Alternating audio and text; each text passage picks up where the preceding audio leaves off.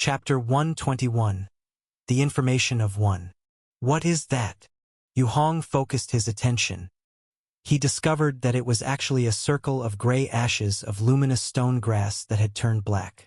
This circle of ashes was located at the outermost edge of the luminous stone grass, like a black ring surrounding the luminous stone grass courtyard. Is that shadow eroding the luminous stone grass? Yu Hong vaguely speculated in his heart. So, does this mean that the luminous stone grass also has some resistance to this thing? Suddenly, a thought flashed through his mind. Asterisk, that's right. I can't utilize the black mark now, but the luminous stone grass can be restored with inner chi. As long as I keep activating and nourishing the luminous stone grass, I can indirectly use inner chi to resist the shadow outside. This was a desperate solution.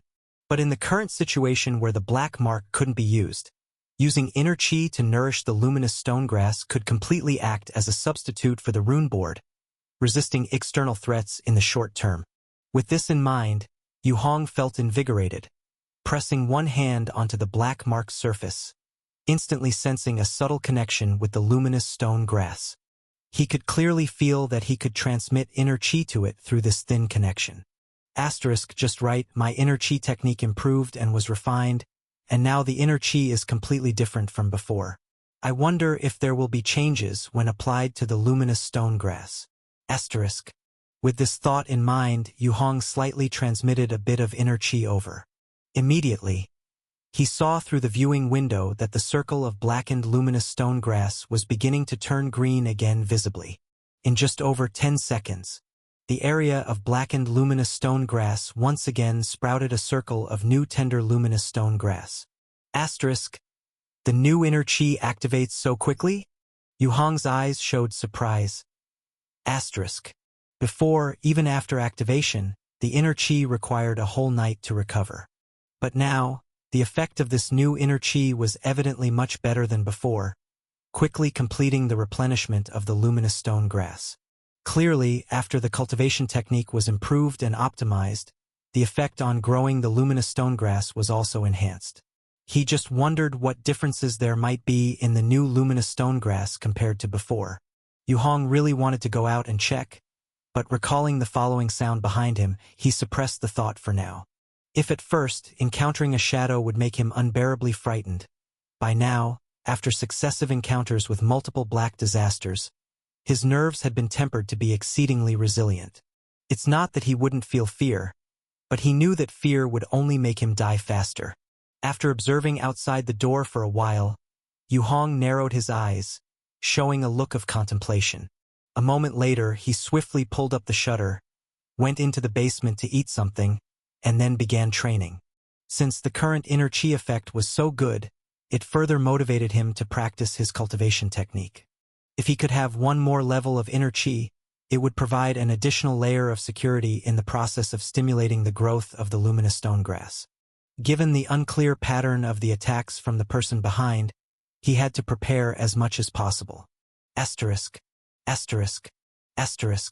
Baihe City. In the abandoned park area, between the desolate and dilapidated buildings, Lin Yi and the pale-faced Oli carefully supported the weak Xuaningning, quietly and cautiously proceeding on the road. Two other team members who had also entered the park area followed behind them. Shortly after entering the area, they found the heavily injured Xuaningning. Besides Xuaningning, several other team members went missing, and the two remaining were also covered in injuries. As for Xuaningning herself, she survived thanks to a special metallic ornament given to her by her younger sister. She originally thought she was doomed. The ornament, which was originally silver-gray, started turning pale after the attack, clearly being consumed. But what surprised her was what she thought were burdens. Stammering Yi and Oli actually rushed in together to save them. Thinking of this, Xuaningning had a complex mix of feelings that were hard to express. She initially regretted allowing Stammering Yi and the others to join the team, but now, watching as Stammering Yi vigilantly scanned for danger ahead, and Oli, pale-faced yet still resolutely supporting her, Xuaningning suddenly felt a bit of gratitude. Perhaps this is the reward for being a good person. It's just a pity. It was of no use for them to come in. Don't worry about me, Schweningning said weakly. Escape on your own. Staying here is death. It's already targeting us. We can't escape. Despite being very grateful for their life-risking rescue, she also understood that many things couldn't be changed just by daring to risk one's life. They were facing urine, a type completely different from what's depicted in the data. The data clearly showed that urine mostly misled people with sound, affecting their thoughts and vision to attack and kill. But just now, in that instant, she clearly heard no sound, yet she was attacked. No warning, no preparation, and suddenly 3 members of the team were devoured and disappeared. Then, the remaining members used hand grenades and luminous stone bombs, but it was all useless. They couldn't even detect when urine would approach, much less when it would attack. The weapons were all used in vain. We're already in. It's obviously too late to escape now, Oli said calmly. Although her face was pale, in such moments, she was surprisingly less panicked. I will help you, Stammering E said with determination, showing a typical stubborn look. It's useless. I can stay and be a blood lure, keeping this mutating urine here, preventing it from moving outward, Schweningning said with a bitter smile. You can do nothing here but risk 2 more lives. Just sacrifices in vain. They were all enhanced beings, but even enhanced beings were just slightly larger ants compared to the shadow. The limits of humanity ensured there was no comparison. You two are a burden if you come in, what's the use? One surviving female team member couldn't help but voice her worry. When you found that we didn't escape, you should have immediately sought backup, requested support from above. Coming in serves no purpose. You can't escape if you enter. Enough, Junior, Schweningning reminded. Focus on your part. The female team member, named Fang Shijun, was also a main team member who was extremely displeased with Schweningning for bringing burdens into the team. Both she and another male team member, Chun Xinji, were the 2 best in the 3rd team, and with the others missing due to being devoured, only they 3 remained. The 2 were Schweningning's right-hand support, and with Stammering E and Oli diverting the Shadow's attention, they barely managed to elude Urine's pursuit temporarily. Currently, the 2 of them were responsible for alertness and determining direction and roads, expertly using various professional instruments and equipment. Fang Shijun alone had 5 detection devices, capable of analyzing 5 dimensions, including magnetic fields, 3 types of radiation rays, and air molecule recognition. Operating these high-tech devices required significant professional training. Someone like Stammering E, regardless of strength and endurance, couldn't operate this kind of equipment, and would only meet their end facing the shadow. This was the main reason other teams wouldn't recruit Stammering E. Currently, Fang Shijun and Chun Xinji were using portable devices, continuously operating and observing various data, occasionally using handheld computers to perform complex calculations and determine the best escape route. For unique force fields within the park are misleading our senses. We were close to calculating the optimal escape path, but as soon as these 2 arrived, they triggered changes in the force fields, ushering in new troubles. Possibly, they attracted the attention of other urine, and now we have to recalculate. At this rate, none of us will escape. Fang Shijun grew increasingly irritable and anxious. What does it have to do with us? Oli abruptly raised her voice, her tone blunt and unapologetic. How do you know we won't escape without even trying? What can you do? Which of these devices can you operate? Tell me, what use do you possess? Fang Shijun retorted, standing before Oli. You think I wanted to come in? Oli's face was grim. She indeed only knew how to use 1 or 2 of the measuring devices they had.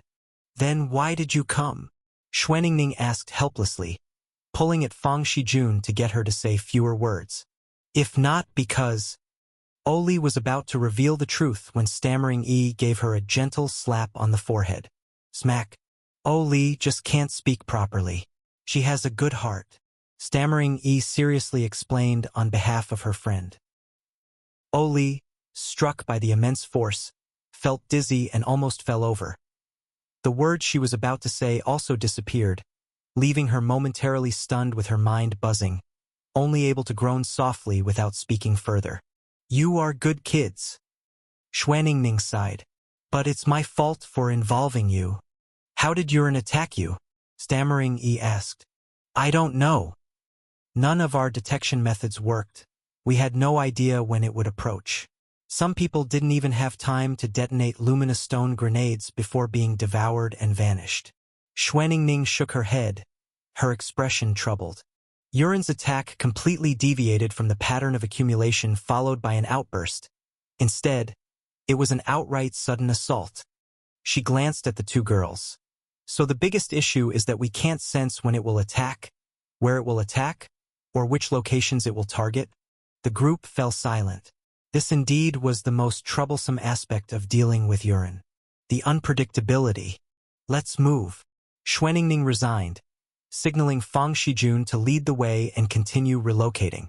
They rapidly moved, turning and adjusting frequently, following the special calculated path based on the devices and occasionally backtracking several steps.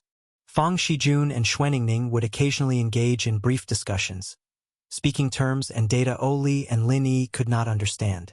The two followed behind, feeling that they could offer no assistance, silently tagging along. As they walked, Fang Shijun suddenly paled. The path she led faced a high wall right ahead. This wall completely blocked their route out. Through the empty patterns decorating the wall, they could see that behind it were more of the same somber park buildings, not an exit.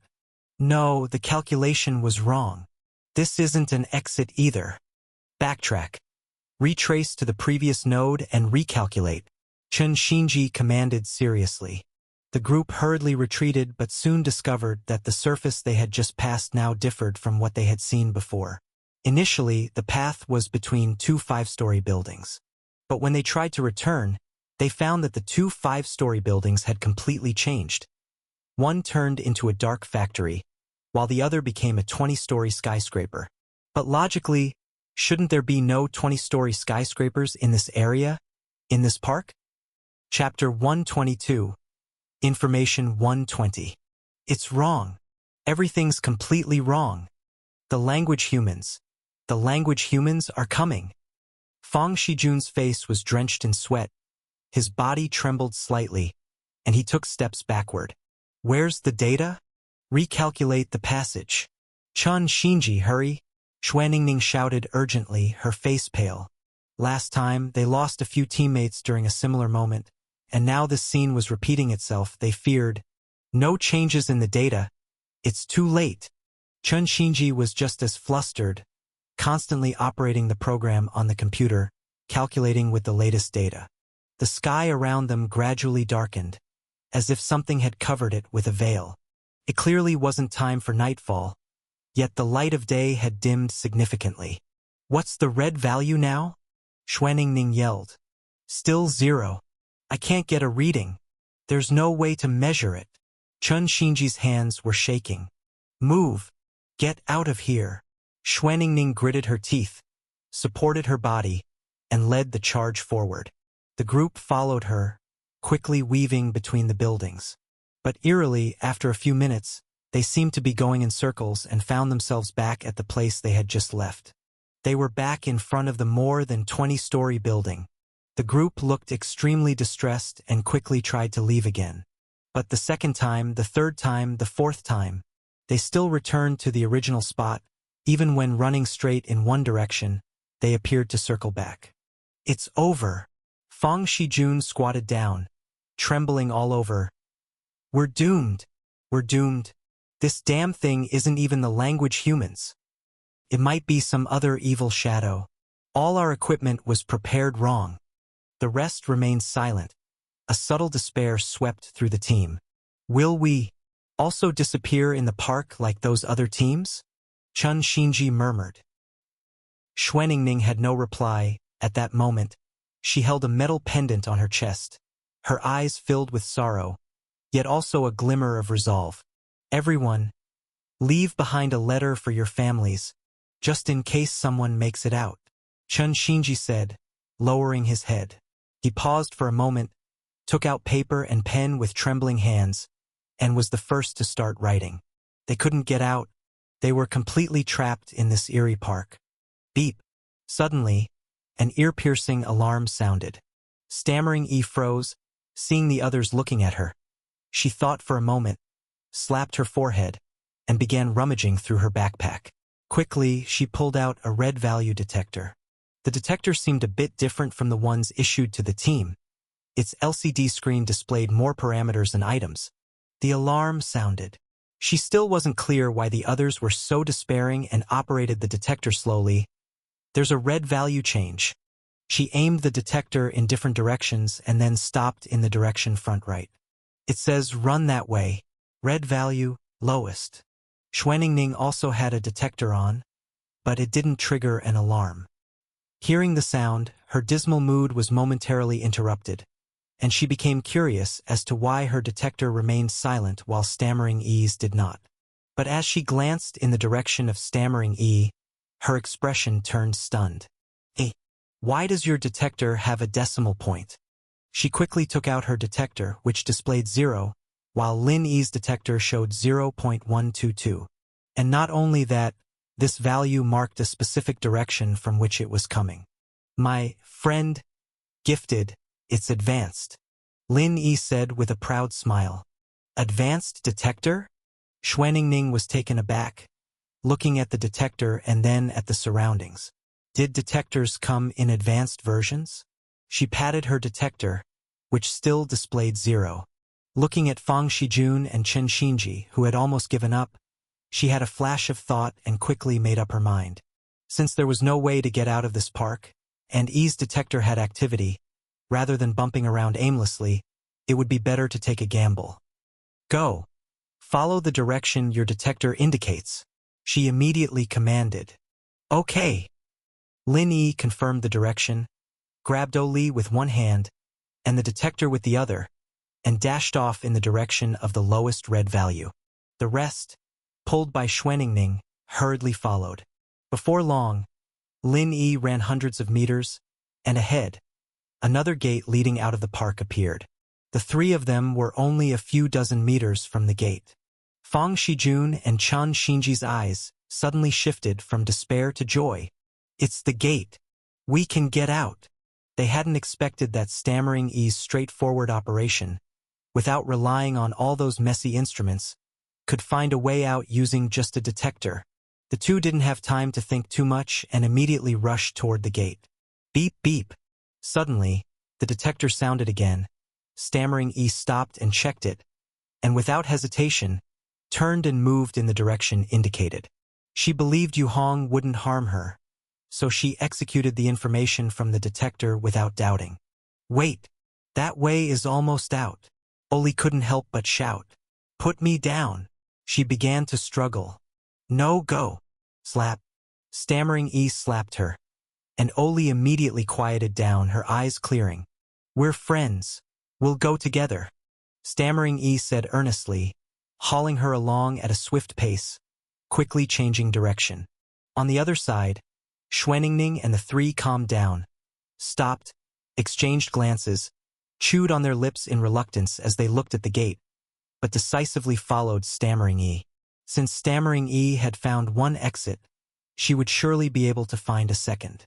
They were rational people, and seeing this hope, they made the most correct decision immediately, which was to follow Lin Yi. Next, within just 15 minutes, the group kept changing directions, always jogging, and astonishingly didn't encounter a single loop. It was as if this perilous park was merely a fake set for filming movies. What they had just experienced was all false. The evil shadow even let them sprint around without interference. Schweningning was worried at first, but as time went by, her expression gradually turned surprised, then perplexed, astonished, and finally thoughtful. Finally, after 10 minutes, bang! A section of the iron railing in the park was knocked down by Stammering E's shoulder. She then kicked away the possibly injurious jagged edges, leading the way to slip outside. The detector's alarm abruptly ceased, plunging the moment into silence. After all five had slipped out, they sprinted away, not stopping until 500 meters beyond the park. It's safe. Now! Stammering E put down the detector, and Oli, wiped the sweat from her forehead, and smiled with relief. Oli's mind still buzzed, lowering her head to take deep breaths. Xuaningning, half-believer and half-doubter, after fully confirming their safety, exhaled with relief and then fixed her gaze on the peculiar red value detector that had just kept alarming. Where did you get this detector? She asked, no longer just filled with the thrill of rescue but also with the discovery of the detector's powerful capability. If this detector that could detect the language humans could be widely used, how many teams could be saved from death fighting them? This my friend gifted it, Lin Yi answered honestly. Your friend. Xuaningning's expression was one of disbelief. If this detector wasn't just a fluke, she wanted a badass friend like that too. Fang Shijun and Qin Xinji, at this point, still couldn't believe they had actually made it out. The two quickly verified the equipment data, communicated with their contacts, and finally confirmed they had truly restored communication and escaped from the park. After a brief moment of relief and silence, their gazes inevitably fell on stammering Yi. For a moment they were speechless. Weren't you saying we were a burden? Oli snapped back, glaring at the two with icy sarcasm. Even though she was also astonished by stammering Yi suddenly proving so capable, now seemed the best moment to vent her suppressed anger and alleviate the stress of narrowly avoiding death. Fang Shijun stayed silent for a moment, then shook his head. We indeed owe Lin Yi this time, but... She fixed her gaze firmly. She just got lucky with a special red value detector. To be brutally honest, without that special detector, what would you have accomplished? Besides that special detector, weren't you only being a burden by coming in? Especially you. She pointed a slender finger at Oli's chest.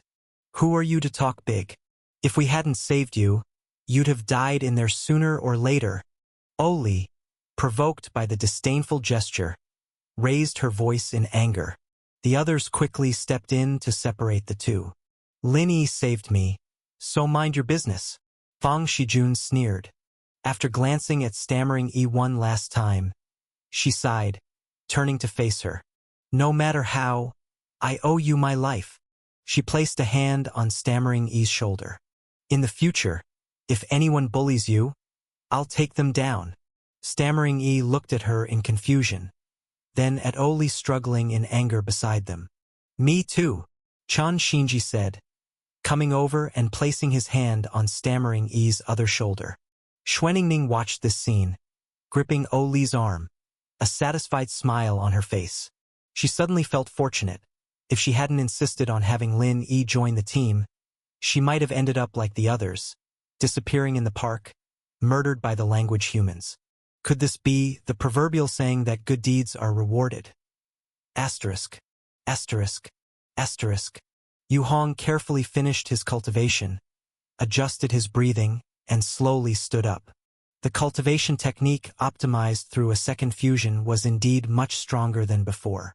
While training, he distinctly felt countless tiny particles being absorbed into his body.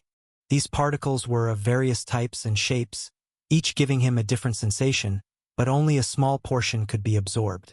Even so, the speed at which he gathered inner chi had increased drastically compared to before. In such a short time, his second layer of inner chi was already 2/3 complete. It wouldn't be long before the second layer of inner chi would be fully formed. Standing up, he returned to the ground floor and looked out towards the yard. The yard was covered with lush, luminous stone grass, which began to emit a faint white glow as it gradually darkened outside. And around the perimeter, where he had used his new inner chi to stimulate growth, seemed somewhat different. Yu Hong focused intently. He vaguely noticed that the glow from that area seemed brighter than the surrounding luminous stone grass of the same type. Could it be his inner chi could also affect the quality of the luminous stone grass he cultivated? Chapter 123. Information 121. Thinking about this, Yu Hong couldn't contain his curiosity any longer. He put on the vortex talisman plate, slowly opened the door, and quickly walked toward the outer edge of the courtyard. As he passed the wooden house, he could still hear the repetitive rustling sounds of tossing and turning. Obviously, Li Rushan couldn't sleep at all. He decided not to disturb Old Lee and walked directly to the outer edge of the luminous stone grass, crouched down, and carefully inspected the newly sprouted tender grass. The new grass blades were slender and tough, their tender green flecked with tiny milky white spots. There didn't seem to be much difference from before. But Yu Hong took out the enhanced red value detector and pressed the switch. Immediately, the LCD screen beeped and displayed continuously changing values. -183.226, -191.178, -191.091. The numbers kept fluctuating continuously between 183 and 192. This made Yu Hong's face reveal an evident anomaly. I remember the close-range detection value of the luminous stone grass used to be around 120. Now it has skyrocketed to over 180.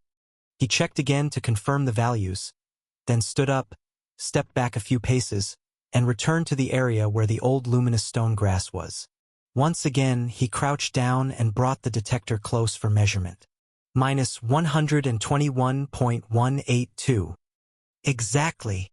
Yu Hong's eyes lit up as he continued to change locations and measure, and in 5 consecutive places, they were all around 121.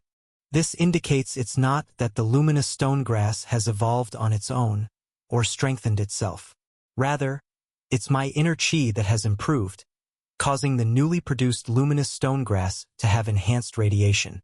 This means, if my inner chi improves more and becomes stronger, then the strength of the luminous stone grass might further increase.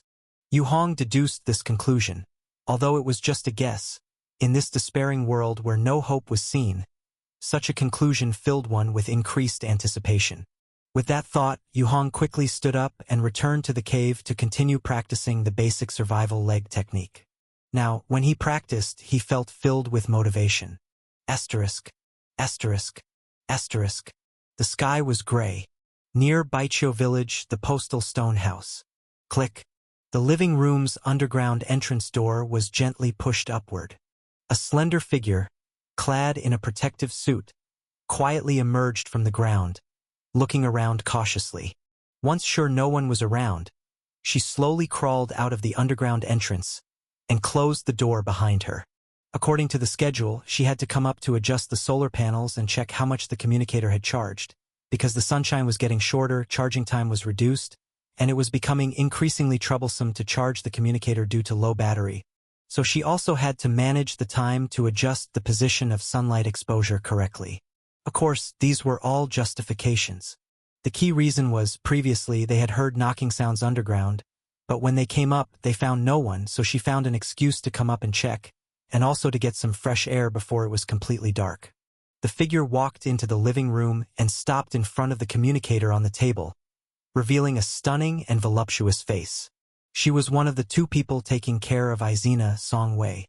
Because Li Russian hadn't returned for a long time, she felt too uneasy staying underground, complaining about poor ventilation and the omnipresent moldy smell. So she couldn't resist coming up to the stone house to breathe some fresh air, despite Lin Haney's constant persuasion, telling her that Li Russian had instructed them not to go to the surface before he left. But Song Wei was unconvinced.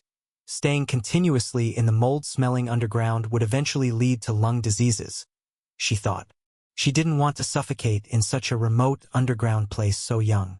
Click. She sat down on the wooden stool, relaxing her body against the chair's back. Comfortable, she couldn't help but exclaim. Looking at the outside courtyard, which was growing dark and nearly completely dark, she slightly shifted on the wooden plank, then quickly turned on the communicator and picked up the luminous stone blanket from the side, draping it over herself. Patter. The sizzling sound of electricity came from the communicator. There was no sign from Yu Hong's side, and according to the agreement, they were supposed to connect at around 10 at night. But Song Wei hadn't come up for the connection. She showed a hint of anticipation on her face, quickly adjusted the communicator's knob, switching it to reception mode. Hiss. Soon, the static noise began to decrease, and a series of faint musical notes drifted out from the inside. Quiet, soft, and filled with sorrowful tunes slowly floated from the communicator. For a moment, The grim and cold stone house seemed to gain a touch of elegance due to the music. Song Wei lay her head on the table in front of the communicator, relaxing her body. Actually, ever since Li Rushan left, she would secretly come up every day to listen to music alone. This could momentarily relieve her increasingly oppressive mind and body. Snap! A noise erupted behind her. Song Wei abruptly stiffened and quickly turned her head. Behind her was the dark hallway leading to the living room. The hallway, about 7 or 8 meters long with a faint mist, vaguely allowed one to see the quiet, empty living room at the end. By now, it was almost dark, and both the living room and the mist had taken on a strange, gloomy blue tint. It was a blue almost reaching black, symbolizing depth. Under such a blue, everything in the living room had turned into one color. Song Wei frowned slightly, not paying it much mind, turned back, and continued to fine-tune the communicator, trying to make the sound clearer. Patter. Suddenly, another noise came from behind her. She suddenly turned around, looking again. The deep blue living room was still empty, and the hallway was quiet. "Who's there?" Song Wei couldn't help but ask aloud, feeling that it was Nana or Haney playing a prank on her. There was no response. Suddenly, she remembered the warning Li Rushan gave before he left. If you notice anything wrong, wrap yourself in the luminous stone blanket without hesitation. Hide for half an hour first. He had arranged a luminous stone blanket for each of his 2 women. Song Wei turned back, thought for a moment, and was about to lift the luminous stone blanket to cover her entire body. Snap! The sound suddenly rang out again, right behind her, not more than a meter away. So close. That proximity and the sudden noise made Song Wei shiver all over, almost losing grip on the luminous stone blanket. She stood up from the stool in a hurry, her face pale, and accidentally tore a small cut on the edge of the luminous stone blanket without noticing. But she didn't realize it, and quickly turned off the communicator, hurrying toward the wooden bed. Plop! She ducked under the wooden bed, completely covering herself with the luminous stone blanket, curling up. Only then did she realize in horror that her luminous stone blanket had a tear. Through the tear, she could see the scene in front of the wooden bed. Seeing the tear momentarily threw Song Wei into a panic. How did this happen? Where did this tear come from? I had checked it earlier. Why? She trembled as she quickly pinched the tear closed. Snap! A new sound once more came from behind her. Song Wei shook violently, and a profound terror surged through her heart. Her back felt like it had fallen into an icy cave, numb and stiff, nearly unable to move. Wait! Suddenly, she jerked into realization. My back is against the wall. Where is the sound coming from? Song Wei stiffly, slowly, turned her head bit by bit. Then she saw it. On the luminous stone blanket behind her, a blurred, smiling face quietly emerged. The smiling face was only a fist's distance from her. It was as if someone was lying beside her, close to her body, pressing their face against the luminous stone blanket, right at the position of her neck behind her. Snap! Another crisp sound. The wooden bed was empty again, regaining its calm.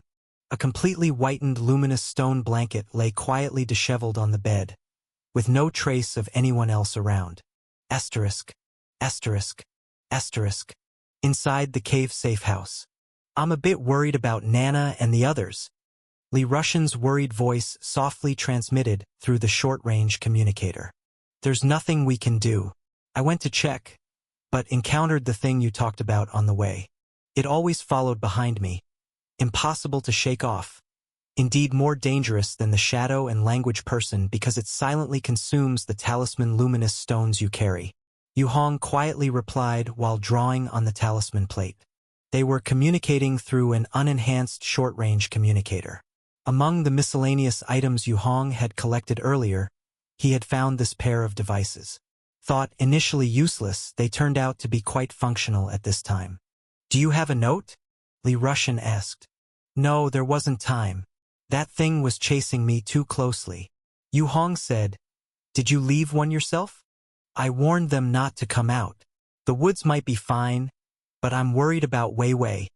Li Russian's tone carried a trace of weariness. Just make sure Nana is safe, that's all. In times like these, when you can't even protect yourself, why think about protecting others? Yu Hong stated calmly. He had always disliked Li Russian sheltering two beauties. In such a hostile environment, seeking after beauty seemed like courting death. Seriously? Li Russian sighed. Old Yu, do you think we can hold out for long? I don't know. Yu Hong repliait. No supplies, no communication. Staying here completely isolated from the outside. Li Russian said, shadow, language person, blood-tide, elephant worm, multi-eyed bird. Dangers are increasing, but our available resources and weapons are diminishing. Yu Hong remained silent, knowing what the other said was true. At this rate, they definitely wouldn't last. His mind was also swiftly contemplating future directions. Unlike others, even in the harshest external environments, he had the black mark, which could enhance nearby objects and find new hope. The talisman plates are barely holding up outside. He whispered, I'll try to find new technologies.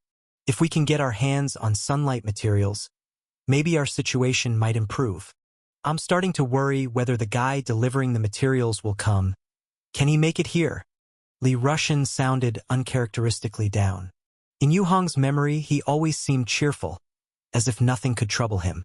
But now, at 10 o'clock, I'll contact the post on the other side, but don't get your hopes up, Yu Hong said. I'm not hopeful.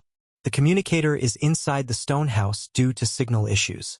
If Wei Wei or the others turn on the communicator upstairs, it's likely, Li Russian said, his breathing growing rougher, clearly anxious. Yu Hong didn't speak further. The two fell silent for a while before disconnecting to save battery. There were 12 more days until the enhancement was complete. If they acted rashly during this time, and the talisman plates ran out, the situation could get even worse. Chapter 124. Information 4. Yu Hong sat in front of the communicator, turned on the machine, and quietly waited for the time to pass. He had to find a way to notify Izina on the other side, asking them to stay inside as much as possible. Staying in the underground pyroxene secret room was the safest method. Sitting there, he had finished updating the information on the people behind him, so he took the opportunity while waiting to quietly cultivate his inner chi. He had completed the first level of static exercises, and now that he was practicing the second level, it was clearly much smoother, and the condensation of inner chi was also much faster. At that moment, he was 1/3 away from achieving the second level of inner chi. According to his previous progress, in a few days at most, he would have the full second level of inner chi, and his confidence in surviving would be even greater. After all, the black mark sometimes required inner chi as a backup energy source. Time slipped away bit by bit, and soon Yu Hong ate some nutrient paste and took a short rest. It was almost 10 o'clock. Hiss! Uncle Yu Hong, are you there? Izina's voice came on time from the other end of the communicator. Nana?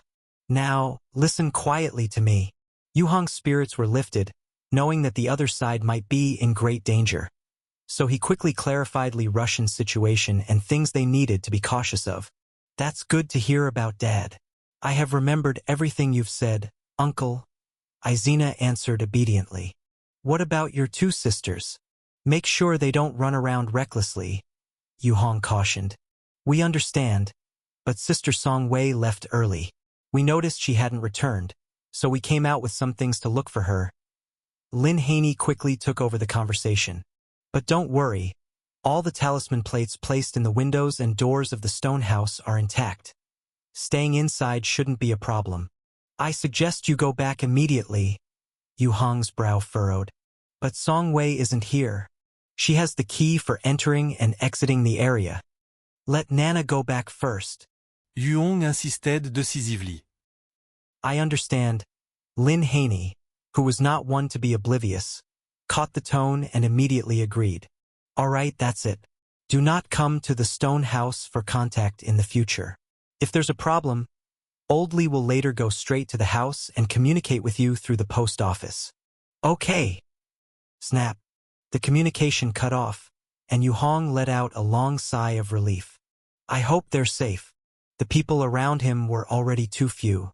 If it continued like this and there was no one left to talk to, that would really be terrible. He stood up, started to prepare something to cook, and while the stove was warming up, he went to the door and looked outside. The luminous grass in the courtyard swayed silently in the night breeze.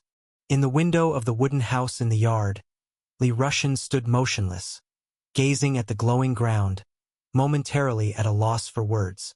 Yu Hong looked at him, shook his head internally, and pulled the shutter back down. Days passed one by one. 1 day, 2 days, 5 days, 10 days. The area around Baiqiu village was peaceful. Everyone hid in their secret rooms, not venturing out. Yu Hong didn't know how Nana and Lin Haney were, nor did he know the status of Zhou Shuoguang.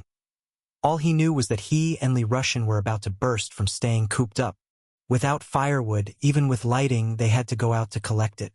Because flames represented safe drinking water in this environment where most water sources were poisonous. Without fire, they could not boil and disinfect water, meaning they would suffer severe dehydration. Humans can survive a week without food, but not a week without water. That would be certain death. So, with only 2 days left before the black mark strengthened, Yu Hong had no choice but to leave the safe house, cautiously gathering some dry wood. Creak. The wooden door slowly opened. The morning light, filtered through the haze, spread evenly around the cavern, making the white even whiter and the dark colors lighter. Yu Hong, dressed in a white bear suit and holding a wolf fang club, with all the remaining talisman plates in his pocket, carefully descended the stone steps. He moved to the side of the wooden house and squeezed a few nutrient pastes through the window slit. How are you feeling? I'm planning on going back, Li Rushan said in a heavy voice. After so much time, that creature should have left the area. I can't possibly continue to live like this indefinitely, dragging it out. He paused. Thank you for looking after me during this time, but no matter what, I must return today. Over these nights, he, too, had seen the fluorescent luminous grass but asked no questions. To ensure their safety in such a dangerous environment was in itself the greatest act of kindness. I'll go out with you. Yu Hong thought it over. Since he was going to collect firewood anyway, it would be better to join Old Li. 2 people could support each other. Of course, it was absolutely not to see when the sunlight materials would arrive. Absolutely not. Yu Hong stood outside the wooden house, quietly waited for a little while, adjusting the slightly restless inner chi within him. During this time, he had made 5 more vortex talisman plates. The greatest advantage of this new talisman plate was that there was no need for black mark strengthening. It only required the consumption of inner chi, channeled into the ink to easily form. Including the previous talisman plates, he had a total of 6, all of which had been placed long enough to fully saturate their internal capacity. It was also because of this that he had the courage to go out to fetch wood. Before long, the door of the wooden house opened, and Li Rushan, looking haggard with his hair and beard having grown significantly and in utter disarray, walked out. He nodded to Yu Hong and took the lead, with Yu Hong following, no more than 5 meters behind. The 2 quickly left the courtyard and headed towards the post office, and along the way, Yu Hong kept bending down to pick up firewood. It was Li Rushan, eager to return, who disappeared into the mist ahead. Plop. Suddenly, a soft sound came from behind Yu Hong. He had planned to catch up quickly, but upon hearing the noise, his expression turned serious, and he looked back. Through the fog, about 10 meters away on the grassland, stood a quiet, indistinct figure. The person wasn't very tall and seemed a bit thin. The distance was too great and the haze too thick to make out any details. He seemed to be wearing very old clothes, the kind of workwear from decades ago, with a gray shirt on top and black trousers on the bottom, his hair a mess, clearly revealing he was male. Soon, the fog thickened, and the person disappeared, buried by the mist. Hello? Yu Hong greeted the other, arms cradling firewood, as he tentatively called out. Pitter-patter. Suddenly, a strange light sound erupted much closer behind him. His heart leapt and he whirled around. There was nothing behind him, only the thick fog. He scrutinized deep into the fog, sensing for any figures that might emerge around him. His gut told him that this time, the person behind him likely wasn't just one person, and moreover, probably didn't act according to the 3-time kill rule Zhou Shuaguang had mentioned. Pitter-patter. Suddenly, a third light noise sounded right at Yu Hong's back. The sound was so close it was as if the person making it stood right behind him. Any larger movement upon turning could potentially brush against them. Yu Hong felt as though his blood had frozen solid, goosebumps madly erupting on his skin.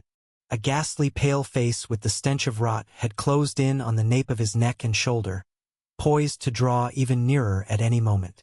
Now is the time. His eyes beneath the goggles snapped wide open. His right arm smashed violently into his own chest. Crack. Just then, a fourth noise mixed with his blow against his suit erupted behind him, the two sounds spreading together. Whoosh! In an instant, a terrifying radiation burst forth from Yu Hong as the center, rippling out in invisible, horrifying waves. The explosion caused by using 5 vortex talisman plates at once yielded an exaggerated negative value luminous stone radiation blast of over 3,000. The piercing alarm of the detector wailed frantically.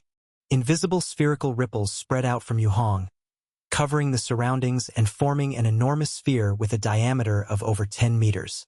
And within the sphere, a hazy figure emerged from the fog like a reflection in water, twisted and distorted by a massive impact, as if pausing a movie scene. The figure stood behind Yu Hong, in a reaching stance, then could no longer move an inch. Following that, boom! Yu Hong turned around, raised his leg, and his inner chi exploded in an upward kick. Low sweep leg. Right at the moment the opponent seemed to be frozen, he struck full force, directly hitting the figure's legs. The legs snapped instantly like sugar canes, emitting a crisp sound. Then Yu Hong swung the Wolf Fang Club horizontally with a sweep of his hand. The terrifying blow generated a shrieking in the air and, in a flash, achieved its purpose. The Wolf Fang Club hit the figure squarely but met empty air, passing through and striking a large tree to the side. Thud! Wood chips scattered. Yu Hong pulled out the club and without a second word, took off running. In less than 2 seconds, he vanished into the fog, single-handedly clutching the firewood and heading back towards the cave. After a quick sprint, he returned to the luminous stone courtyard, leaped over the low wall in a dive, effortlessly rolled on the ground to break his fall. Firewood scattered everywhere, but that cold, bone-piercing sensation on his back was gone. Standing up, Yu Hong looked back over the wall. Just now, that figure stood outside the wall, body much more blurred than before. Faced him, clearly watching this side. The vortex talisman plate's explosion worked, but it seems to only temporarily paralyze these evil shadows. Yu Hong frowned tightly, recalling everything that had just happened. The figure behind seems to stiffen up when washed over by negative radiation. He noted this reaction. Standing straight, Yu Hong caught his breath, hugging the firewood while intently staring at the figure, slowly retreating into the cave until he completely shut the door, finally breathing a sigh of relief. Now that the firewood issue is resolved, it should last at least 2 days. Next, as long as we survive, we can attain a perfect safe house with both energy and water. However, my direct kick landed on that guy, while the Wolf Fang Club did nothing.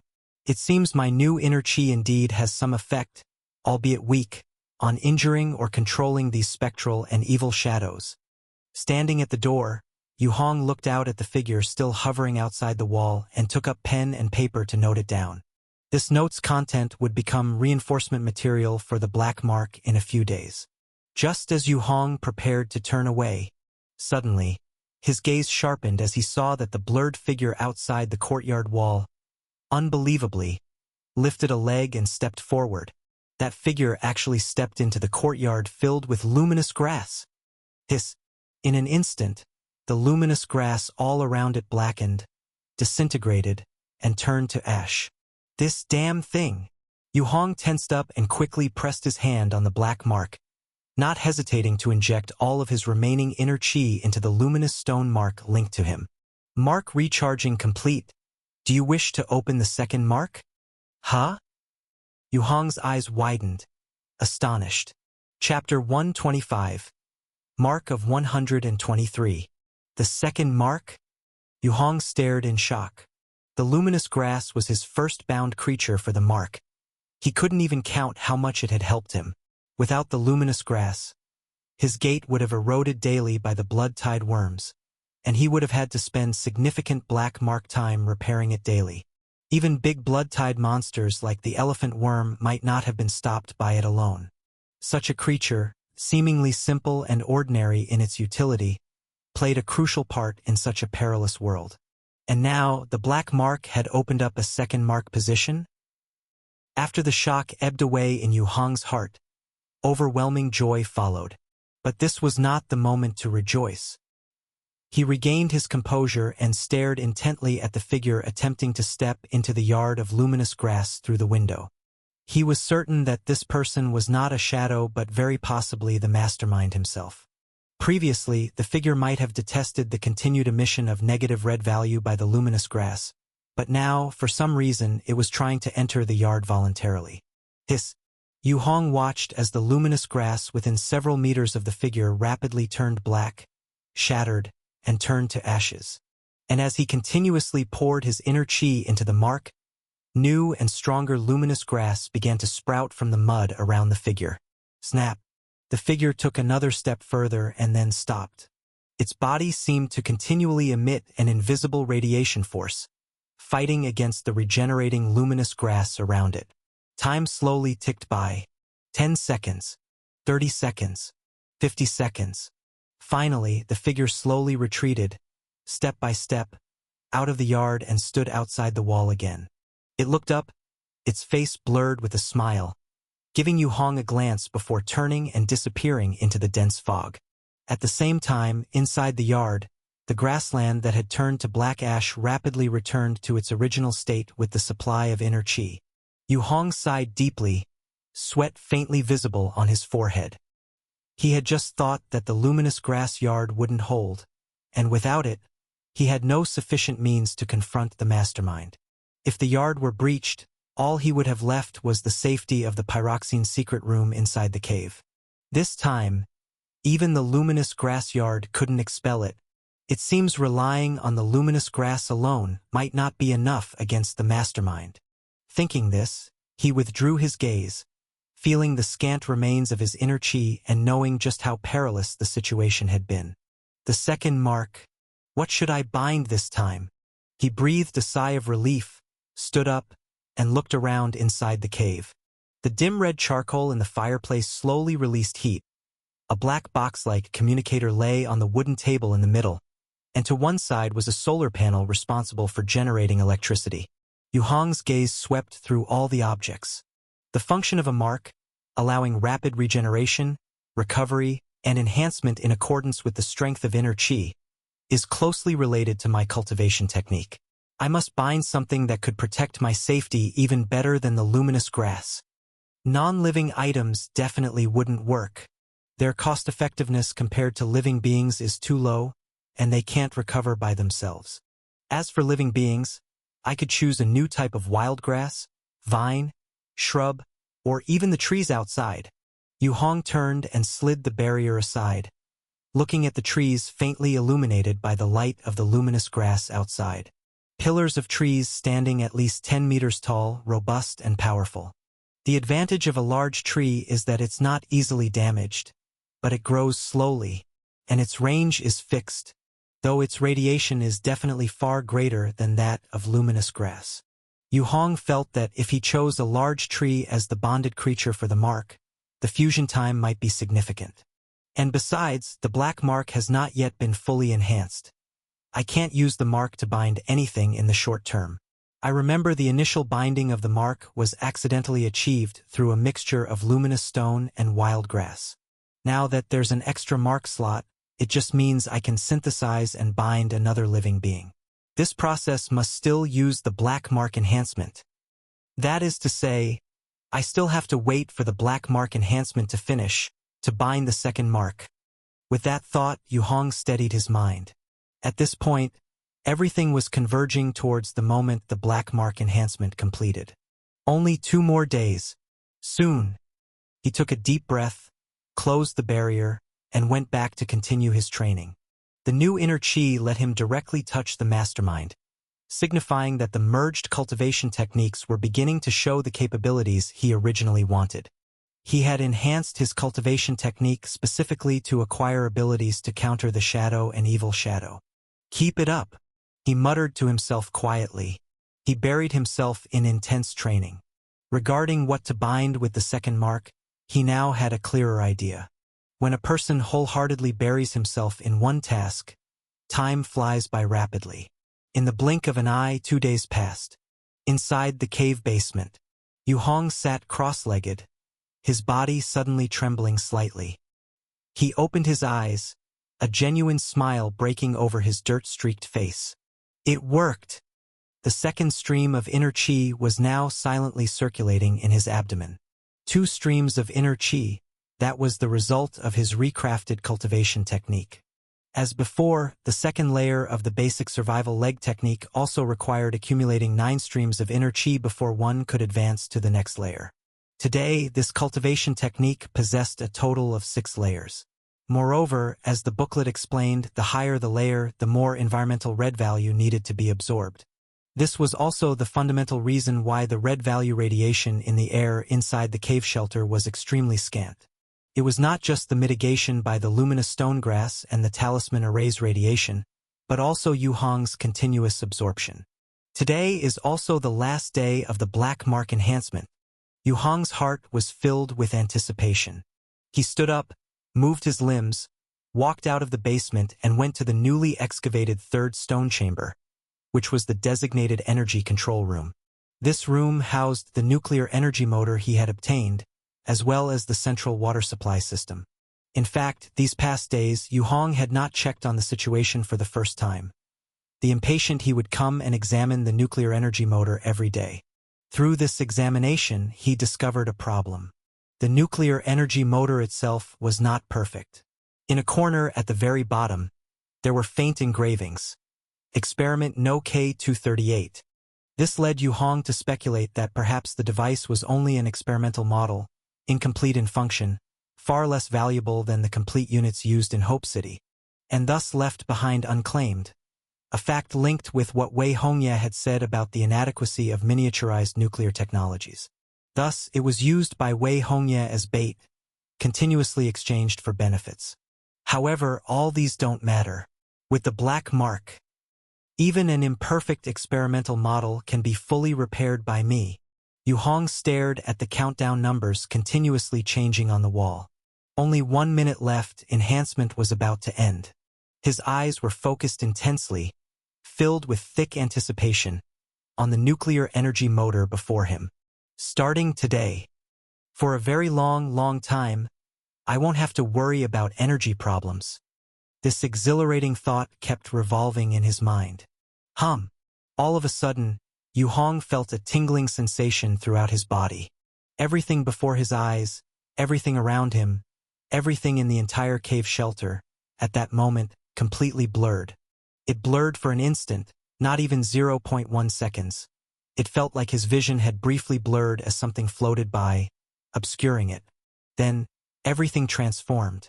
The originally rough and primitive basement, at this moment, swished and turned into a room with smooth, thick walls entirely black. The nuclear energy motor was gone, and so were the components of the water supply system. Instead, the wall now had 2 integrated box covers implanted into it. Yu Hong walked over, pulled open the black box cover on the left, marked with a red skull and inscribed with red letters. Energy control box. Inside the box cover were various switches and buttons, controlling the electricity supply for all basement rooms. After closing the lid, Yu Hong opened another white box cover. This lid was painted with a huge blue water droplet on its surface. Inside were water source switches corresponding to each room. Snap! He closed the lid, took a deep breath, turned around, and rushed upstairs to the first floor.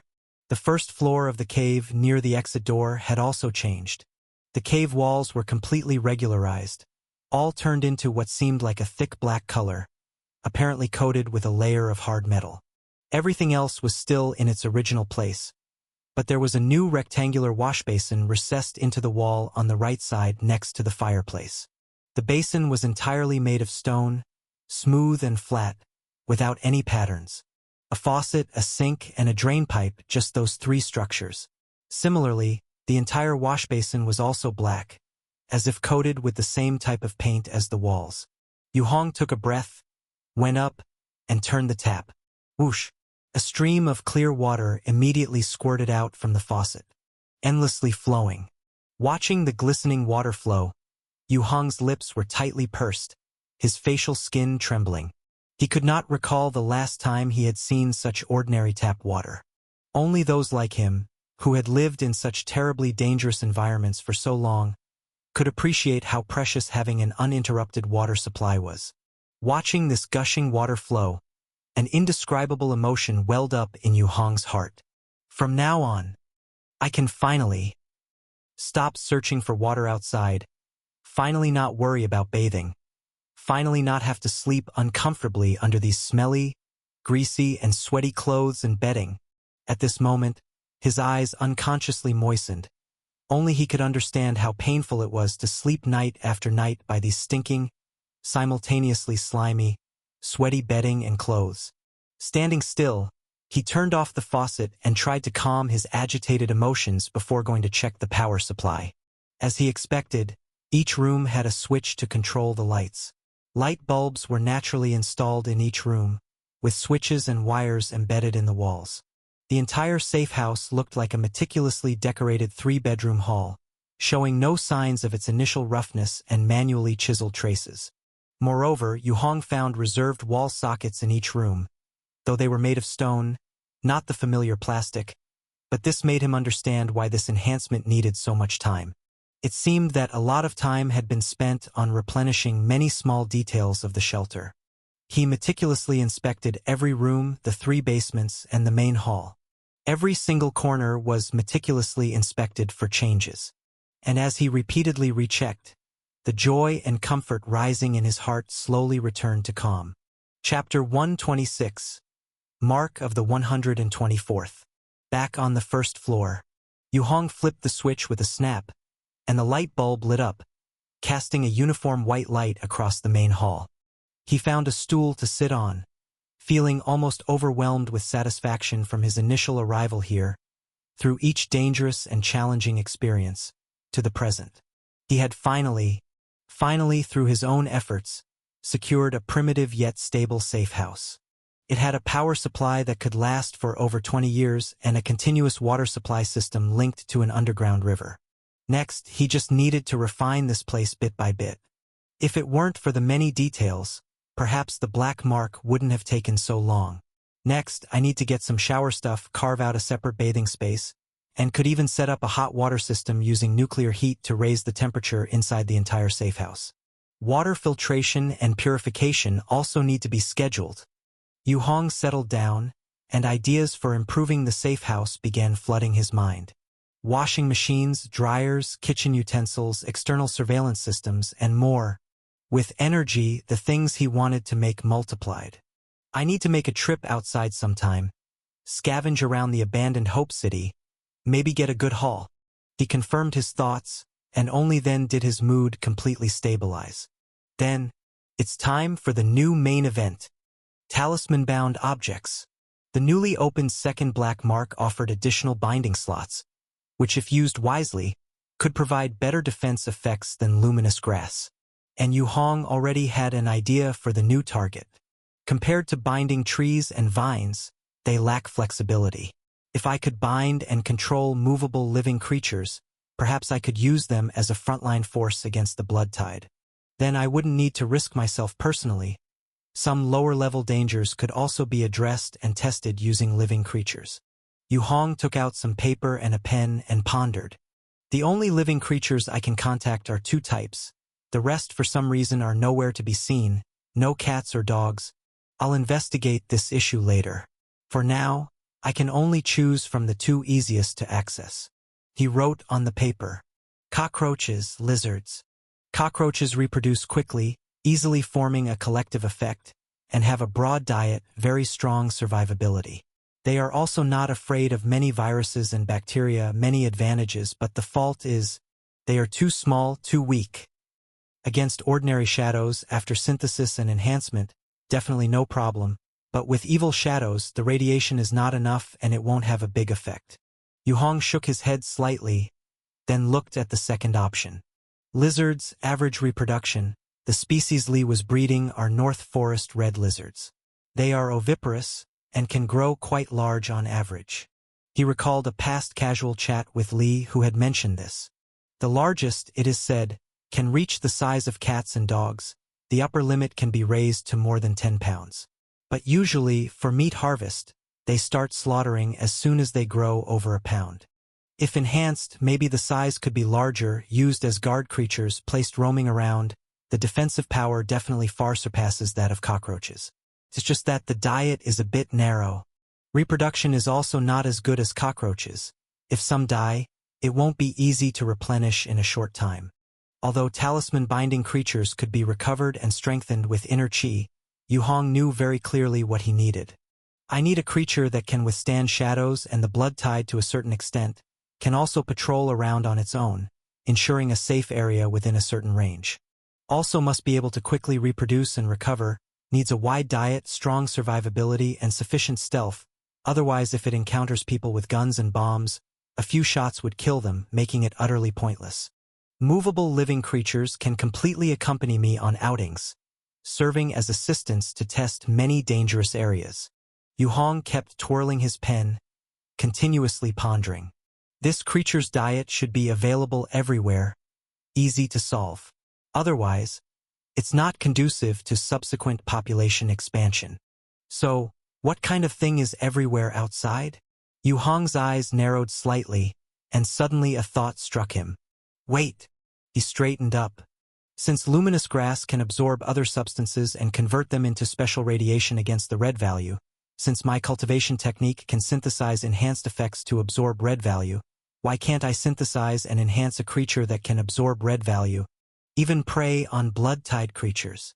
Thinking this, Yu Hong stood up quickly, switched into his suit, and began to strengthen and restore the silver talisman plate. To synthesize a new living creature, he had to head to the post office stone house, where live cockroaches and lizards were available, so he had to go out.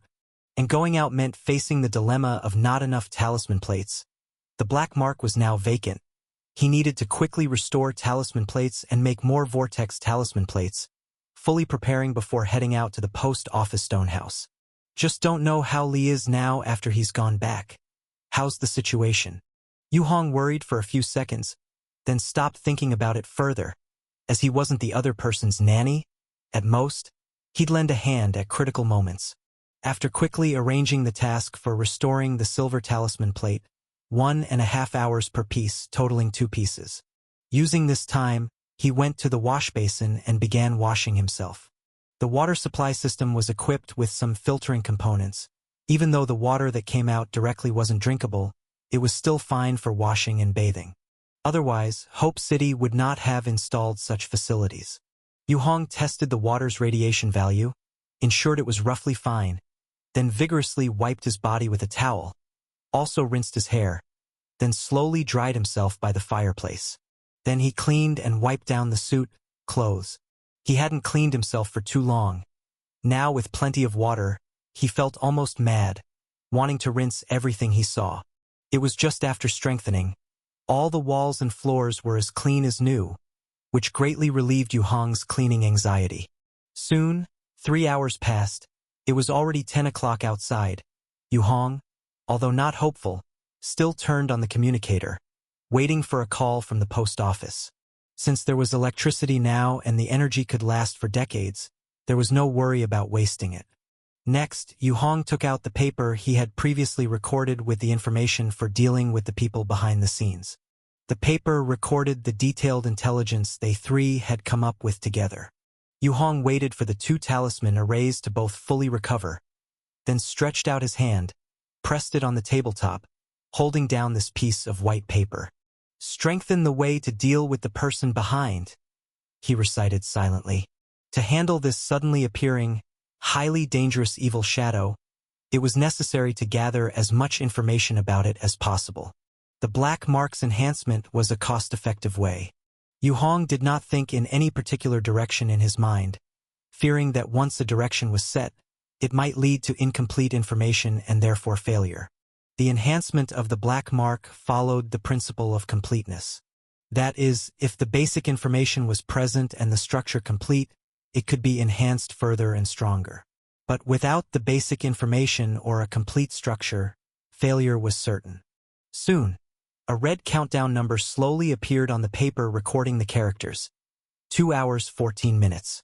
Yu Hong released his grasp, and as the querying voice of the black mark echoed in his ears, he replied affirmatively, stood up again, went to the door, opened the barrier, and looked out at the yard of luminous stone grass, filled with anticipation. Since arriving at this place, it was the first time his heart was filled with anticipation. Asterisk, asterisk, asterisk. Post office. Inside the underground air raid shelter, Li Rushin carefully held Izina and gently placed her on the small bed. Looking at her sleeping face, his original fear, bewilderment, and panic all turned into determination. I will definitely protect you. Absolutely. He made a resolution in his heart.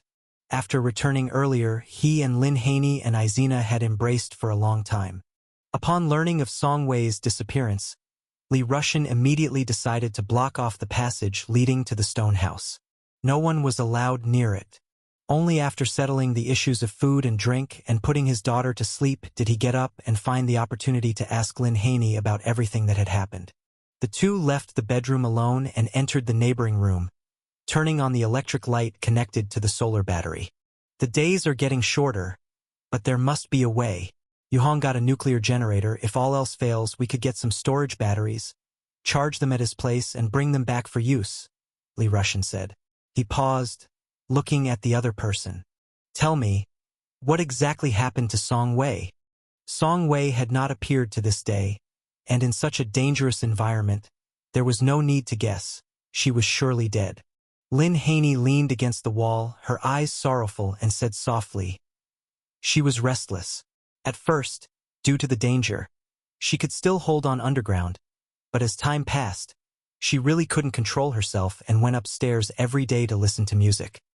Because too many people died, some radio stations would often play pure music to mourn those who passed, to mourn those who sacrificed themselves to save most people. So, she went up to listen to music and then disappeared? Li Rushin asked.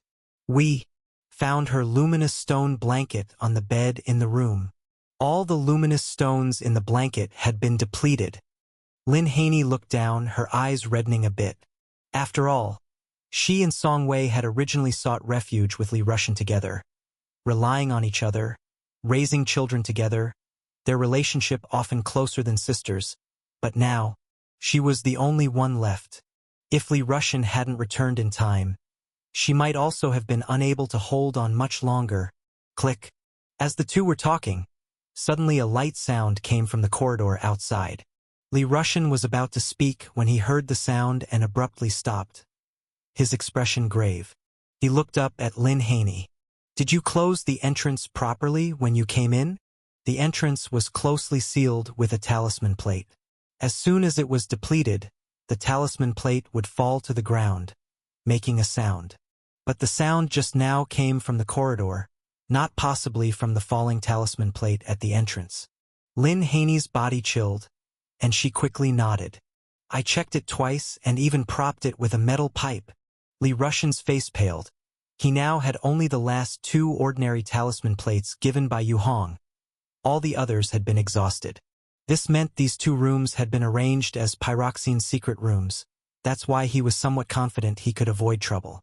Otherwise, he wouldn't have immediately decided to return to the post office. Don't worry. Both these rooms are Pyroxene's secret rooms. Nothing will. Snap. Suddenly a faint sound emanated from behind Lin Haney. The sound was very close, too close. Lin Haney heard it. Li Rushin did as well. Both froze in their movements. Li Rushin raised his head, looking at the talisman plates tightly fixed on the wall. Only then did he shockingly discover that 1/3 of the talisman plates on this room's walls had turned completely pale and lost their effect. "Shan, save me." Lin Haney trembled, stretching her hand out to Li Rushan. Chapter 127. Mark of 125. In the safety bunker within the cave, Yu Hong carefully drew a vortex rune array with large pyroxene stone graphite powder on the skin of his right leg. "Still not working, huh? It's too easily dried up and cracked. The rune lines are quickly dried by the skin, and any slight movement will prematurely destroy the structure of the rune lines, causing the absorbed radiation to release," he murmured as he tested and found it unsatisfactory. "Then let's switch to engraving it on the suit instead." He swiftly grabbed the polar bear suit and began to inscribe the vortex rune patterns on its surface. Due to his extremely high proficiency, it took him only a few minutes to finish inscribing 2 suits along with a wolf fang club, all adorned with talisman arrays. Next was waiting for them to dry and absorb the radiation. This way, during combat, I can continuously detonate the vortex talisman plates to forcibly control the evil shadow. Feeling the growing strength of the evil shadow, Yu Hong was carefully considering a method. How to use the black mark to forcibly enhance the same item continuously. His inner chi had now reached the second layer with 2 strands, enhancing his speed, strength, protection, and endurance in all aspects. He could handle the blood-tide monsters, but facing the shadow and evil shadow, he was clearly out of his depth. The evil shadow's abilities are bizarre and varied. It's essential to have marking items to probe in advance for higher safety. Yu Hong reaffirmed his idea. Checking that enough time had passed, he returned to his desk to review information on the newly completed enhancement. Countermeasures against the person behind. The name was distinctly marked on the new sheet. Below were lines of content with numeric identifiers. 1. The attacks of the person behind follow a 3-strike rule, but it's not about seeing 3 times. It's hearing the noise made 3 times. 2. The person behind's attack method focuses on sustained attrition without explosiveness. The main method is to forcefully reduce the target's ambient negative red value, and once it drops to a critical point, the target will be instantly devoured. 3. The person behind adheres to a unique singularity. One person behind can only target one individual at a time. 4. When bombarded with a significant amount of negative radiation, the person behind will be forced out of hiding and into rigidity. If attacked while rigid, the person behind suffers great damage. The rigidity duration formula is negative radiation shock amount person behind's own red value amount /800 equals rigidity duration in seconds. 5. If the damage received during rigidity exceeds the person behind's own total red value, the person behind's physical reality will be shattered, waiting to recover. TISK, TSK, TSK. Now that's detailed. Yu Hong carefully examined the paper, finding this information far more detailed than the minimal intel provided by Zhou Shuaguang. If the channel is still open, maybe I could exchange it for some goods or resources, he mused, feeling much more relaxed while holding the paper. Many dangers are not to be feared for the enemy's strength but the lack of effective countermeasures. As long as there is hope, as long as there is a method to harm the enemy, all fear is diminished. With the paper in hand, he quickly moved to the communicator, which had been on without making a sound. The silence persisted. He pressed the paper to one corner of the communicator and then continued the next round of enhancement. After previous tests, the silver talisman plate was almost outdated, so he planned to find a powerful item that could deal with the current predicament. Since the normal talisman array enhances the effect of luminous stones and the vortex rune array stores radiation effects, can the two be combined for use? First, the vortex rune array stores the radiation, then the released radiation is amplified by the normal rune array, creating a greater destructive force. Yu Hong's approach was straightforward. Such a construct was merely a simple linkage structure. He took a vortex talisman plate and wrapped it in a layer of soft cloth, then drew amplification array patterns on the cloth. After drying both, he tied them up with a string. It took him less than half an hour to complete a simple combined talisman array system. Let's give it a try. Yu Hong weighed the cloth-wrapped talisman plate in his hand with some anticipation. The vortex talisman plate was saturated with radiation, and with the newly drawn amplification rune, he pinched the cloth-wrapped talisman plate with one hand, silently thinking enhance. Enhance the radiation hand grenade. Direction. Structure optimization with the goal of amplifying power. A black line flowed out of the black mark, soon followed by a feedback sound. Would you like to enhance the radiation hand grenade? A countdown appeared on the cloth-wrapped talisman array. 13 minutes. Yes. Yu Hong felt satisfied. Simply having the black mark reinforce and optimize the link between the two greatly reduced the time required, especially since the vortex rune array was already a finished product. In just a few minutes, he simply moved a stool to the desk and sat down to wait. Soon, the time arrived. The cloth-wrapped talisman array hissed and blurred out, and in the blink of an eye, it transformed into a black-brown rigid object with a handle. Yu Hong was surprised and carefully inspected the item. It was about the length of a smartphone and as thick as a cucumber, cylindrical, with an anti-slip pattern that made it easy to grip. The overall texture was hard, seemingly made from a plastic-like material. There was also a red switch that could slide up and down, with a line of tiny text beneath it. Flip open and throw after 3 seconds. This thing. Yu Hong held the object, filled with an unexpected mix of surprise and curiosity. Logically, the enhancement should be proportional to the time spent. Just a few minutes and the material has even changed. This doesn't fit the pattern I've summarized before. He frowed, mentally noting this anomaly for future study. With the grenade in hand, Yu Hong approached the door, gently opened it, and walked into the yard. The yard was glowing in the dark night, filled with the radiant white light of enhanced pyroxene grass. Outside, there were no blood-tied monsters, just an inexplicable chill that kept spreading in the dark fog, pervading the area. Yu Hong, holding a radiation hand grenade, wandered around the yard several times, quickly locating a direction with the help of a detector. He carefully reached forward with one hand, gently extending it into the black fog outside the wall. Hello? Is there any brother nearby? Whoosh!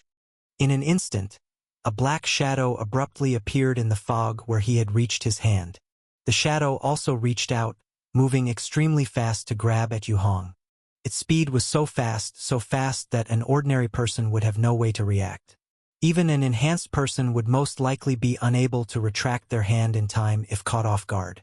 And indeed, Yu Hong's speed was not fast, and he also did not react. Of course, he didn't want to react.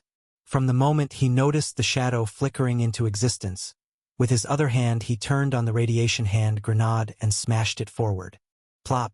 The hand grenade spun, gently brushing past the shadow's body as if it had passed through an illusion, a shadow, and lightly fell onto the grass. And then, boom!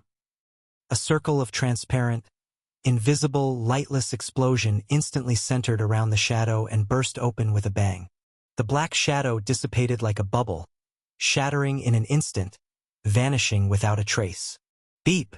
The enhancement detector on Yu Hong's body simultaneously blared. The reading jumped from a negative value of over 100 to negative 7,000 plus in an instant, sustained for 2 seconds, then quickly fell back to around negative 200. Yu Hong blinked his eyes. Still there? He moved his hand, waving the one he had extended to test the waters. No response. The fog outside was still there, but the shadow had long since disappeared. Hello! He waved his hand again. No one responded. He then took out the red value detector, reached out and measured into the darkness. Minus 271.241. Yu Hong was at a loss for words. He had not expected that just a simple pairing of 2 runes would unleash such tremendous power. Of course, it was also because of the targeted intelligence, the optimized combination of black marks, that such good results could be produced in one go. Later on, first cause stiffness in the opposition's back, then destroy their physical body with a massive dose of radiation. Combined, as long as the radiation can be elevated to over 6,000 in a single breath, a 2-stage explosion might be able to temporarily take down the foe.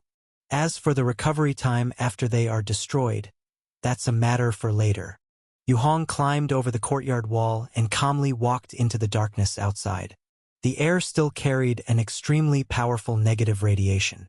After picking up some dry wood on the way back, Yu Hong changed into his suit and continued to enhance and manufacture new radiation hand grenades. This thing might be useless against other monsters like the multi-eyed bird, as those creatures regenerate quickly and require sustained damage to wear them down. But for dealing with invisible enemies like the evil shadow that are elusive and difficult to handle, it has strong specificity. What I encountered just now probably was a shadow or the like. When facing the real evil shadow, who knows what the situation will be? Besides, there's not just one evil shadow. I must prepare more hand grenades for emergencies. Fortunately, radiation hand grenades cause little damage to physical bodies, and though their impact is strong, it's brief. I don't have to worry about affecting myself at close range. Returning to the cave, Yu Hong began to quickly manufacture new radiation hand grenades.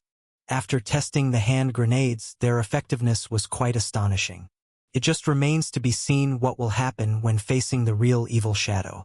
Yu Hong was somewhat looking forward to it. As night fell, time slowly trickled by. As the black mark continued to be enhanced, more and more radiation hand grenades emerged on the wooden table inside the cave. The number of these things entirely depended on how much material was available for the Vortex Talisman Array and large pyroxene stone graphite powder. Soon, a total of 5 hand grenades were perfectly arrayed in front of Yu Hong. He picked up a hand grenade and carefully placed it in the sealed pocket of his suit. No time to delay. There's no blood tide anyway, so I might as well go to the post office and get the binding marks living creatures. The enhancement was complete, and instead of letting the black mark idle doing nothing, it was better to get the materials now and synthesize them in advance. After packing up, Yu Hong tidied up his suit, opened the door, and stepped out quickly. Asterisk, asterisk, asterisk. Thud. The stone door of the post office was suddenly knocked open. Li Rushan, holding his daughter and draped in a luminous stone blanket, ran madly. He crossed the steps, barged through the yard's fence, and rushed frantically towards the direction of Yu Hong's cave. Hurry, hurry, hurry. I absolutely cannot die. Absolutely not. Li Rushan's eyes were blood red. His muscles tensed to the extreme, and sweat, accompanied by violent breathing, constantly splattered to the ground. His legs made muffled thuds on the ground as he ran through the darkness, leaving a chaotic trail of footprints that were messy and seemed to float. Daddy, are we going to die? Izina asked calmly, curled up in Li Rushan's arms.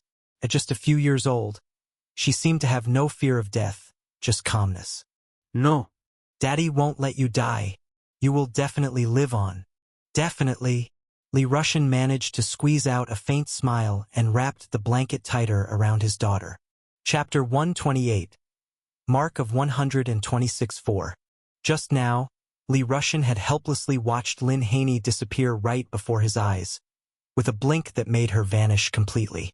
It was as though a frame had been removed from a video, a lively, beautiful woman who had disappeared right in front of him in an instant. In that moment he was truly frightened, jumped up, and ran to his daughter's room. He wrapped her in a luminous stone blanket and ran out with her. But what he hadn't expected was that after rushing out of the room, the familiar hallway, the familiar civil defense hallway underground, had become unbearably long and unfamiliar in that moment. He tried to take the familiar route to the surface, but inexplicably got lost. The bizarre twisting force made him even more anxious about the situation. In his desperation, he closed his eyes, gripped the talisman plate Yu Hong had given him in one hand, and blindly charged forward. He finally managed to rush out from underground by following the route he'd subconsciously memorized. After comforting his daughter, a thick doubt arose in Li Rushan's mind. Why didn't the luminous stone blanket work? Old Joe had said that at the front line. They too used the luminous stone blankets to hide themselves and managed to retreat safely. As he thought this, Li Rushan suddenly heard a faint clicking sound behind him and quickly reached into his chest to pull out a talisman plate, clutching it in his hand. The lines on the talisman plate slowly turned gray and white, losing effectiveness. Li Rushen glanced at the talisman plate and then reached into his waist pouch again, soon pulling out a rock shaped like an oval pebble. Looking at the stone, a reluctant expression appeared on his face, but with imminent danger at hand, if he didn't use it now, he might never have another chance. Gritting his teeth, he threw the stone backward with force. Buzz! Instantly, a point of white light brightened, and an explosion of bright white light erupted behind him, the scorching air current bearing a hint of faint negative radiation, heavily suppressing the white silhouette in the mist for a moment. But it was just a moment. The silhouette sped up and continued charging toward Li Rushen and his daughter. Li Rushen hadn't expected the effect to be so poor. By the time he realized it, it was almost too late, and he hastily rolled on the spot, barely dodging. Whoosh! The white silhouette brushed past where he had just been and charged forward more than 10 meters before doubling back toward the two. Crack! Just then, a clear, odd noise came from behind Li Rushen. At that moment, his nerves suddenly twitched. Wait! Could it be that the thing that appeared in front wasn't real? Is the real threat behind me? He suddenly realized. The being from behind naturally appears primarily from behind. Without hesitating, he rolled again with great speed, accurately dodging the direct assault of the white silhouette. The white silhouette and the being behind him suddenly met. Puffed. The white silhouette disappeared all at once, vanishing as if it had never been there. Crack. Behind Li Rushen, another crisp sound echoed. A chilling coldness surged from his back. He tried to keep running forward, but after just a few steps, his body began to stiffen, and his movements became slower and slower. Run! Move! Li Rushen mentally urged his body, desperately trying to make his limbs move. His whole body tensed, blood flowing faster, his body unconsciously trembling slightly. But in this world, if one could change reality by sheer will, there wouldn't be so many people failing. With this in mind, Li Rushen pulled a silver-black metallic eagle pendant from his neckline. Holding the pendant tightly, his eyes filled with reluctance, but after only holding it for 2 seconds, he slowly let go. Snap! He yanked the pendant off and threw it behind him. The surface of the pendant suddenly lit up with a golden, sun-like luster.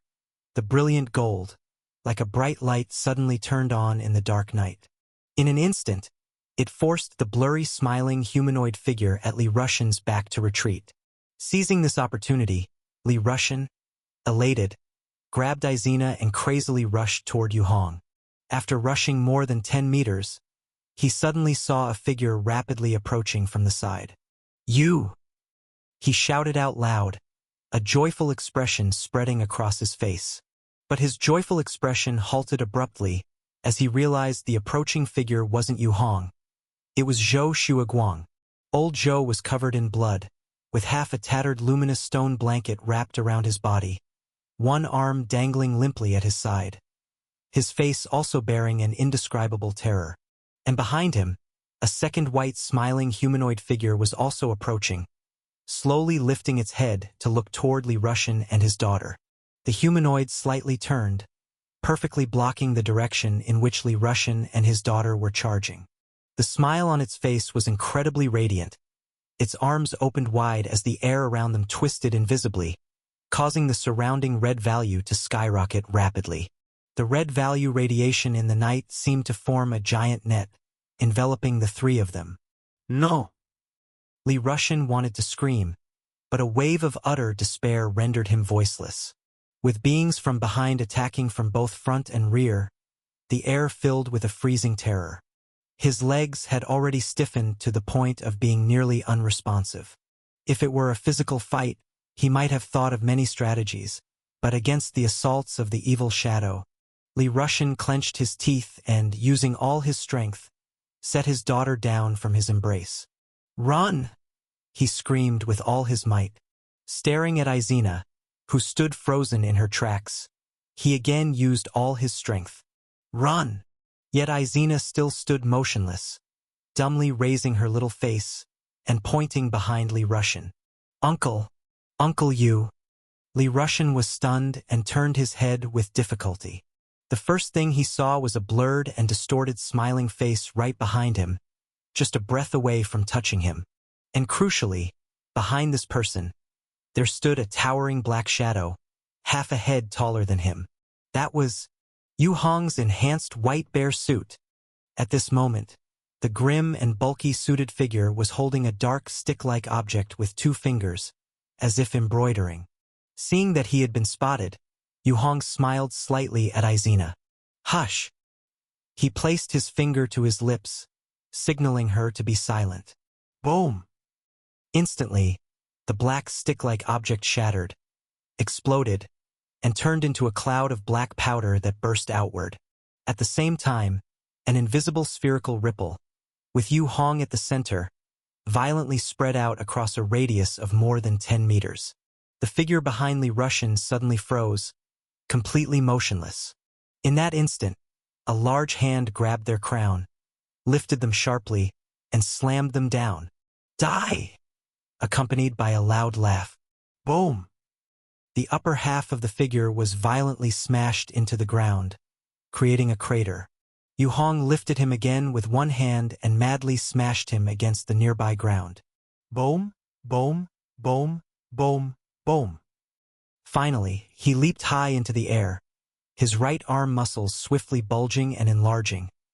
He pressed the figure's face down as they plummeted. Just then, at the spot where they were about to land, a radiation hand grenade, whose switch had apparently been turned on earlier without anyone noticing, lay on the ground counting down its last second. Boom! In an instant, Yu Hong's arm, along with the figure, forcefully plunged into the ground. Meeting the exploding radiation hand grenade, the 2 forces collided and struck the ground with a tremendous impact.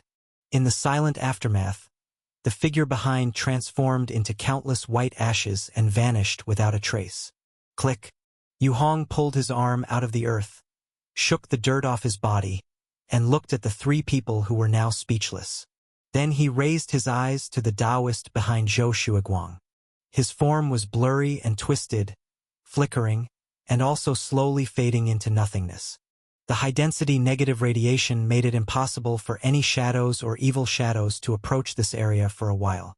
It seems I arrived just in time, said Yu Hong as he looked at Li Russian and his daughter, who were sitting on the ground. He stepped forward and stretched out his hand, displaying a friendly smile. Li Russian looked at the hand that was bigger than his own, and although it appeared larger due to the suit, he still remembered the first time he had seen Yu Hong. Back then, he was nothing like he was now, worlds apart. This is the 3rd time. His face showed a mixture of crying and laughing, a complex expression mixed with luck and joy. You've saved me for the 3rd time. Snap. He reached out and firmly grasped Yu Hong's offered hand. Standing up, he didn't know what method the other person had used, nor why he had just happened to appear here. All he knew was that he and his daughter were safe. So, what will you give me in return? Yu Hong joked. I have nothing to give. Li Russian wiped the sweat from his brow and held his daughter's hand tightly. How about I offer myself in marriage? Yu Hong's expression stiffened, but he quickly caught on to the other man's meaning, his eyes brightening. Thank you, Uncle Yu. Izina also spoke up. I'll grow up soon and marry you with my dad. Her little face was serious as she looked at Yu Hong. That's a cold joke. Yu Hong's mouth twitched as he walked over to Zhou Shuiguang and similarly helped him to his feet. Are you okay? My hand's broken, but I'm not dead. Zhou Shuiguang exhaled, his gaze complex as he looked at Yu Hong. What did you just use? He couldn't help but ask quietly. A newly researched radiation hand grenade. How is it? Pretty effective, right? Yu Hong smiled. More than effective. In my years on the front lines, I've only seen the shadows show that kind of change during massive luminous stone missile bombings. Zhou Shuiguang felt Yu Hong was becoming more mysterious. He initially thought Yu Hong was just an enhanced human, albeit with a slightly greater extent of enhancement. But now, the research capability that he displayed far exceeded the strength of physical enhancement. The shadows had killed countless soldiers of the Joint Army on the front lines, and Silver Tower had researched for so long without producing a weapon specifically against them. The only method was massive bombings to change the environmental red value, forcibly injecting a huge amount of negative radiation weapons. But this guy, with just those two small things, had achieved an exaggerated effect that would have cost Silver Tower in Aurora City at least one local battle's worth of luminous stone reserves. Yu Hong, have you ever considered collaborating with the Joint Army? Zhou Shuiguang suddenly spoke. If we had your kind of radiation hand grenade, we might still have a chance. If it were feasible, I would naturally be willing, but Yu Hong knew very well how his radiation hand grenades were made. Without inner chi, it was impossible to create the core vortex talisman plate, and it also needed a second optimization with the black mark. Essentially, only he in the entire world could produce them, and the output was extremely limited. Let's go, we'll go to my place together. This place isn't safe. Yu Hong grabbed Zhou Shuiguang with one hand, signaled to Li Rushan and his daughter, and quickly headed toward the direction of the cave. Chapter 129 Hope 1. Puff. In the yard of the mountain safe house, the phosphorescent grass shone with a pale white light, constantly neutralizing the red value radiation permeating the surrounding air. The gate opened, and Yu Hong led 3 people in quickly. Hurry! Get into the wooden house. Outside are the new species of phosphorescent grass I've engineered, meant to counteract the red value-like phosphorescent things. They emit negative value radiation, which can cause phosphorescent sickness in humans. Yu Hong hastily instructed upon entering. Li Rushan nodded, holding his daughter, and dashed to the wooden house, pushing the door open. Zhou Shuiguang followed closely behind. When the 3 entered the courtyard, they indeed felt a chill that made the hair on their skin stand on end. It wasn't until they entered the wooden house that they felt somewhat better. Actually, even in the house, you'd still be affected by negative value radiation, just at a much lower concentration than outside. Yu Hong added from the doorway, so if you're going to stay here, you'll have to find your own place to live. All right? Li Rushan nodded. Neither he nor Zhou Shuiguang asked why they couldn't go inside the cave. Just like Li Rushan never invited Yu Hong into the pyroxene secret room in the underworld shelter. In such an environment, the safe house is one's most basic bottom line, so they tacitly refrained from asking. We owe you for saving us this time. Otherwise, we'd be done for, Zhou Shuiguang sighed. Wait! Yu Hong quickly returned to the cave, fetched iodine cotton swabs, anti-inflammatory medicine, and some cool boiled water, and brought them over to treat each person's wounds to prevent complications. Then, he sat down inside to understand the situation from the 3. Tell me, how exactly did you breach the secret room? He couldn't understand, as those on the front line could rely on the pyroxene secret room to hide themselves and avoid most dangers, so why did it suddenly fail here? Because there were others? Li Rushan drank a hard gulp of water. Apart from the people behind, there were other evil shadows involved. I was broken into the secret room by another evil shadow and then chased by the people behind. If you hadn't arrived in time, Nana and I would definitely be done for. Other evil shadows. Yu Hong frowned. Didn't they say there would be an overlay phenomenon between evil shadows? He directed this question at Zhou Shuiguang. There is, but overlay doesn't mean complete elimination. Enslavement and merging could still occur. Zhou Shuiguang replied with a grim look. He turned to watch the white glowing grass outside the window. Are you sure that the glowing grass in your yard can block evil shadows? I'm not sure, but they can create an environment that repels evil shadows, making them unwilling to approach without reason. It's like you won't get hurt by a public toilet, but would you want to stroll in one for no reason? Yu Hong's analogy was quite accurate, instantly making the 2 understand the role of the phosphorescent grass. Then, what do we do now? Zhou Shuiguang exhaled, looking at Yu Hong. I hope you can help save us, but I know there's no help without reason. So is there anything you need help with? Now, I can't even go back to my side at the post office. I guess I'll be tagging along with you from now on. Just give the word if you need anything. Li Rushan spoke earnestly. All right, first help me with the breeding, and I'll cover food and drink for you. Also, Old Li, how many lizards do you have left? Yu Hong asked. Still keeping about 10. I was going to kill them once back, but now it seems there's no choice. Who knows if the evil shadows will get them all? Old Li replied helplessly. I'll check it out in the daytime. After the close encounter earlier, Yu Hong was much less worried about the people behind. With radiation hand grenades in hand and inner chi within, if he caught a chance, 2 radiation hand grenades combined with an attack could instantly take out one of the people behind. He still had 3 radiation hand grenades, which were barely enough. Also, Oldly, when you come over tomorrow, help me contact the post office authorities. I need to confirm if I can still send things. I plan to trade some intelligence about the evil shadows for supplies. If intelligence can be exchanged for supplies, that would be the best outcome, but the fear is that the external environment is too harsh. I'll try. Li Rushan wasn't hopeful. After the conversation, Yu Hong helped treat the 3's wounds and brought a heap of nutrient paste for them, then left, returning to the mountain safe house. Looking at the communicator that was still on, he sighed. The stone house at the post office was deserted now, and the communicator was basically useless. Thinking of this, he placed his hand on the switch, preparing to turn it off. Hello? Can anyone hear me? Suddenly, a deep, slightly weary male voice came from the communicator. It seemed the movement of his hands had alerted the other side. Is the signal misaligned again?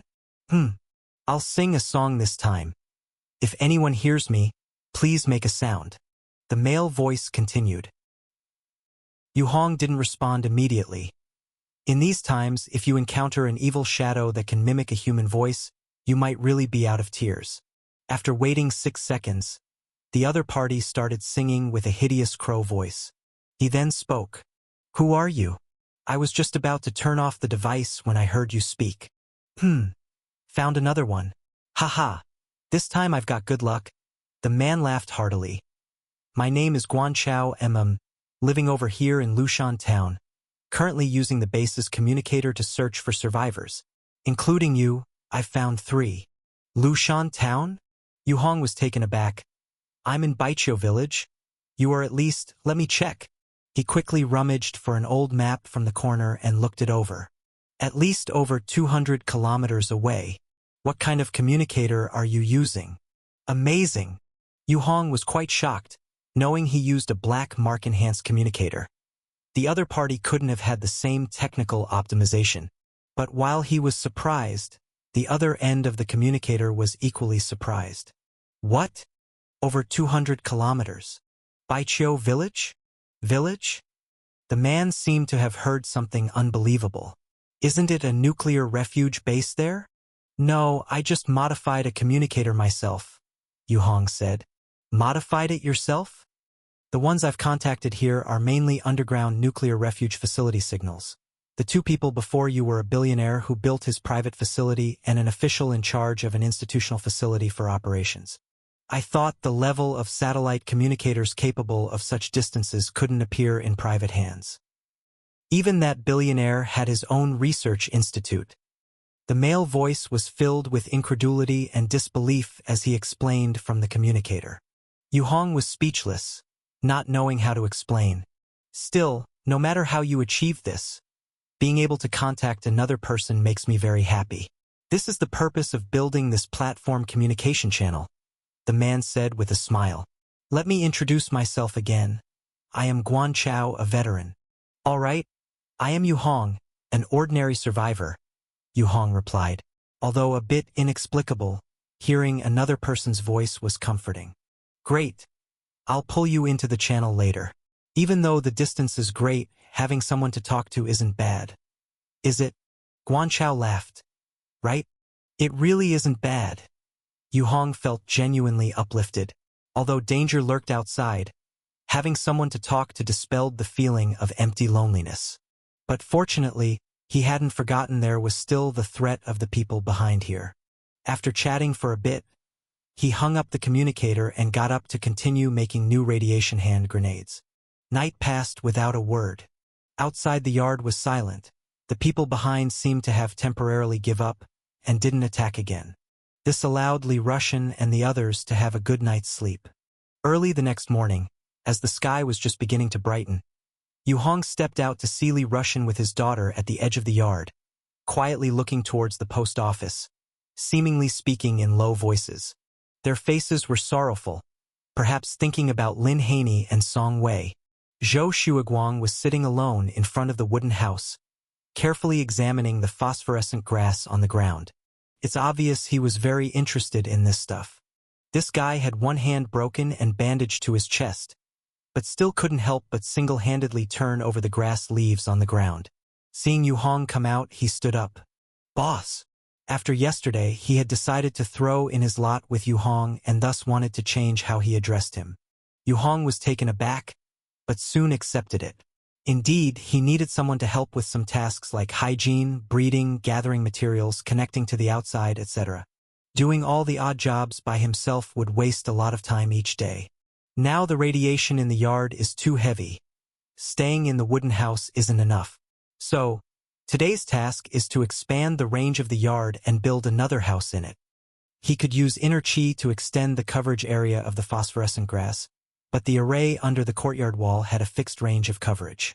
Additionally, I plan to make a trip to the post office to collect Old Li's previous breeding crates. Without food, we can only deplete our resources, so... Yu Hong didn't finish, but Old Li immediately replied.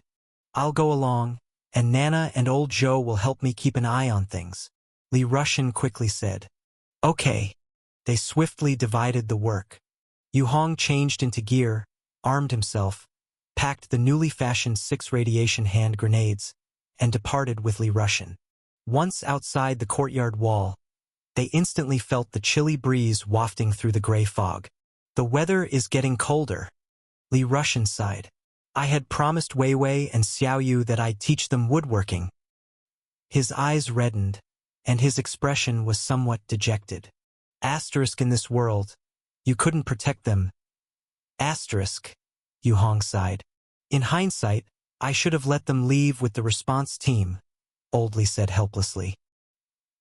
Yu Hong didn't know what to say. Suddenly, a chill surged from his back. Clack. "It's here. Speed up." Yu Hong's expression changed slightly, handing Old Li a silver talisman plate, and sped toward the post office.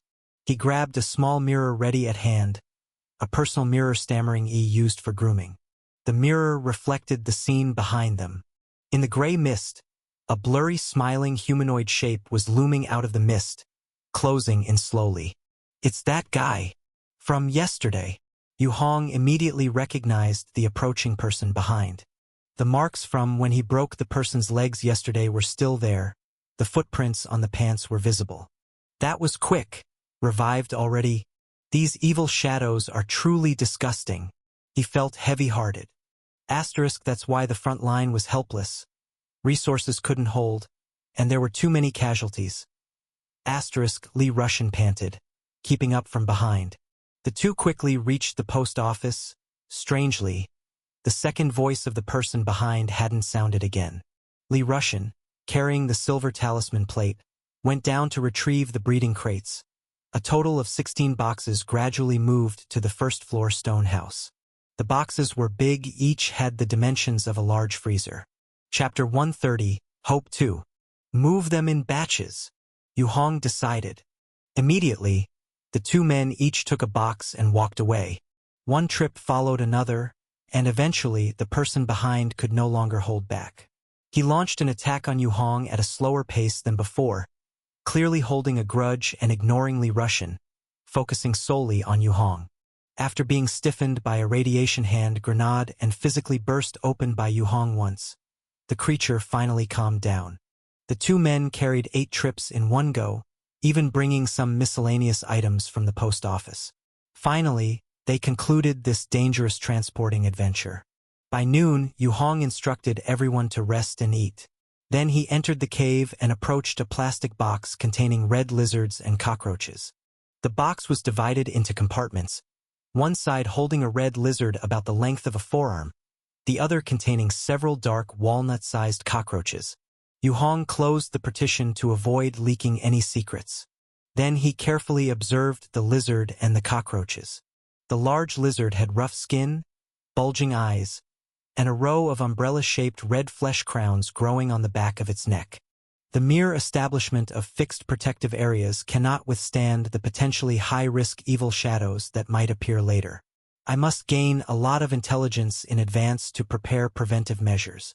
If the black mark can synthesize luminous stones and wild grass, why can't it synthesize luminous stones, cockroaches, and lizards? He decided to give it a try. What he wanted was a hybrid creature that had the survival and reproductive abilities of cockroaches and the strength and regenerative abilities of lizards. Let's see. Yu Hong took out a large pyroxene stone and placed it on top of the box. Then he pressed down on the box with one hand. Enhance the black lizard. Direction. Acquire the reproduction and adaptability of cockroaches. Retain the regenerative ability and growth potential of lizards, and integrate the radiation of the large pyroxene stone against the shadow. After confirming the requirements, Yu Hong prepared himself for the prolonged process of enhanced synthesis. Soon, a black line flashed. Enhance the black lizard? The feedback voice of the black mark sounded in his ear. Yu Hong glanced at the countdown timer on the box. 5 days, 18 hours, 41 minutes. He sighed with relief. Thank goodness. The time was shorter than expected, which he suspected was due to the increase in his inner chi. Yes, he confirmed in his mind. Hiss! In an instant, a terrifying force of attraction completely drained the 2 streams of inner chi from his body and didn't stop there. It began to devour his physical strength and spirit as well. His consciousness grew increasingly weary, and his body weakened. Since breaking through the second layer of his cultivation technique, he had not experienced such a state for a long time. Seconds later, the devouring force ended. Yu Hong almost fell to the ground with a snap. He saw stars, his vision filled with white dots flickering and floating, similar to the last time he synthesized the luminous grass stone, if not more challenging. Leaning against the edge of the table, it took him at least 10 minutes to catch his breath and regain his senses. Looking at the countdown now on the box, he breathed a sigh of relief and struggled to move to a stool, where he sat down heavily. The excess consumption of mental and physical strength made his eyelids fight each other, drooping down, inviting sleep. Yu Hong did not resist any longer. Laying his head on the tabletop, he slowly drifted off to sleep. Asterisk, asterisk, asterisk. Baiha City. One after another, new ships formed convoys, taking away the vast majority of the materials from Hope City. Inside a research institute in the industrial park, Wei Hongye held an investigative report in hand, gazing at the towering one-eyed man waiting respectfully before him. Yu Hong, aged between 20 and 30, a bit over 1.7 meters tall, weighing 67 kilograms. He suddenly appeared in Baiqiu village a few months ago and was rescued by the reclusive Lin Yi from the village. He later moved out to live alone. He is suspected to have discovered a nearby concealed research institute. The large pyroxene stones, talismans, and suspected luminous wild grass could all possibly be the results from the research institute he found. Wei Hongye finished reading the report, his expression dissatisfied. Is this all the comprehensive information you bring me? Regarding the special luminous wild grass that you mentioned, which can disperse shadows and blood-tide insects, we applied to search through multiple biological laboratory projects and found no evidence of any research initiatives. So this result couldn't be from recent projects, said the one-eyed man calmly. Too little, this is nowhere near enough, Wei Hongye grumbled, though he should have left by ship already. He had delayed his departure for the sake of something important, Yu Hong's findings. And what about Lin Yi? According to postal records, she has had significant correspondence with Yu Hong. Wei Hongye inquired again. There's no need for us to intervene, sir. Madame has already gone to visit Miss Lin Yi. The one-eyed man replied respectfully. Very well. Can you send someone to Baiqiu village? Wei Hongye asked reluctantly. I'm afraid that's not possible, sir. With language persons rampant outside, no one is willing to leave the safety of their homes. Apart from the sea routes, other land routes could encounter language persons, and none of our brothers are willing to risk it. The one-eyed man declined calmly. Fine then, what about Lin Yi's information? Wei Hongye shifted his target. That's quite comprehensive. The one-eyed dragon took out another new report and handed it over. Wei Hongye took it and looked it over carefully. This time, the report detailed Lin Yi's background, her parents, her family, her place of birth, her abilities, and so on. It was quite thorough. Originally, Wei Hongye had planned to investigate Yu Hong and then look into Lin Yi. But as he reached the end of the report, his eyes slightly lit up. Enhanced Advanced Red Value Detector? At the very end of the report, it mentioned that Lin Yi, with the help of an enhanced red value detector given to her by a friend, had led several team members, including the team leader, to survive. Is there a research institute taking on the project for this red value detector? Wei Hongye thought immediately that this must be related to Yu Hong. A fully enhanced person with intellectual disabilities couldn't possibly come up with such a high-grade detector. Yes, by regulation, it was supposed to be Chen Jinbiao from the 5th Research Institute who took over the project, commissioned by the 3rd Squad of the Joint Military's enhanced troops. But the 5th Institute has been empty for a while now, and Chen Jinbiao left yesterday. You can completely take it over on your own initiative, the One-Eyed Dragon replied. Enhanced troops.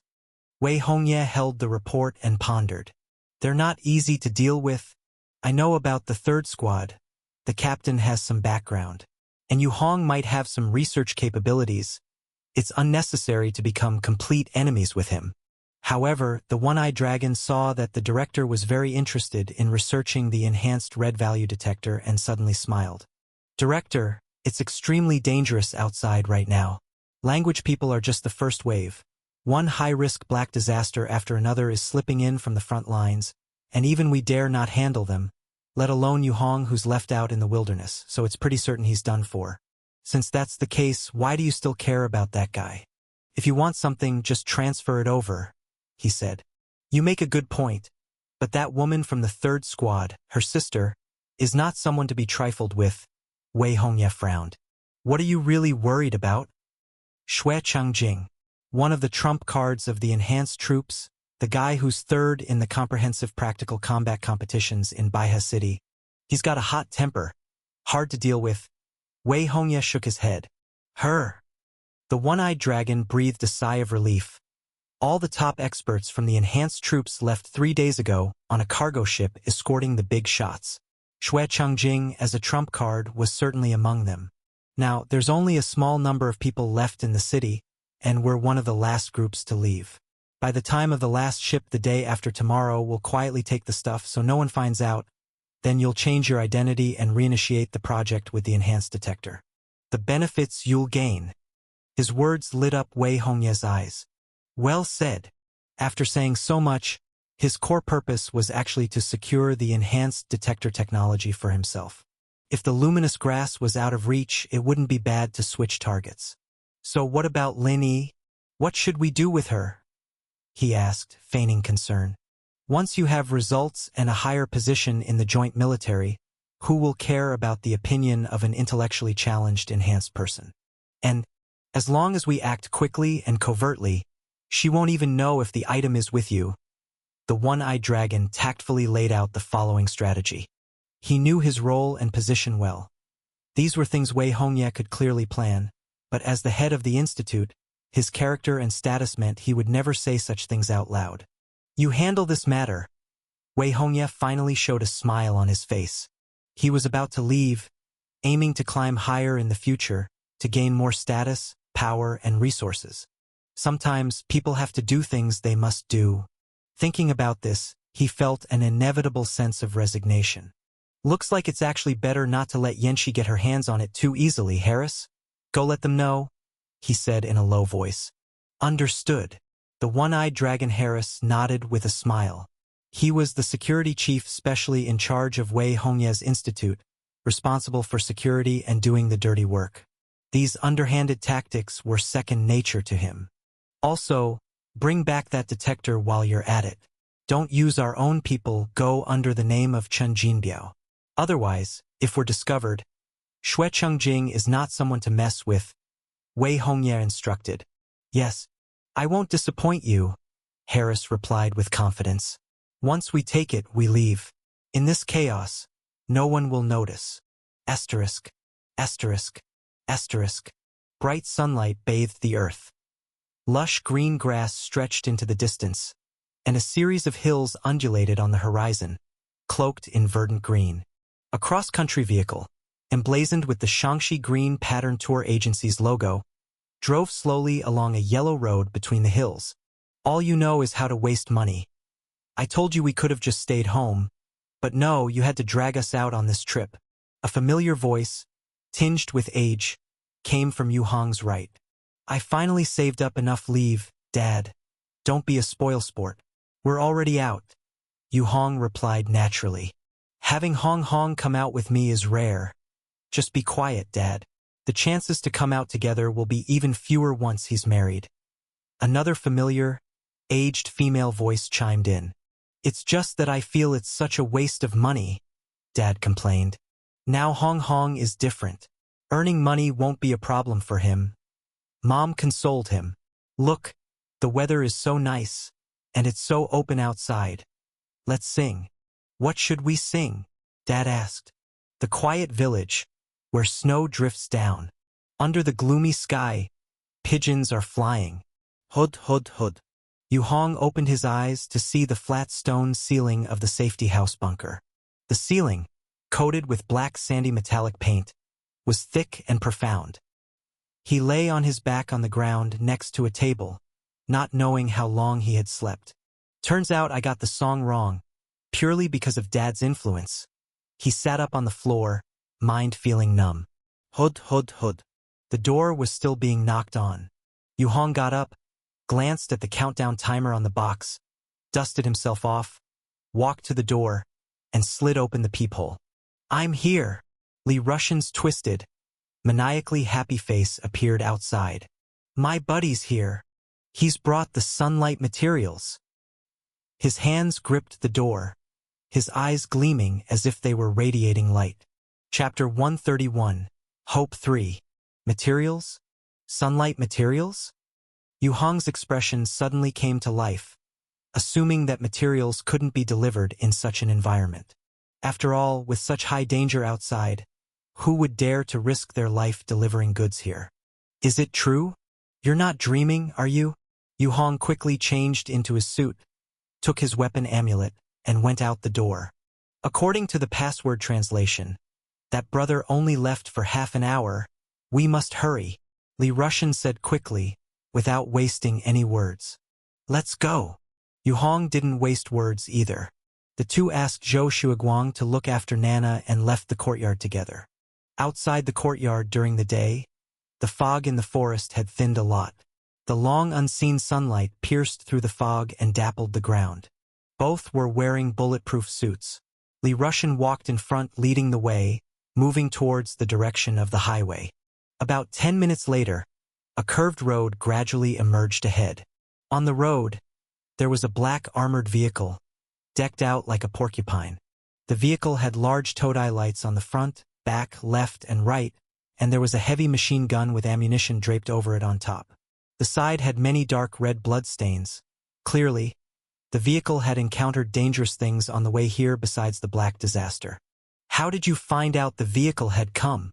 Yu Hong asked in a low voice as he approached. Flare. We have special flares in our post office. Firing one can last for more than an hour suspended in the air, and it also carries a coded message. Old Li quickly said, looking very pleased. Good idea, Yu Hong praised. The two quickly approached the armored vehicle. Li Russian stepped forward, shouted loudly, and recited a special sequence of numbers. The vehicle quickly opened its hatch, and a lean middle-aged man climbed out from the top cover. The man was wearing dark black camouflage and had something like a communication headset around his neck. Unexpectedly, this guy wasn't wearing a helmet. His lips were somewhat purplish, and his eyes had a fleeting, unfocused look. Li Russian, good buddy, I've brought you something. The sunlight materials you wanted. A total of 12 caddies of paint. I brought it all. They wanted to leave. No one was going to deliver to you. Just I remembered. The man spoke in a halting manner, occasionally repeating himself. Li Russian and Yu Hong's expressions immediately became hesitant. Tang hai tao. What happened to you? Li Russian obviously recognized the other party, his expression changing suddenly. Sunlight materials. Tang Haitao climbed back in, quickly emerged again with a red paint bucket, and unsteadily climbed out of the vehicle, jumping to the ground. He handed the red bucket to Li Russian. This is yours. Hai Tao. Li Rushan took the red bucket, but his eyes were carefully observing the other person. I'm leaving. You take care. Tang Haitao staggered, turned around, and climbed onto the armored vehicle. Li Rushan was about to call out to him, but as he saw the man's back for a moment, he paused. On the man's back, close to the kidneys, there was a huge gash about the length of a forearm. The flesh inside the cut was blackened, with no blood seeping out, as if it had been dried out for a long time. Li Rushan suddenly couldn't speak. He watched his friend's figure slowly climb onto the armored vehicle, and for a moment his throat felt choked, making no sound. Li Rushan, the favor you did for me before, I've repaid it. On the vehicle, Tang Haitao turned back, waving at him. Yu Hong, watching from the side, only then noticed the man's hands and everywhere on his body. The skin began to slowly crack, dry out, and age, as if time had accelerated countless times in that moment. A middle-aged soldier, who had been normal just seconds ago, now had his skin quickly developing extensive wrinkles. Thud. Tang Haitao went back inside the armored vehicle, which slowly drove away. Under their watchful eyes, it gradually entered the fog and disappeared. Haitao! Li Rushan couldn't help but dash forward in a burst. But strangely, although the armored vehicle appeared slow, when he chased after it and passed through the fog, he found nothing ahead on the road. Behind him, Yu Hong crouched down and touched the marks on the ground. No tracks. His pupils contracted slightly. Standing up, he walked to Li Rushan's side. They both looked forward in the direction the vehicle had left, silent for a long time. By the time the two returned to the safe house in the cave, it was already over half an hour later. Li Rushan had not yet pulled himself out of the emotions of his friend's departure when the recovering Zhou Shuiguang explained to Yu Hong the uses of the sunlight paint. This should be sunlight number 1 paint, the least effective, but also the easiest to obtain. Zhou Shuiguang examined the red bucket and whispered, "Old Li really went all out. How much did he charge you?" Yu Hong shook his head. "He didn't take any money." "Generous." Zhou Shuiguang sighed. "Believe it or not, this small bucket of stuff, if taken back to the old Hope City, could be traded for a warehouse full of various supplies, a year of different girls every night, or almost anything you wanted. It seems I made a good deal." Yu Hong shook his head, his mind still on Tang Haitao. Took a while before his thoughts returned to the materials. Now that he had the sunlight materials, their greatest use was to enhance them with the black mark. But currently, the black mark was still merging and strengthening into the second imprint special creature. So either way, this material would have to wait a few days. Taking the red bucket, he returned to the cave, watching Li Rushan, who had perked up again, starting to dig foundations in the courtyard with his daughter, and finally relaxed. After a shower, he dried off with a freshly laundered towel, sat down at the wooden table, opened the communicator, and quietly waited, concentrating on practicing his still techniques. About half an hour later, the communicator sounded again. "Good morning." Guan Chao, whom I had just met, greeted me. 6 seconds later, Yu Hong also greeted. Thinking about Tang Haitao's situation, he inexplicably wanted to ask someone. Asterisk. Outside the cave. "You didn't go with them?" Zhou Shuiguang was surprised to see Li Rushan starting to work. "Go? Where to?" Li Rushan exhaled, his eyes still holding the departing silhouette of his brother. He and Tang Haitao were close friends, but now, go to Hope City.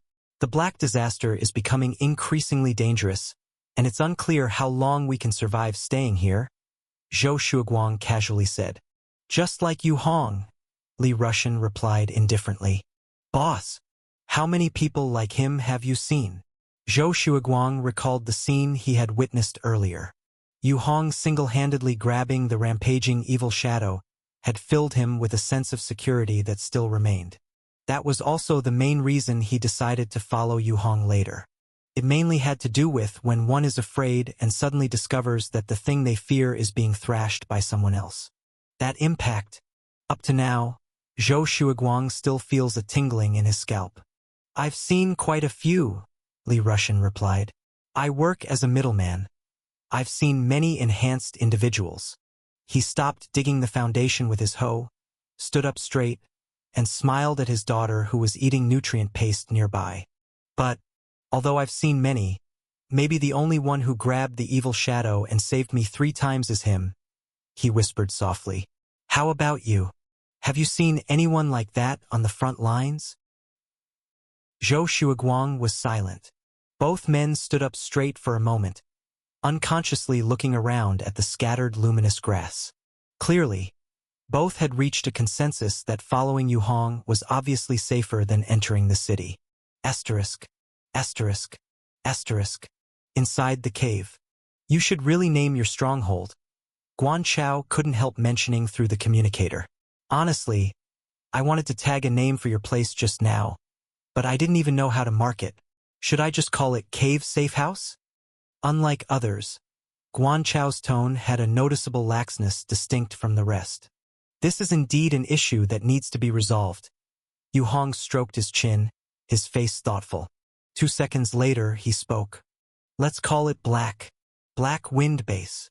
Actually, he was initially going to simply call it Black Mark, but considering that the name Black Mark might also attract some trouble, he changed one word to Black Wind. As for why it was wind, it was entirely because his leg technique training mentioned the principle of moving like the wind. Black Wind? Okay. The name has a bit of a black bear spirit from Black Wind Cave vibe. Guan Chao couldn't help laughing. Think what you will, that's the name, Yu Hong said. By the way, didn't you say you were going to introduce other people to me? There are still 2 more, right? They need to find the right time. Not everyone is always online all the time.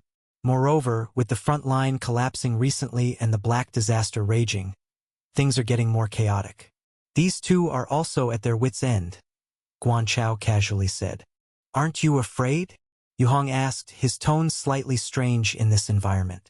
I'm hundreds of meters underground, scared of nothing. The exit passages are all blocked. No one can come in and I can't go out. I have enough supplies here for over 100 years. Oxygen and everything can be auto-recycled. What do I have to be afraid of? Guan Cao Loget? Just you alone? Yu Hong asked. Yeah. Truly lucky. Yu Hong was at a loss for words. Or rather, you've got a really good signal. I think so too. Guan Chao laughed even more joyfully. Old Yu, have you ever thought about where this Black Disaster actually came from? First, everyone was normal.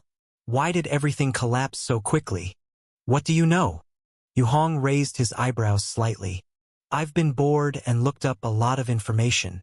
The origin of the Black Disaster initially came from ancient relics all over the world. Among these relics, a few are crucial. Long ago, the government had people investigate, but they found nothing. However, the Black Disaster first emerged from these relics, Guan Chao said. Also, I found a special name. What? Yu Hong's interest was clearly piqued. Mây Sa Guan Cao Smai.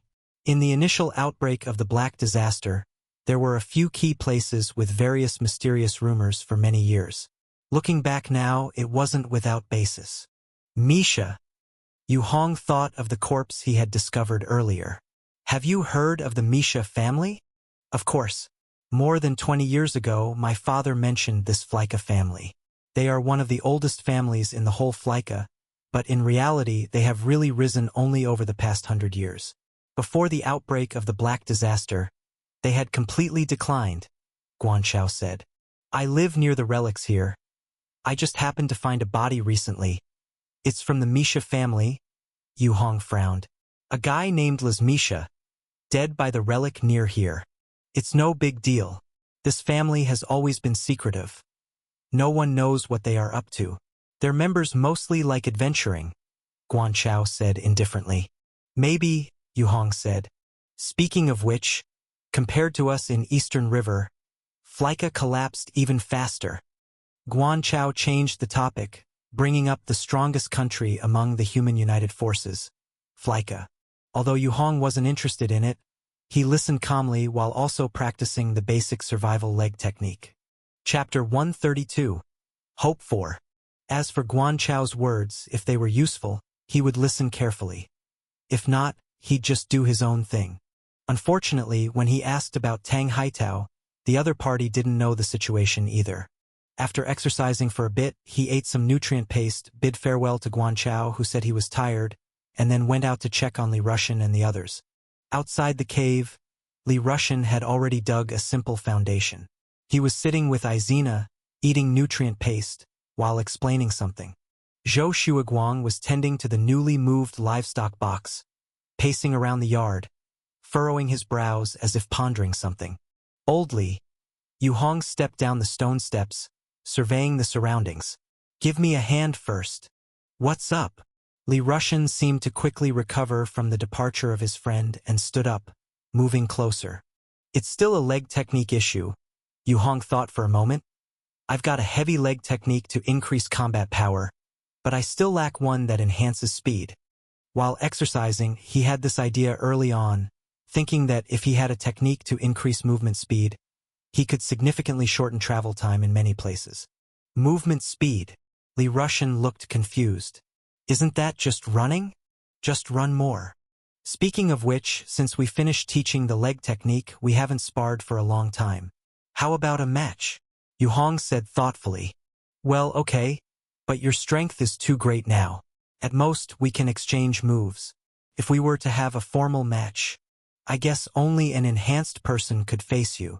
Li Rushan was momentarily taken aback and quickly said, "Then let's just practice the moves purely. I'm really lacking in actual combat experience." "Old Zhou, you come and help guide us too," Yu Hong said seriously.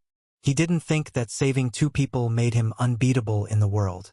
At least until he could deal with many firearms, he didn't feel strong enough. And in this dangerous era where even firearms often proved ineffective, his skills seemed even weaker. "I have indeed seen a combat style similar to yours in enhanced individuals." Zhou Shuiguang came closer, a hint of reminiscence in his voice. Together with Li Rushan, they no longer withheld knowledge. After inquiring about Yu Hong's leg technique skills, they combined them to provide a set of practical leg technique moves and skills. After all, just the basic survival leg technique moves were far from enough. In many complex environments and situations, Yu Hong often resorted to using his hands instead. But according to Zhou Shuiguang, a true master of leg techniques almost never needed to use their hands. A few kicks could seal the deal because the power of the legs far exceeded that of the hands. The two worked together, quickly enabling Yu Hong to summarize all the details of a set of practical leg technique moves and record them on paper. What followed was constant repetition and practice, without any shortcuts. The recorded moves Yu Hong planned to incorporate into the cultivation technique during enhancement, further refining his combat system. Now, with the biggest problems of the safe house, energy and water, resolved, his mind settled down considerably. The utilization of the black mark also became a priority on his agenda. The most crucial point among them was the optimization and enhancement of the cultivation technique. After completing the mark, Yu Hong planned to strengthen the technique once again. The previous optimization of the cultivation technique had yielded significant benefits. Otherwise, he couldn't even touch the person behind the evil shadow last time. Next, after strengthening his leg technique, he still needed an inner strength technique to accelerate inner chi cultivation. Currently, his inner chi was slowly accumulated through additional leg technique training, which was frankly torturous for Yu Hong. Recognizing the effects of inner chi on the black mark and its impact on the mark, he decided to rely on his experience in cultivating inner chi to summarize a simple inner chi cultivation method and enhance it to create a specialized inner strength technique. According to the fundamental requirements for black mark enhancement, he had gained a basic understanding of this energy through his cultivation of inner chi so far. Now, imagining a highly feasible pure inner strength technique was no longer difficult. If it were at the very beginning, when he knew nothing about inner chi, he certainly couldn't have done it. But now, with the foundation of basic leg technique inner chi, his understanding of inner chi far surpassed before. So, he already had the foundation to weave a pure inner strength technique. Asterisk. Asterisk. Asterisk. Baiha City. Women's dormitory of the Joint Army Enhanced Unit. Stammering E carefully handed her enhanced red value detector to the female soldier who had come to fetch it. "When will I Get it back. Her hand struggled to release the detector, showing reluctance. This was a treasure Yu Hong had given her, and it had saved their squad's life previously. Beyond its functionality, it held significant meaning. Don't worry, they'll need to check it above to get the results. However, be assured that your contributions to the entire army may save many elite comrades who would have otherwise perished during missions. Also, you won't have any tasks during this time to ensure your safety. The person answered earnestly and sincerely. Understood. Stammering E nodded. If she could help more people survive, she relaxed her grip despite her reluctance. Thorough analysis and research by the laboratory would lead to extensive replication and mass production. This was the correct way to utilize the enhanced red value detector. Everything will be fine. With Captain Shue's connections, no one will dare to think wrong, Oli said impatiently as he approached. Besides, the fifth lab is in the city, so you can just drop by to check on the progress if you're free. Okay. Stammering E took a step back reluctantly and exchanged salutes with the female soldier fetching the item, watching her turn around and stride towards the dormitory exit. The female soldier walked out of the dormitory and quickly got into a camouflage military vehicle parked by the roadside. There were 2 people in the vehicle. One was a woman dressed in a black lady's suit, her hair tied back in a bundle, with a sharply defined face. She was Qiu Yanxi, Wei Hongya's wife. Did you get it? Qiu Yanxi asked, her expression slightly tense as she looked at the item in the female soldier's hand. Got it. The female soldier wiped her face with her hand, and suddenly the entire mask was peeled off, revealing a completely different face. Everyone saw that it was the people from the fifth lab who took away the detector. She smiled slightly and handed the item to Qiu Yanxi. Receiving the detector, Qiu Yanxi sighed, recalling Yu Hong's familiar and increasingly strange face. Didn't get the plant, but having this as a substitute isn't bad either. If the higher-ups hadn't left ahead of time, this wouldn't have been our turn. Although Yu Hong had saved them, with the approach of the Black Disaster presenting high risks, Yu Hong being in the wild surely meant his doom. Whether or not they took the technology, someone else would. Compared to themselves, others would not consider Yu Hong's face, and might even harm Stammering E harshly. Rather than that, taking it themselves could both ensure Stammering E's, Lin E's, safety and help her husband enhance his status and authority in the new Aurora City. It's a win-win situation. Time to head back, ma'am. Tomorrow, we need to leave on the last fleet of ships, so preparations need to be made, reminded the female soldier. Qiu Yanxi nodded, collecting her thoughts. The military vehicle slowly started up, driving along the somewhat deserted road into the distance. The next day, Baihe Harbor, there were a total of 6 ships heading to New Aurora City, and each massive cargo ship laden with migrants started setting sail, heading toward the distant sea. Before long, the first 5 slowly embarked, leaving port. Beside the last cargo ship, a long line of migrants under the maintenance of Joint Army soldiers queued up continuously, boarding the cargo ship. Wei Hongya's family and 2 other families from institutes of the same level, with hints of nervousness in their expressions, chatted aimlessly as they slowly moved forward. Not far behind them were the families of important members of the institute, such as the One-Eyed Man, and further back were some well-informed, capable small merchants who used the resources they had accumulated to exchange for spots on the last cargo ship. In the distance, many onlookers, totally unaware, watched the bustle, not knowing that they were the last group of people to be abandoned. Woo! With the sound of the departing cargo ship's horn, Wei Hongya's family also stepped onto the boarding stairway. Wei Shanshan couldn't help but look back at Baihe City, a trace of bewilderment flashing in her eyes. Mom, what kind of place is New Aurora City? Will it be safer than here? Many prominent people have migrated there beforehand. It has to be much safer than here, Qiu Yanxi reassured her with a smile. But with so many important people going there, will we manage poorly once there? Wei Shanshan couldn't help but worryingly ask. Of course not. Your dad has prepared everything. Don't worry. Trust him. Qiu Yanxi smiled softly, knowing that with the enhanced red value detector, a little groundbreaking technology would ensure their swift establishment. Okay, but Wei Shanshan lowered her head, worry evident on her face. Whoosh! Suddenly, a faint gust of wind brushed past everyone's ears. The sound was initially small, but rapidly, within mere seconds, it swelled bigger, getting louder and louder. Oh my God! What is that? Someone standing from a height shouted in terror. The right side. Look to the right. At the cargo ship sailing ahead. In the sea. Look at the sea. Damn! Screams erupted one after another, laden thick with fear, as Wei Hongye's family stood dumbfounded. Boom! A thunderous, horrifying explosion, accompanied by massive splashing waves, echoed from the sea surface. Under everyone's gaze, in the deep-sea region at the port, a preceding cargo ship more than 300 meters long stood on the sea surface, was violently hit on its waist by a colossal black creature emerging from the right. The crash resounded with plumes of spray bursting forth. The cargo ship instantly snapped with a crack, broken in two, like a child's simple paper box easily torn in half. Moo! The black creature leapt partway out of the sea, revealing a massive head adorned with countless black horns.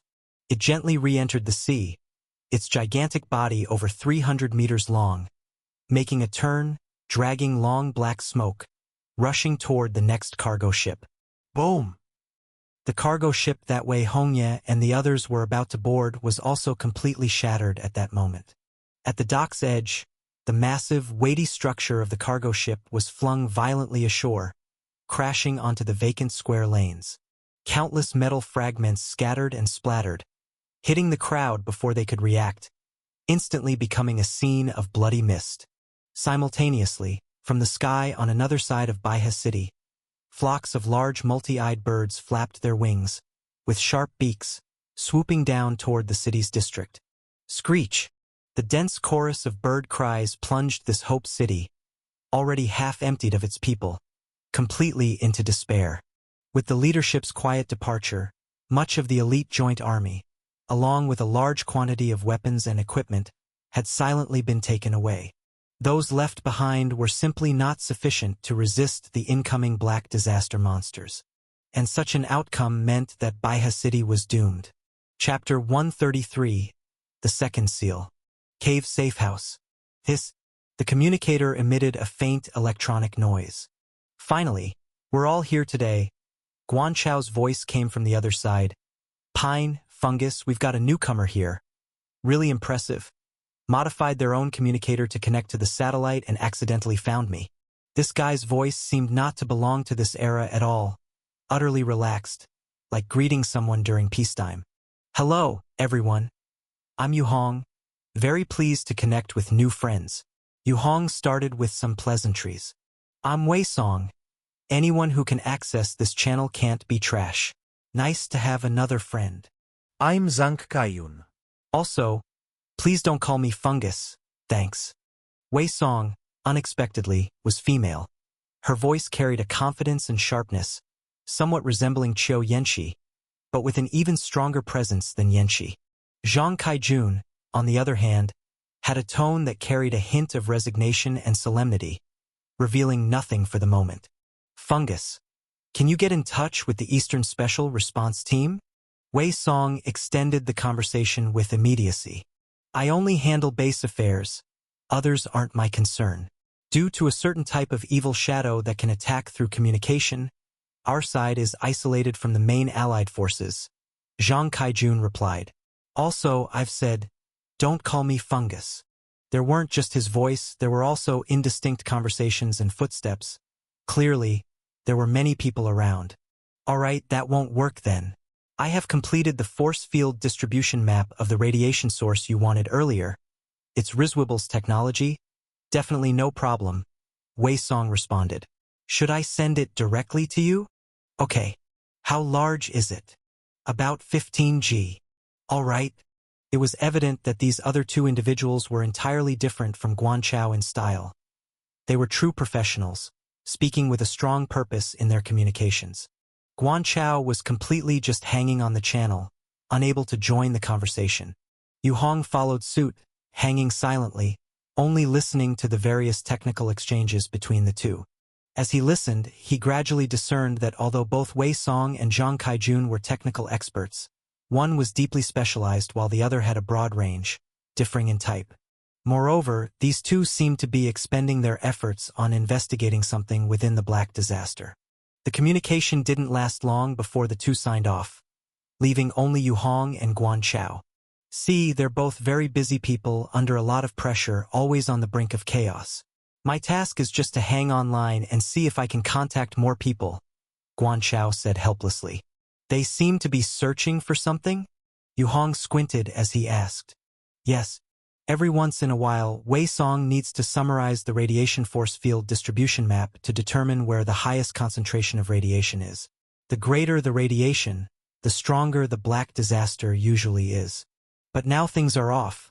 With the front line collapsed, the influx of the entire Black Disaster has caused the environmental concentration in all domestic areas to substantially increase. This constant change needs to be monitored at all times. So they have to prepare calculations for this, Guan Chao answered. It's essentially prevention? Yuong understood. Yes, indeed, the Black Disaster prevention notices of the Allied forces are indeed handled by them. Initially, it was the National Forecasting Department that did it, before the department was wiped out by evil shadows, leaving only Fungus and the others on active duty outside. So they restructured a department outside at a base to continue notifying everyone, Guan Chao sighed. Actually, before him, the notification department was wiped out more than 10 times due to evil shadow attacks. Nearly 1,000 people have died. That's why Zhang Kaijun and these field personnel ended up in charge of the logistics. Because the more professional experts are all dead. Yu Hong didn't know how to respond. Even though I'm in the safest underground base, I can still feel the world outside is on the verge of total collapse. Guan Cao Sai. What kind of evil shadow can attack the other side through communication? Yu Hong asked. It's a level 9 Black Disaster codenamed Evil Code. Its characteristic is making sudden calls to you in the middle of the night. Its communication methods include but are not limited to telephones, telegraphs, codes, light signals, etc., Guan Chao advised. It's relatively peaceful on our side. Only some low-risk level Black Disasters. Not a big problem. But it looks like, sooner or later, the outside's going to reach the front line's radiation concentration, and once it meets the standard, war-level Black Disasters will descend. Could anyone withstand war level? Yu Hong couldn't help but ask. No, if encountered, just wait to die. But Black Disasters all have rough boundaries. Even those that move have their patterns. The area near the front lines has already initially formed a few special fixed areas. So as long as you're in the middle of these areas, you'd be safe? Yu Hong spoke up. Yes, many Black Disaster monsters, shadows, evil shadows all have their core areas of activity. This is also one of the reasons why the front line deliberately leaves openings. Although it causes some less sturdy hopeful cities to collapse, concentrating resources to preserve the most vital national seed is most important. Yu Hong practiced his arts while listening carefully to Guan Chao's explanation. He was far less informed about the situation outside than the other. This sudden communication opened his overall vision of the outside world, increasing the flow of information. After chatting for 2 hours, he turned off the device to help build a new wooden house.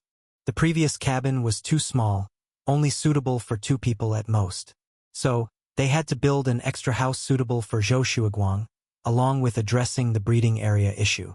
Yu Hong didn't want to expose the internal environment of his safe house, but this meant breeding had to take place outside the safe house. This was undoubtedly unsafe in the increasingly perilous environment of the future. Afternoon. After the fog thinned somewhat, Yu Hong helped carry several thick round logs, cut them, and directly inserted them into the foundation, watching Li Russian skillfully build up the walls and floor frame of the wooden house. He was responsible for sawing the wood into flat planks and running them through fire. Zhou Shuiguang applied oil to the planks on the side. Izina was not far away, slowly flipping through a storybook. With Yu Hong's help, they completed a new robust wooden house in the afternoon. Inside, with charcoal pens, ink powder, and water mixed into ink, They began drawing a talisman array on the inner walls with Yu Hong's own hands.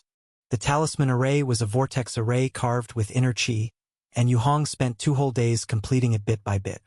These talisman arrays would continuously absorb surrounding radiation, forming simple radiation vacuum areas, perfect for ordinary people to live in.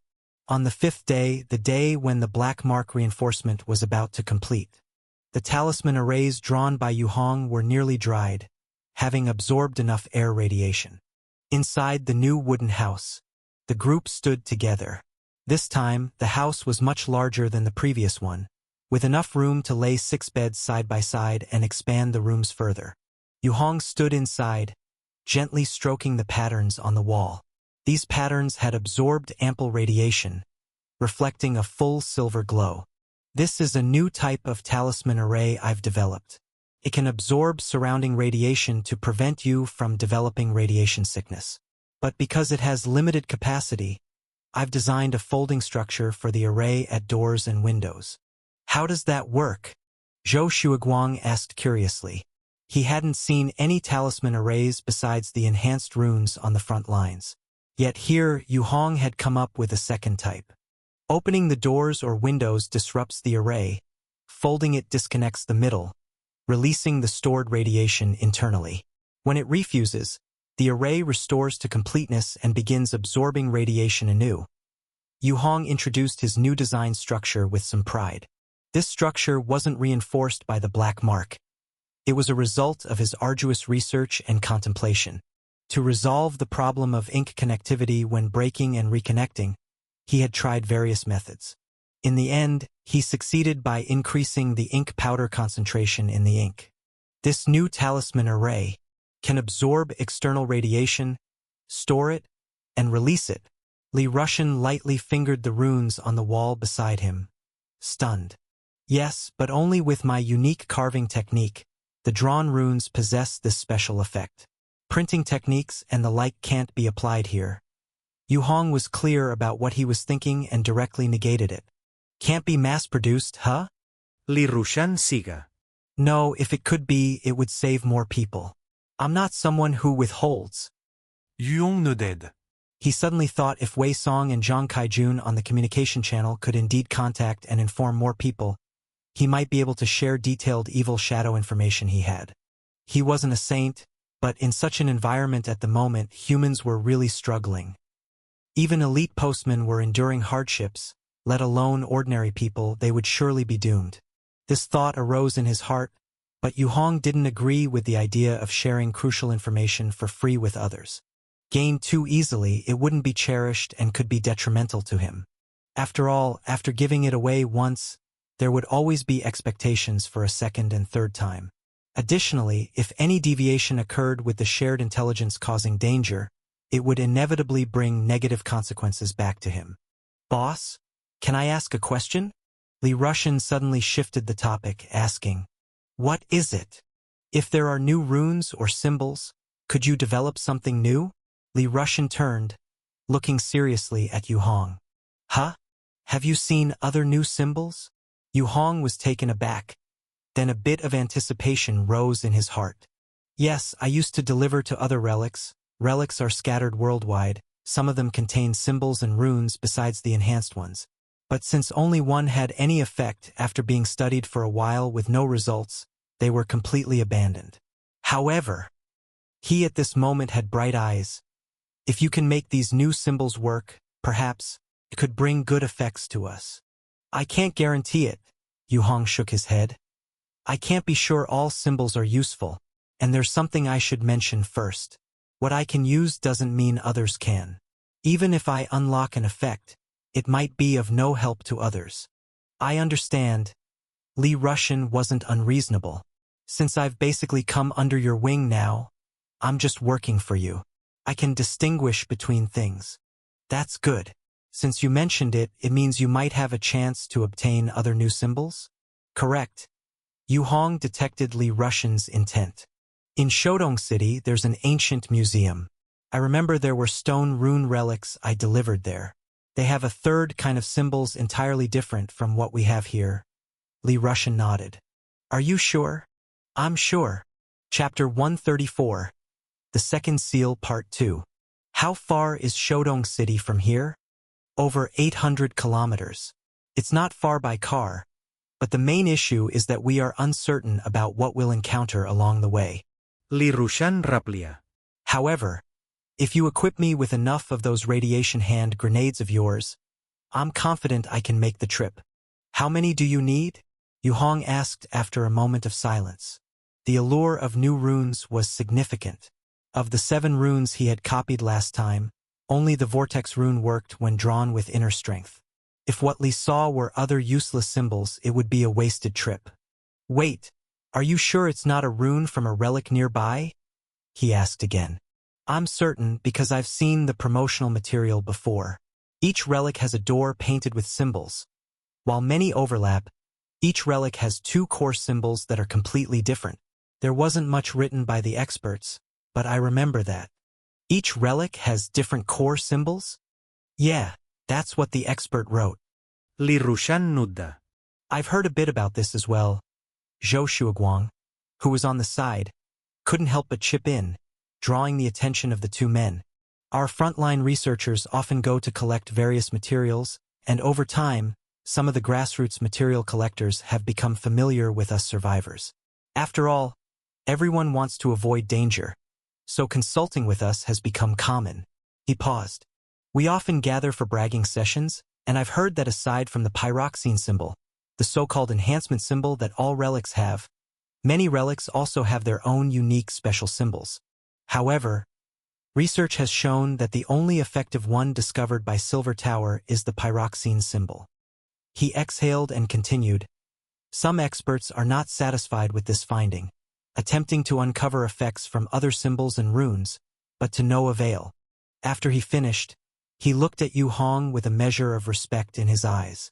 When you think about it, if so many top experts at Silver Tower couldn't find any use for the symbols, yet they had developed a second symbol under Yu Hong, that was something. I stumbled upon it by accident. Yu Hong shook his head. He was well aware that the Vortex rune would probably only be effective when combined with Inner Qi. Or rather, Inner Qi was an essential component for the Vortex rune to produce an effect. It was like someone wanting a cup of salt water but having only salt and no water. He could never obtain salt water in such a case. The Vortex rune was the same. This is worth a gamble, but it's quite risky. I think it's better if I go myself. Yu Hong considered before speaking out loud. Boss, we came to you to be useful, didn't we? Li Rushan put a hand on Yu Hong's shoulder, earnestly saying, I'll go. There won't be any problems this time. An old postman like me is just getting back to his roots. He grinned, showing off his yellow teeth that hadn't been brushed in who knows how long. Yu Hong looked at him and paused for a few seconds. Fine, I'll trust you once more. I'll prepare 10 radiation hand grenades for you. Since they need time to absorb radiation and I need to optimize the structure, they'll be ready the day after tomorrow. You can set off then. Okay? Okay. Old Li clearly had already thought about his role. His recent request to go out and collect materials was obviously not a spur-of-the-moment thought. After confirming the arrangements, the cabin was sorted out too. The 3 of them then quickly started to build a wooden bed and chairs, and afterward Yu Hong connected a water pipe out from the cave. Splash. The water flowed continuously and washed the walls of the courtyard.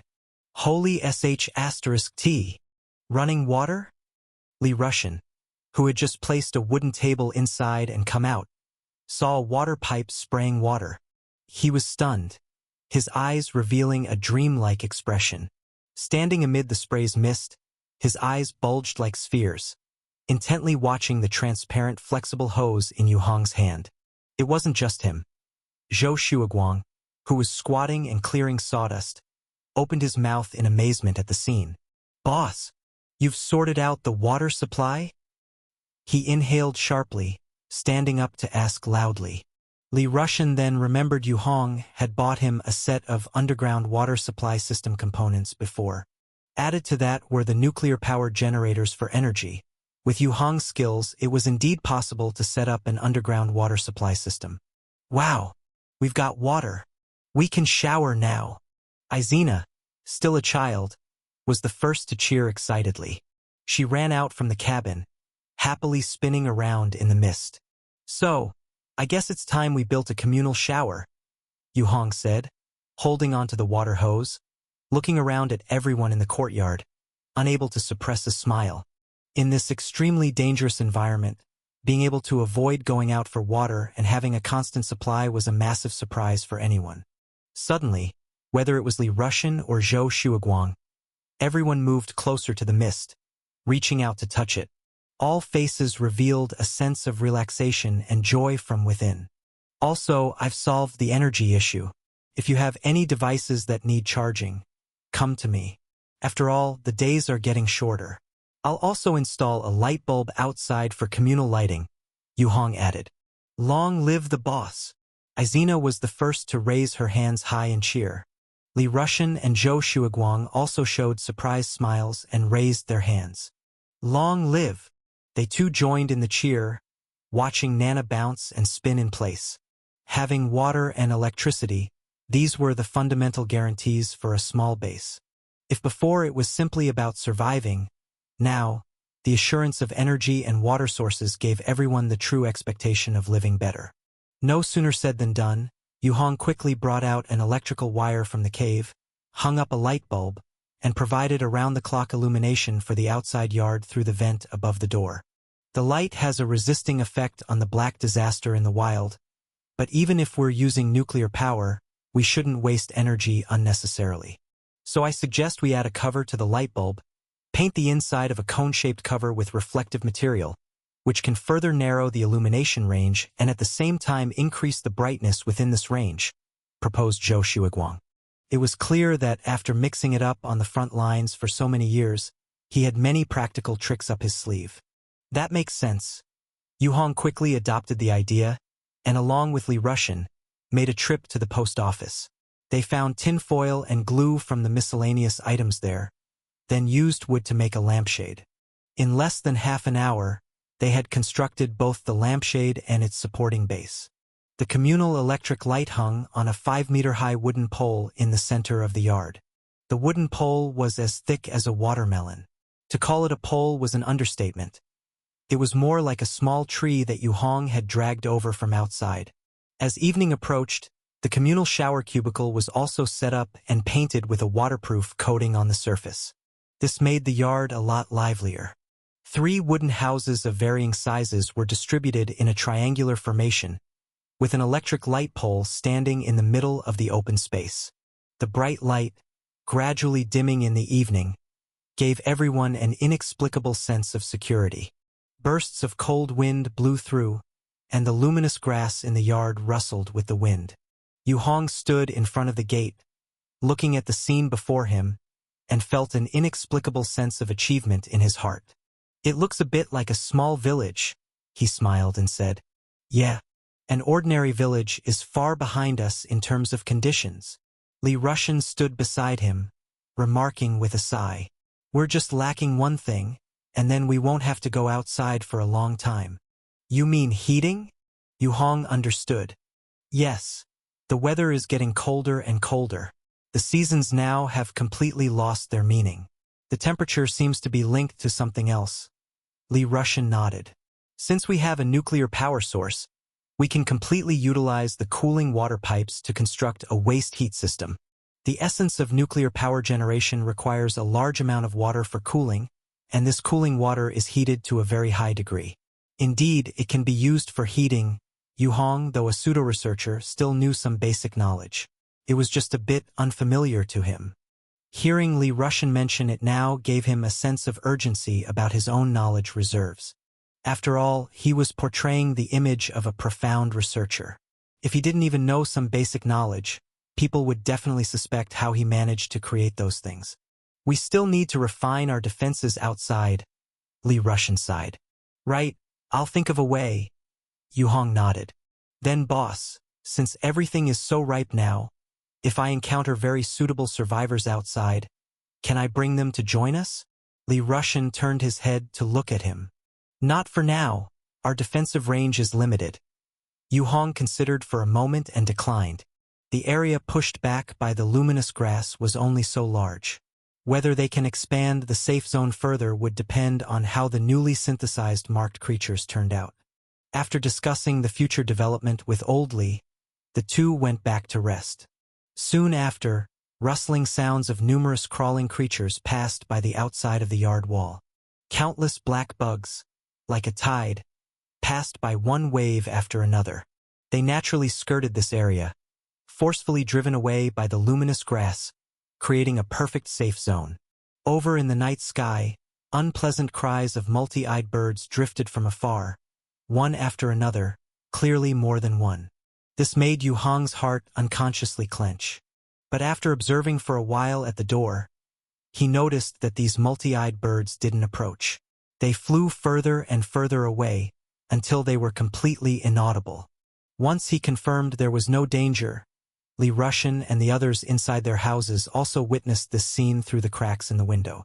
Hearing that the multi-eyed birds had completely left and were no longer attacking, a strong sense of security welled up in everyone's hearts. Whoosh! Yu Hong pulled the shutter closed and returned to the lizards and cockroaches undergoing enhancement. The box before him had several cockroaches missing, one lizard gone, and the large pyroxene stone traceless. The countdown outside the box had ended. In its place was a bizarre lizard with black and red all over its body. This lizard was smaller than the previous red lizard, with an extra pair of black insect wings on its back, and they were hidden just like those of a cockroach, nearly invisible when not spread. The wings were smooth and glossy like ceramic, with faint white patterns barely perceptible. Yu Hong thought for a moment, opened the plastic box, and reached out to touch the lizard. It was very smooth. The lizard was only as long as a palm and slender in build. If you didn't look closely, it was hard to tell it was a living creature and not just a reddish-black wooden stick. Its camouflage isn't bad either. Yu Hong looked at the motionless lizard and suddenly noticed a piece of white paper placed in the lower right outside the plastic box. He picked up the paper, and it surprisingly contained detailed instructions. Black lizard, also known as plague insect lizard, it has an insect's incredible adaptability, can regenerate quickly after losing certain limbs, is immune to most pathogens, and its body fluids contain potent toxins. In an agitated state, it secretes large quantities of venom to attack enemies through spraying. It reproduces oviparously with a single female. Its diet primarily consists of red value radiation, supplemented by some decaying vegetation and insects. Chapter 135. The Second Seal Part 3. Yu Hong picked up the black lizard with one hand. No matter how he looked at it, this thing didn't seem like something newly synthesized in a short time. The edges of the lizard's belly even had patches of moss that seemed to have come from somewhere unknown. Tiny white sandy dirt remained on its small paws. He weighed the black lizard in his hand. It was very light. Asterisk. How does one control this thing? Asterisk. After pondering for a moment, Yu Hong suddenly thought of Huisher grass, inspired by the regeneration of Huisher grass. He immediately mobilized the inner chi within him, quickly sensing the mark of the black lizard, and slowly injected the inner chi into the mark. The mark, to him, felt like an additional limb beyond his two hands, something he could sense at any moment. Asterisk. This sensation was fascinating. Since neither of the two marks was connected to Yu Hong, they floated like two orbs in midair nearby, fuzzy and blurry. When not needed, their presence would significantly diminish, but when needed, they would quickly and automatically strengthen their presence. Asterisk. Soon, a stream of inner chi was fully injected. The second mark quivered slightly, seemingly responding. At the same time, the black lizard in Yu Hong's hand also trembled slightly, crawled forward a few steps, and squeezed out a lizard egg the size of a white walnut from its rear. Yu Hong was speechless and gently pinched the lizard egg with his fingers. The egg's surface was ash-white with natural black vine-like patterns. Asterisk. Black lizard egg. Absorbs red value radiation for incubation. Time: 3 days. A black lizard takes 1 week from birth to adulthood. Asterisk. At this moment, relevant information naturally emanated from the second mark. But the exceedingly comprehensive information and the inexplicable details on the black lizard's body made a certain suspicion in Yu Hong's heart all the clearer. He held the black lizard egg and gently placed it into a plastic box. Asterisk. Could this thing have been moved here directly by the black mark from somewhere else? Asterisk. To be honest, the last time he strengthened jerky and obtained a protein bar, he was already a bit suspicious. Now, a plague worm lizard emerged and was deliberately marked as a scientific name. Asterisk, could it be that the black mark sometimes synthesizes and strengthens things on its own and sometimes directly transports or copies them from outside? Asterisk, Yu Hong speculated in his heart but lacked sufficient evidence to verify it. He then focused his gaze on the black lizard. Asterisk, now. It's time to test the specific capabilities of the black lizard. Asterisk. He had strengthened the black lizard not just for the fun of having a pet. A moment later, the cave door opened. In the dark night, countless swarms of black insects flowed densely outside the wall. They resembled a black ocean, endlessly streaming. They also resembled flowing sand, creating a strange noise as they rubbed against each other. All the huishur grass in the yard glowed with a dim white light, aided by the illumination lighting, evaporating all black insects close to the courtyard walls. The 3 small wooden houses in the yard had their doors and windows tightly shut, utterly motionless. Only the wind swayed the dangling electric lights, causing them to creak. Accompanied by the swaying shadows from the lights, Yu Hong, wearing a reinforced gray lizard suit, slowly walked out of the cave door, descended the steps, crossed the yard, and approached the courtyard wall step by step. His body now stood at 1.8 meters, and with the suit on, he reached over 2 meters. His massive size created a very imposing presence as he walked. As he passed by Zhou Shuiguang's cabin, a slight noise came from inside the house. "It's me, old Zhou. Go back to sleep. I have something to attend to," Yu Hong called out first. The noises in the wooden house paused and then ceased entirely.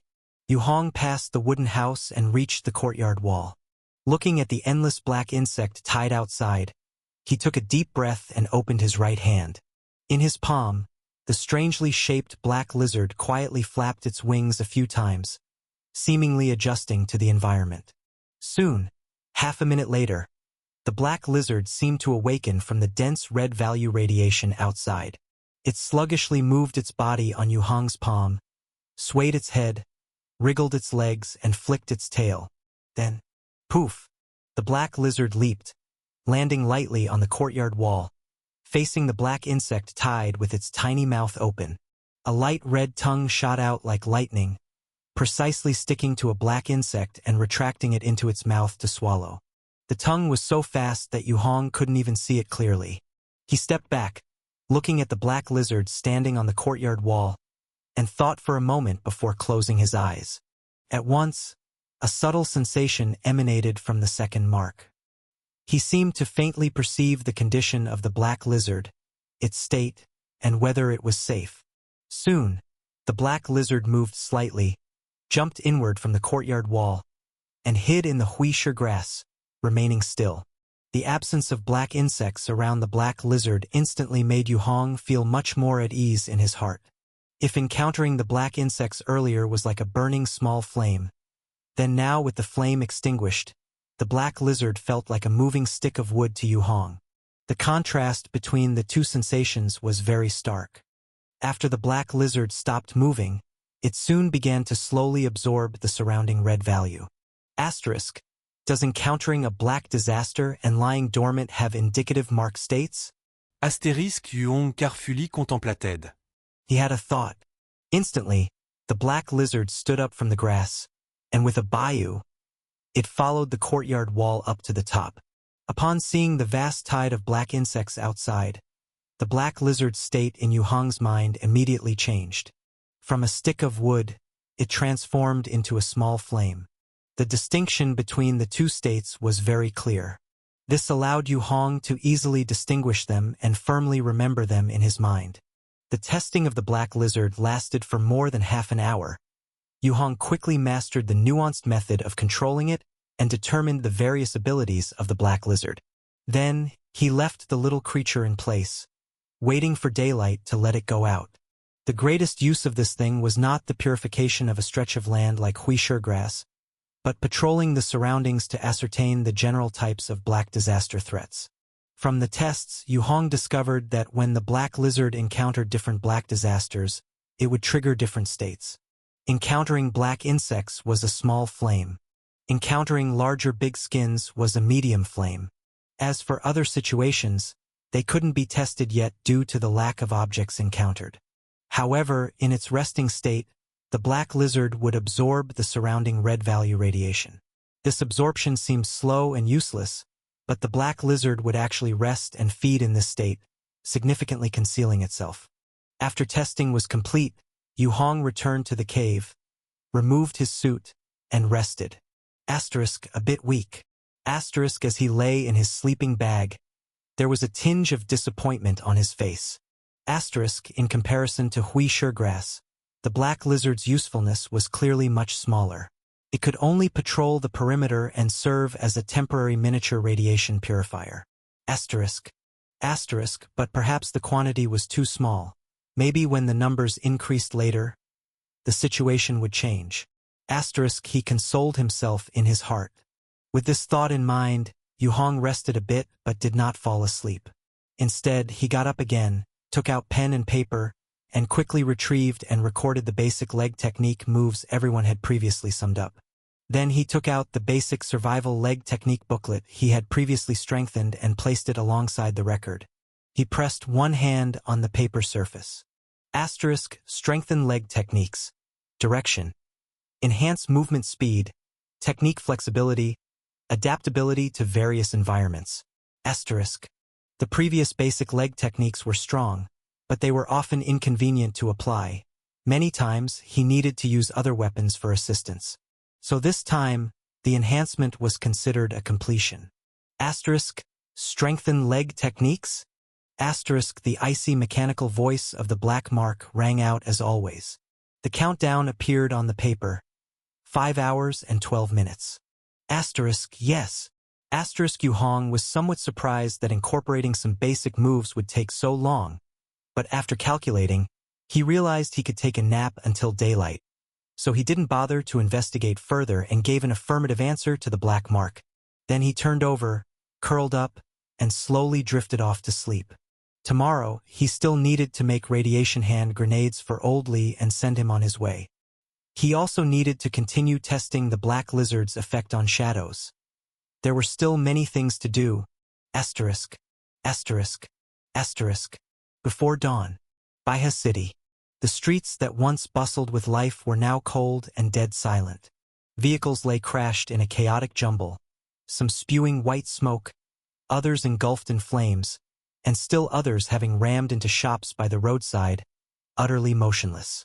The buildings that once hid people now had walls splattered with spatter-shaped bloodstains, and mutilated bodies were being pecked by multi-eyed birds. In the corridors, beside shattered doors and windows, shadows of stiff and bizarre figures flickered past occasionally. Without moving their legs, they could abruptly appear one side and then at another. Below the city, within a massive subterranean network, the piercing sounds of gunshots, explosions, and cannon fire continued unceasingly in resistance. Occasionally, human cries of despair and wails would echo, only for such sounds to quickly halt, disappearing completely. In the dark tunnels, the nuclear-powered machines continued to operate, sustaining the dim lights at intervals that offered some illumination. The floors of the tunnels were smeared with blood, yet there were no traces of bodies. Only empty humanoid sets of clothing were left. Buzz!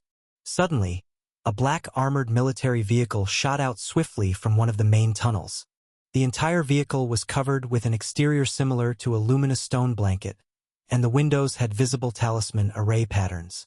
Though it somewhat hindered the view, it was the safest way to conceal at this moment.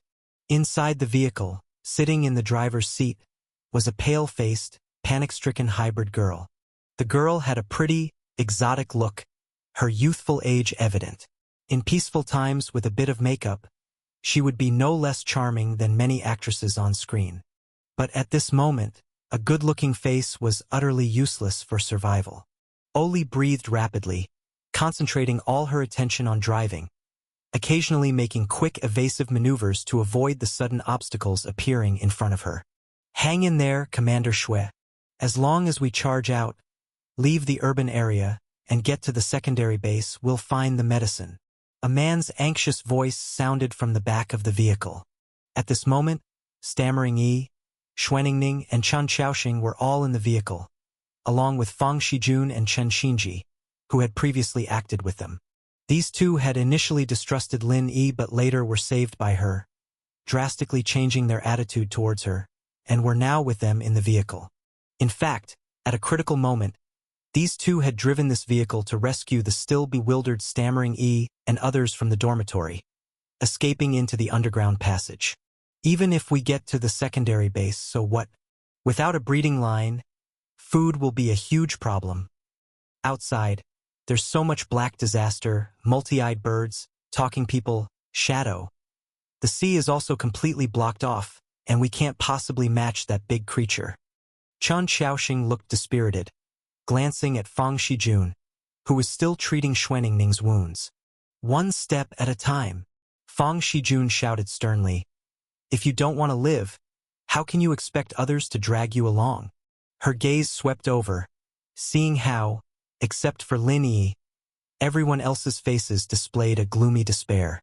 The previous attack on the harbor killed so many in the city, but many also escaped in vehicles, scattering. This part of the population attracted many black disasters to pursue them. Although it's brutal, the gaps appearing now are our best chance to escape. What's crucial is where we go. I don't think heading to the secondary base is a good idea. Chen Xinji, the second male member in the group, interjected at this point. Chapter 136. The Second Seal 4.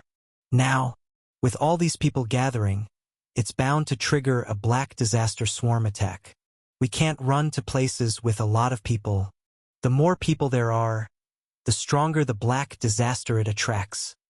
Xuaningning's leg was pierced by a piece of shattered glass, and blood wouldn't stop flowing. Before the attack happened, she had been lying on a hospital bed, resting and recovering from an injury, unable to react in time. As a result, a large multi-eyed bird barged into the hospital room, and amidst the chaos, she was rescued by Fang Shijun, who came by car. Then where are we going? Fang Shijun frowned. My sister has a temporary safe house in the wilderness. Let's head there, Xuaningning said through gritted teeth. The wilderness, the place you mentioned, might be too far away. Just rushing over there like this is very dangerous. Chen Xinji refuted with a frown. Right now, the outside is in chaos. High-risk black disasters are still roaming nearby. We need to find a nearby hidden spot to lay low. Nearby. I know a safe spot. At this moment, stammering Yi actually spoke up. She had been moving around, searching for her father and grandfather's whereabouts, teaming up with friends who shared the same goal. These people usually led their own work lives separately, gathering together every once in a while to compile the clues they'd collected. And this compendium's hidden spot was a very secure little stronghold. We put a lot of food there. Lin Yi looked at the group's skeptical expressions and reiterated earnestly. Let's listen to Yi. Xuaningning immediately decided. Asterisk. Asterisk. Asterisk. Inside the cave, Yuhong slowly awakened from deep sleep. He paused briefly, then flipped off the wooden bed and immediately looked at the Enhanced Leg Technique Cultivation Manual. As he had anticipated, he had slept for more than 5 hours, and the leg technique cultivation was already completed. What lay before Yuhong was a black book completely different in style from before. The book's cover clearly bore the words, Leg Technique. The 2 large characters were exceptionally neat, with meticulous strokes.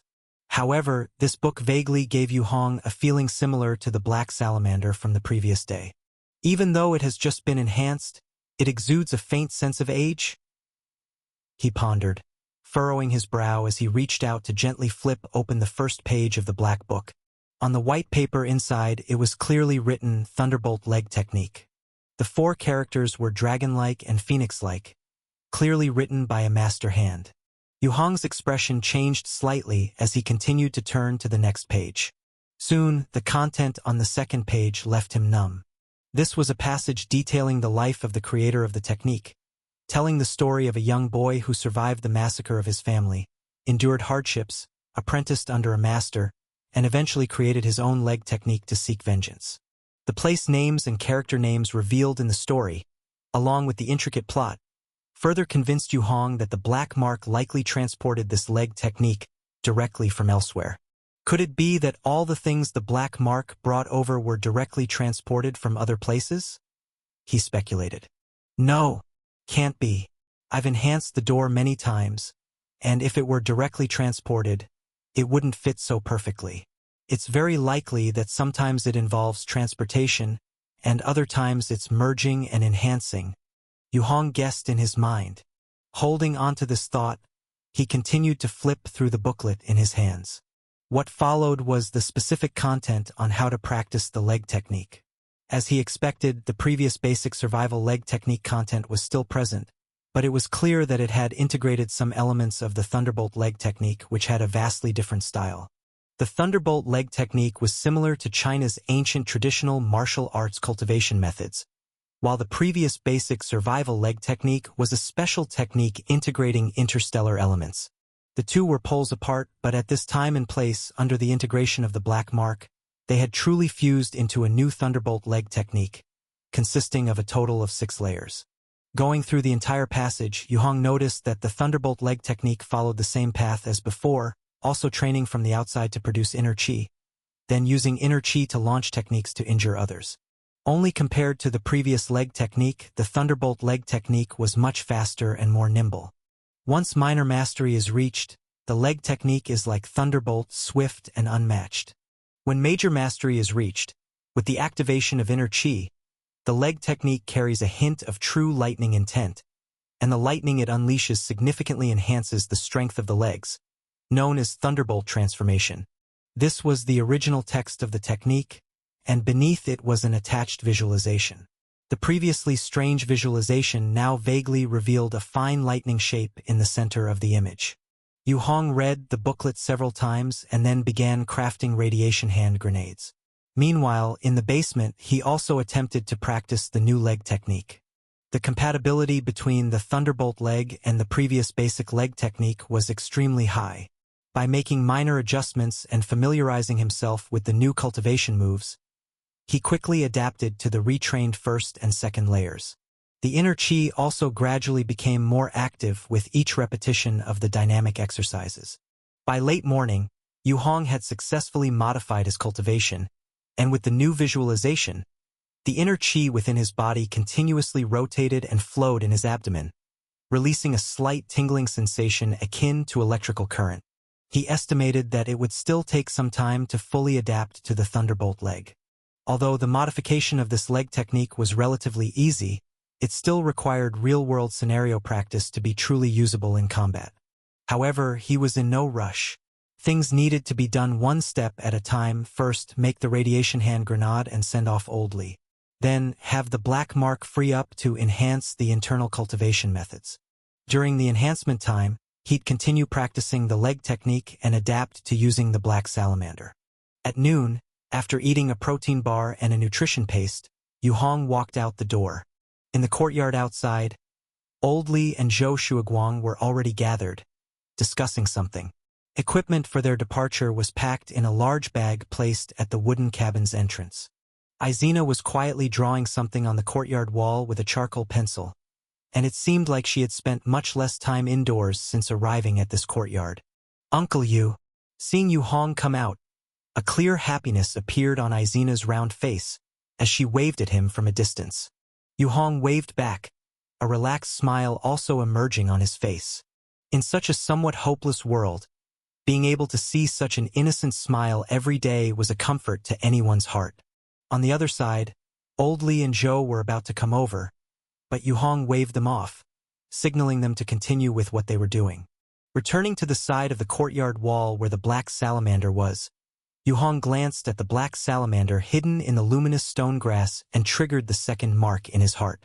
Immediately, the black salamander silently jumped onto the courtyard wall and quickly crawled out. By now, the blood-tied black insects were long gone outside. The morning fog was illuminated by the pale sunlight, which, while still deep, resembled a gray wall, much safer than at night. The black salamander leaped off the courtyard wall and, with several quick movements, burrowed into the thick fallen leaves, disappearing from view. Soon after, a strange sensation surged in Yu Hong's mind. Focusing on the second mark, he immediately sensed the black salamander's distance, direction, and status. This feeling was peculiar, as if a dark map suddenly emerged in his mind. Wherever the black salamander passed, the black color on the map was erased. Just as he was immersed in this peculiar radar-like sensory experience, the black salamander suddenly halted, its entire state abruptly turning into a medium flame state. Soon after, an inexplicable piece of information transmitted through the black salamander into his perception. It was a gray, blurry image. In the forest, covered in dense fallen leaves, a gray-white figure quietly stood by a withered tree, gazing at the black salamander. A shadow? Yu Hong immediately recognized the figure's identity. He just hadn't expected that the black salamander could actually transmit blurry image information back. This was impressive. Perfectly fits the Sentinel Patrol role I wanted. Yu Hong's previous disappointment was now somewhat alleviated. Soon after, what he didn't expect happened. The black salamander stopped, craned its neck towards the shadow. Then, splat, a dark green liquid flew from the image, landing precisely on the shadow. Sizzle. The shadow was immediately corroded, forming a hole. The figure also silently lunged at the black salamander. The image abruptly cut off. Yu Hong was stunned, his heart sinking as he grew worried. Before long, the image resumed. It was still the same forest with the same grayish blur. The shadow was gone, and the black salamander's status also relayed a sense of weakness and pain. Then the black salamander stopped moving, entering a hidden state, like Yu Hong discovered before, absorbing red value radiation from the air. He could also feel the black salamander, during the absorption process, sending back vague information indicating it was recovering from its injuries. This black salamander actually has a clear and simple intelligence. As a patrol, it can even repel a shadow. Yu Hong was completely surprised that a mere palm-sized black salamander could manage to repel such a large shadow. This was beyond his expectations and delightful. With enough black salamanders, I could completely clear away all shadows within a certain radius around. And when the blood tide appears, the black salamander could also significantly reduce their numbers. I just don't know how effective its toxic spray would be on big skin or an evil shadow, but the future looks promising. Yu Hong couldn't help but smile. The earlier disappointment had now completely turned into joy. The black salamander was healing, so there was no need to worry for the time being. Yu Hong sent a simple command, telling it to patrol the path between the cave and the post office once healed, clearing shadows. There were still a lot of supplies at the post office that couldn't be transported back, so reopening this route was the priority. After settling this part, he returned to the cave to continue training with the Thunderbolt leg technique. By afternoon, it was time for his agreed practice session with Old Lee and the others. Practice required a space, a suitable environment. Yu Hong brought his tools, personally stepping in to expand a large new area on the right side of the courtyard wall to serve as an extended safety zone for the luminous stone grass. The perimeter was temporarily enclosed with rubble. He then placed several enhanced red value detectors around, constantly monitoring the surrounding red value changes. Setting up an alarm threshold meant that if danger approached, the detectors would automatically sound the alarm. Thus, a simple training ground was established. It's my first time being so extravagant with electricity. Leaving 4 detectors running, TSK. Yu Hong compared the current environment to the past and felt a little nostalgic. Standing opposite, Old Lee also clicked his tongue in amazement. We're quite wealthy now. Boss, your skills not going to the Silver Tower is a loss for all of humanity. All right, cut the flattery, let's get to it. I'm still figuring out when and how to use and chain my moves. After I ease up, you give me some pointers. Yu Hong relied on Old Lee's combat experience. Sure thing. Li Rushan nodded, though agreeing was one thing. He glanced at Yu Hong's heavily muscular build, still a little anxious in his heart. This physique was even on par with that of a butcher back in the day. Just to be clear, you only put in 10% of your strength, he cautioned. What's 10%? I'm not very good at fine control. You'll have to teach me that too. Yu Hong nodded. Chapter 137. Information 135. In the clearing, the freshly cleared mud ground had been simply covered with some wooden boards. For Yu Hong at this time, laying these boards wasn't too much of a hassle. A saw could easily cut off a long strip of wood. He and Li Rushan stood facing each other, about 5 or 6 meters apart, neither of them wearing suits. Surrounding them, Zhou Shuiguang and Izina stood watching. It's just past 1 in the afternoon now. After we finish, it will be just right time to take a shower, and it's almost getting dark, Li Rushan said with a smile. All right, so, shall I go first? Yu Hong moved his ankles. After receiving an affirmative response from across, he suddenly took a step forward, reaching to grab Li Rushan's shoulder. Aren't you all about leg techniques? Why start with your hands? Li Rushan quickly retreated and immediately spoke up. How am I supposed to use leg techniques if I don't grab you first? Yu Hong replied as if it were obvious. Why do you need to grab me? Li Rushan didn't understand. If I don't grab you, you'll run away, Yu Hong countered. Damn. That actually makes a lot of sense. Li Rushan opened his mouth, then suddenly thought of something. Wait, are you planning to grab me and then go crazy with low sweep leg? Is that not okay? Yu Hong blinked. That's how I've always been doing it. It works very well. Li Rushan. He took a few deep breaths, trying his best to calm the surge in his heart. The lethality with that approach, it's indeed great, but what if you meet an opponent who's fast? You won't even be able to grab them. How will you fight then? Yes, that's why I came to seek advice from you, right? Yu Hong stated matter-of-factly. Li Rushan felt a lump in his chest that he almost couldn't breathe out. Forget it. Let's start with the most basic combat teaching. He pondered for a second. Firstly, you have already mastered several sets of moves with significant lethality. Fundamental skills are not something that can be learned overnight, so in order to form combat capabilities quickly, you need to understand the concepts of distance and dynamic striking points. The distance is the optimal range for your leg techniques to cross over instantly and exert the greatest power, and dynamic striking points refer to the range your enemy falls within when you launch your techniques from various postures. Li Rushan began a detailed explanation to Yu Hong about how a true leg technique master should fight an opponent. Originally, he intended to start with teaching about balance, but remembering Yu Hong's previous heavy exaggerated suit, he didn't want to waste time. After a brief basic explanation, the two immediately began to try it out. Li Rushan tapped the ground with one foot, breathing steadily, standing 3 meters away from Yu Hong. Suddenly, he took a forceful step and launched a side kick. His left leg, like a spear, thrust rapidly towards Yu Hong's face. Swish! The kick stopped in mid-air, just a dozen centimeters from Yu Hong's face. Yu Hong only reacted at that moment, attempting to parry with his hands, but they had only lifted halfway and were already too late. Impressive. I thought you were too far away to hit me, so I defended late, Yu Hong exclaimed admiringly. Seizing the weak points and relentlessly attacking, that's the basic principle of the leg techniques I've mastered. Li Rushan nodded. Your physical fitness far exceeds the standards, but you need to adjust and adapt your combat awareness when fighting people. Before, you were wearing a suit which others couldn't damage, so you got used to taking hits before defending and countering.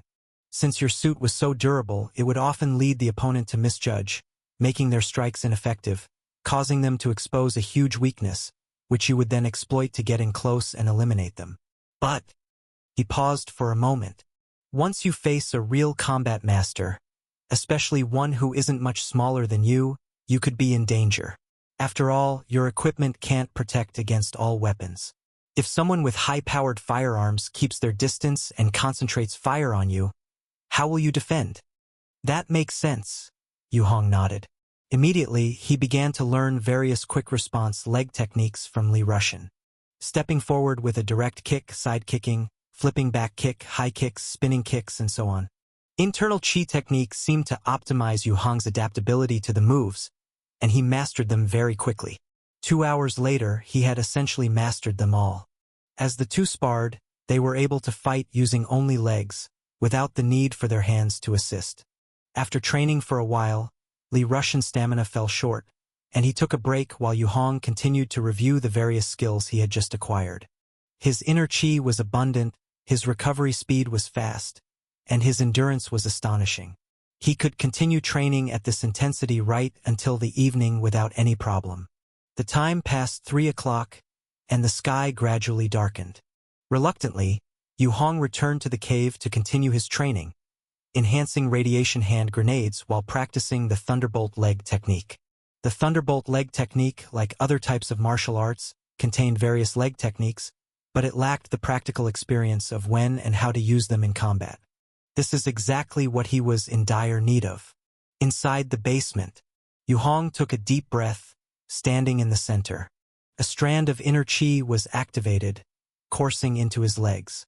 With the modified Thunderbolt leg technique, this was his first time using inner chi to try out the moves. This leg technique, in theory, should combine speed with refined martial prowess.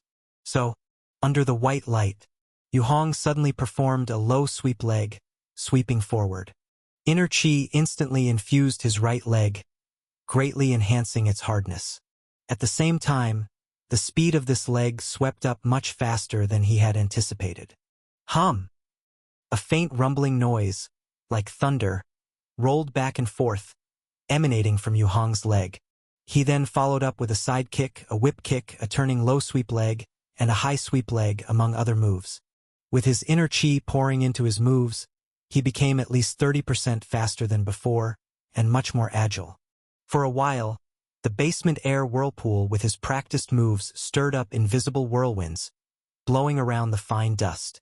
After practicing the sequence over a dozen times, Yu Hong slowly retracted his moves and stood still. Speed has increased this much, and I've only reached the second layer. By the later stages of the 6th layer, I wonder how fast I could get. He was very satisfied with the increase in speed because in this era, being fast often meant keeping alive. Once the dynamic cultivation was done, he began to practice static cultivation. But as the primary method of cultivating inner chi, static cultivation absorbed inner chi far too slowly. Yu Hong endured and completed his daily routine as the darkness fully settled outside. He took a nutrition paste, went upstairs to check on the Vortex Talisman plate's absorption. The radiation hand grenade needed the Vortex Talisman plate to fully absorb the radiation before using the black mark to optimize the structure for production. So, after intermittent work, he had only accumulated 15 to date. Almost there, 10 for Li Russian to use on the road, plus several luminous stone blankets, a silver talisman plate, a stack of ordinary talismans, and a protection suit. As long as we don't provoke trouble or have accidents, there shouldn't be a problem. Yu Hong checked the prepared items and sat down at the wooden table, nodding in satisfaction. Next, he planned to start the most anticipated part. He picked up a pen and quickly wrote down a set of the most basic internal cultivation methods on the paper. The requirements and control of the inner strength method on oneself aren't much. The key lies in the matching sequence of visualization and visualization charts. The visualization chart is the real core of inner strength cultivation. Whether it was the basic leg techniques before or the current Thunderbolt leg, both had their unique visualization charts. Visualization charts are based on the cultivator's own body and are meant to adjust to a specific state to absorb certain special energies from the outside world. Yu Hong re-examined the Thunderbolt leg's visualization chart, clearly marked as being designed based on his physical and mental state. This is like the same abstract painting that makes some people think of rivers, others see a rainbow, and still others might think of twisted houses and more. This is the so-called 1,000 Hamlets in 1,000 people's eyes. I can't create my own visualization chart. The difficulty is too great. Yu Hong looked at the Thunderbolt leg technique, frowning deeply. The writing of these basic cultivation methods stumped him from the start. There's another way, just directly strengthen it. Use the static visualization of the Thunderbolt leg technique, taken out on its own. There are many copies of the Thunderbolt leg technique's visualization chart, 6 each for dynamic and static exercises, corresponding to 6 layers. Yu Hong chose the simplest first static visualization chart. It was a square-colored chart with blue, red, and purple dots, and in the center of the pattern, a black and gray bolt of lightning struck downward. The lightning bolt pierced through the entire pattern, fierce and distorted. Yu Hong gazed at the chart, recalling the matching static exercises. His hands swiftly wrote out the simplified key points.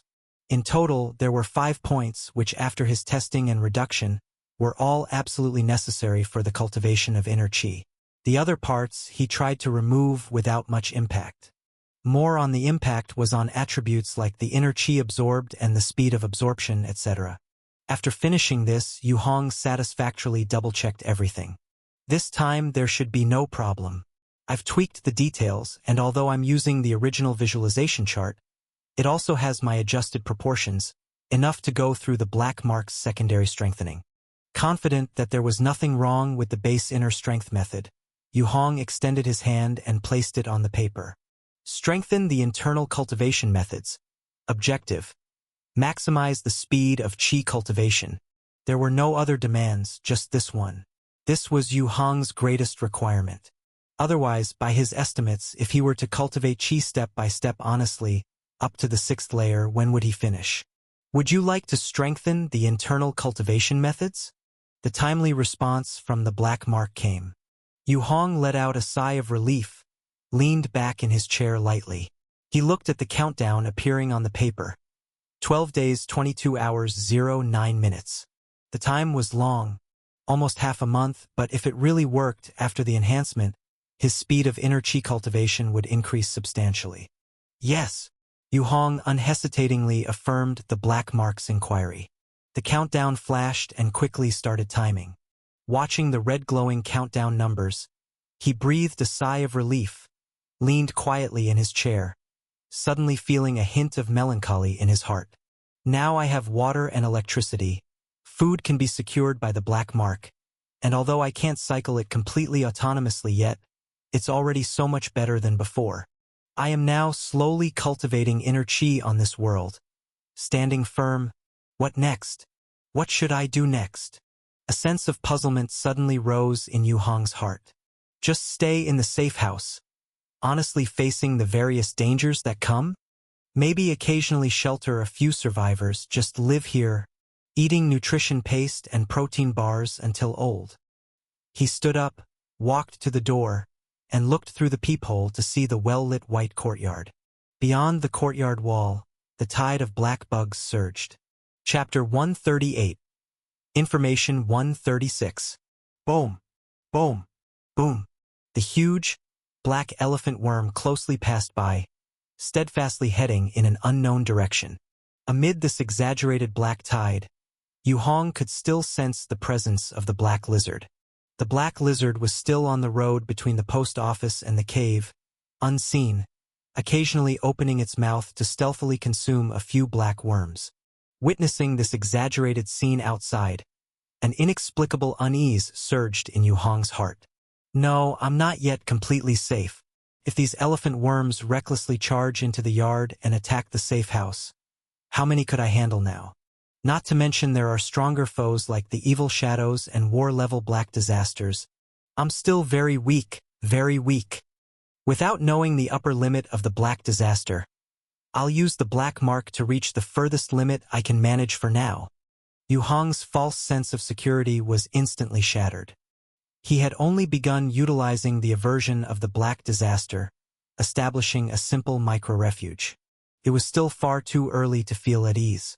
Standing at the doorway, regaining his senses, Yu Hong saw Izina opening the window of a wooden house, staring blankly at the flowing black worms outside, seemingly lost in thought. Beside her, Li Rushan was sleeping deeply, his belly swollen. When Izina noticed Yu Hong watching her, she turned her head and sweetly smiled at him. The flesh on the little girl's face appeared slightly less than before, gradually revealing a semblance of her mother's large eyes and high nose. Go to sleep, Yuhong said. The little one nodded, closed the window, and quietly leaned against her father as she lay down. She was always strong, never crying, always quiet. It seemed she knew how much hardship and cost her father endured to treat her illness. So, she tried her best to take care of herself and not cause her father trouble. Seeing the little one asleep, Yuhong also drew the shutters and returned to his wooden bed, lying on his back. The night passed without a word. The next morning dawned early. Everyone in the yard came out to see off those leaving. Yuhong handed a large backpack and the car keys to Old Li. The solar panel on the car wasn't removed last time. I hope it's still there. With such a long distance, you'll definitely need to recharge, so keep an eye on the battery levels yourself. And the radiation hand grenades, talisman boards, they're all here. He handed over the second tactical waste pack, containing the critical items required for this trip. Wait for good news, boss. Li Rushan offered an easy smile. I used to be an old postal carrier. This short trip isn't far. Remember to use the solar materials. Don't forget, boss. I know, don't worry. Yuhong nodded. There's a lot that needs enhancing with the black mark. He would have to wait until after his internal cultivation methods session. I've packed enough food and water for a month. There will be absolutely no problem. Li Rushan patted his backpack, which was filled with nutritious paste and plain boiled water provided by Yuhong. Be careful on your journey, Yuhong said earnestly. Remember to find me a pair of shoes along the way. There are plenty of shoe stores in the city. I have no shoes to wear, Zhou Shuaguang reminded him. Don't worry. Got it?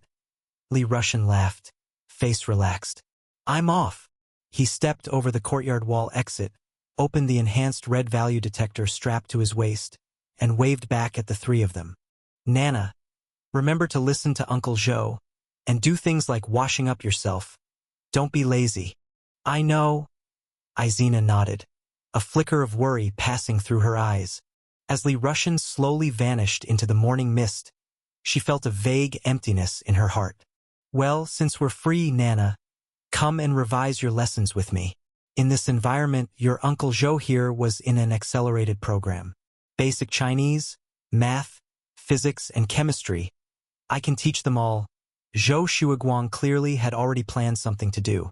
Upon hearing this, Izina's previously empty feelings suddenly disappeared, and her expressionless little face seemed to turn even paler. I think drawing will be fine. Can drawing fill your stomach? Come on, since your dad's gone, I'm temporarily your dad. And damn, I've always wanted a daughter. This is the perfect opportunity to try out the preschool materials I prepared in advance. Happiness spread across Zhou Shuaguang's face. Uncle Zhou, what about your family? Izina sharply asked. Ah, they disappeared. Once I'm healed, I might plan to go look for them too. Zhou Shuaguang's smile momentarily paused. Then he continued. All right, let's start with literacy. The large and the small waved at Yuhong and entered the wooden house to begin the charcoal pencil Chinese lesson. Yuhong was at a loss for words. Clearly, this was old Zhou's way to temporarily divert Izina's worries. Shaking his head, he turned back and entered the cave to start his routine practice. Not long after old Li's departure, the days passed one by one. Every morning, old Zhou earnestly taught Izina basic preschool knowledge, then took her to exercise after meals, followed by managing the cultivation box, hydrating, feeding, cleaning waste and debris, changing soil, and checking temperatures.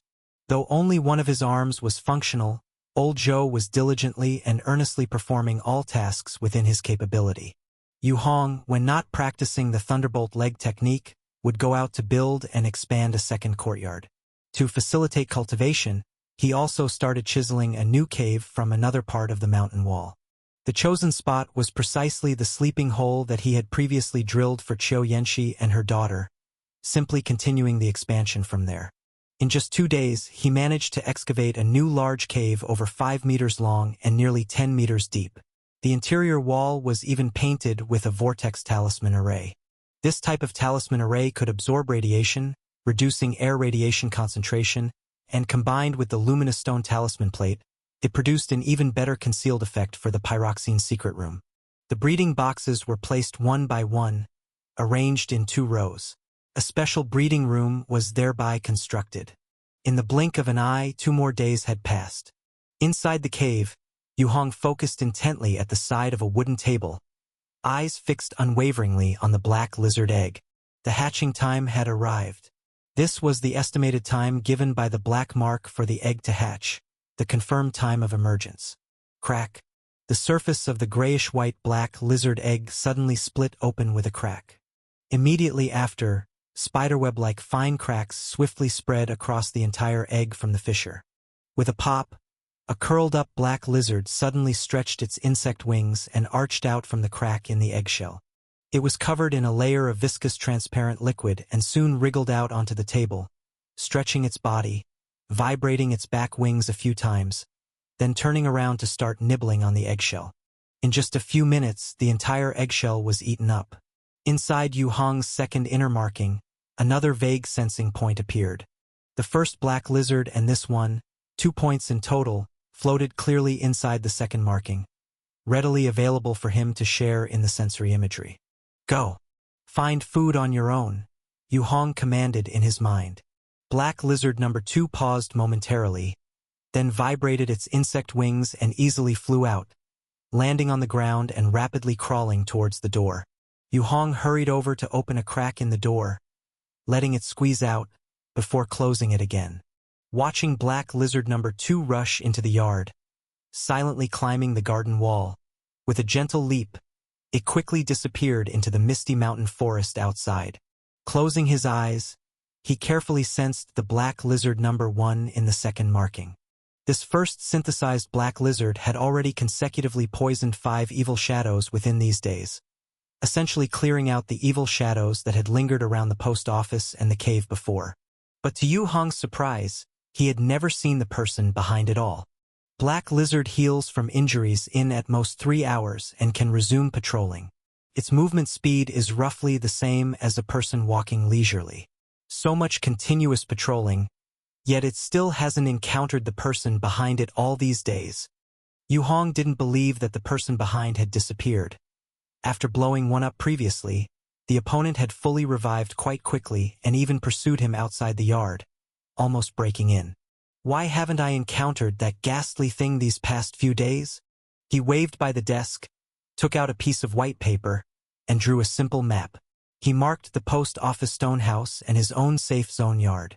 Come to think of it, where do these evil shadows stay when they are not attacking people? No one cared about this question because others were too busy fleeing from the evil shadows, let alone actively seeking them out. But Yu Hong was different.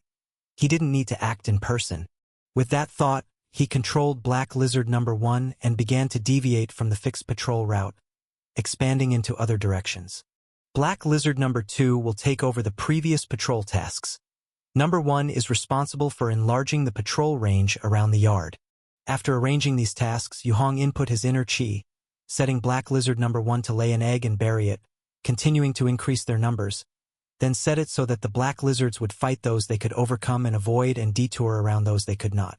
In this way, in the dark map in his mind, all the places that could be illuminated were ones that the black lizards had cleared, while the remaining dark spots indicated the presence of grave dangers beyond the black lizard's coping range.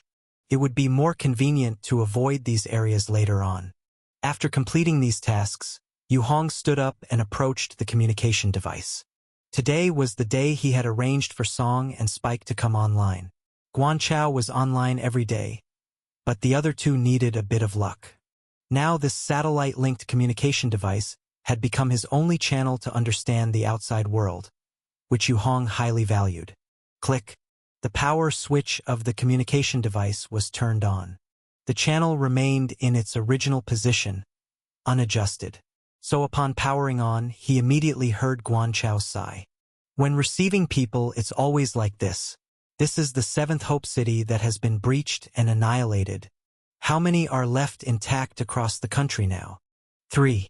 They're all newly built new Aurora cities, fully coated with the latest Sunshine 9 paint, and Silver Tower's previously developed weapons and equipment were all concentrated there. The talisman array has been stacked at least 5 layers deep in front and behind. The 3 new Aurora cities are built around the core of a luminous stone mine. It's likely large numbers of radiation-enhanced people will appear there in a short time. It's good enough that they can survive. Other expectations can wait for later, Zhang Kaijun coldly stated. Our current problem is the threat of the withered woman is simply too great. Coordinating forces from both sides with more than 10 types of intermittent people, they are also struggling to cope. Has Yu Hong come online? Guan Chao noticed the newly connected communicator and took the initiative to greet. We had an appointment about the detailed prevention intelligence I possess on the language people and the intermittent people behind them. I'd like to exchange some equivalent intelligence with everyone, Yu Hong said gravely. Are you sure the intelligence you hold is more detailed than ours? Zhang Kaijun bluntly asked. Intelligence loses its value after disclosure. How can you demonstrate the value of the intelligence you hold? Do you know there is a second stage to language people? Yu Hong calmly stated. The communicator instantly fell silent.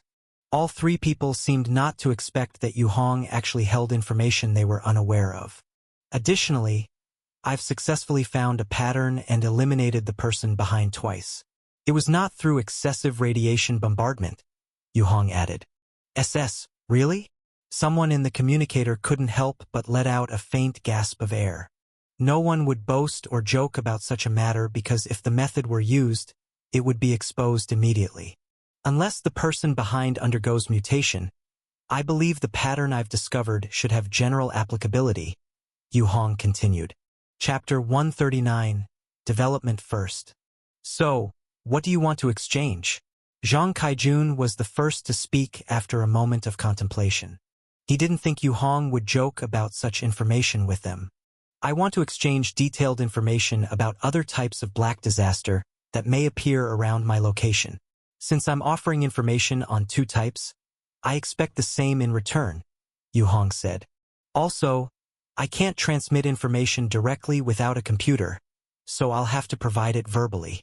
You're in the Baiqiu village ruins mining area, where the main blood-tide creatures wandering around are big skin, elephant worms, and ordinary black bugs.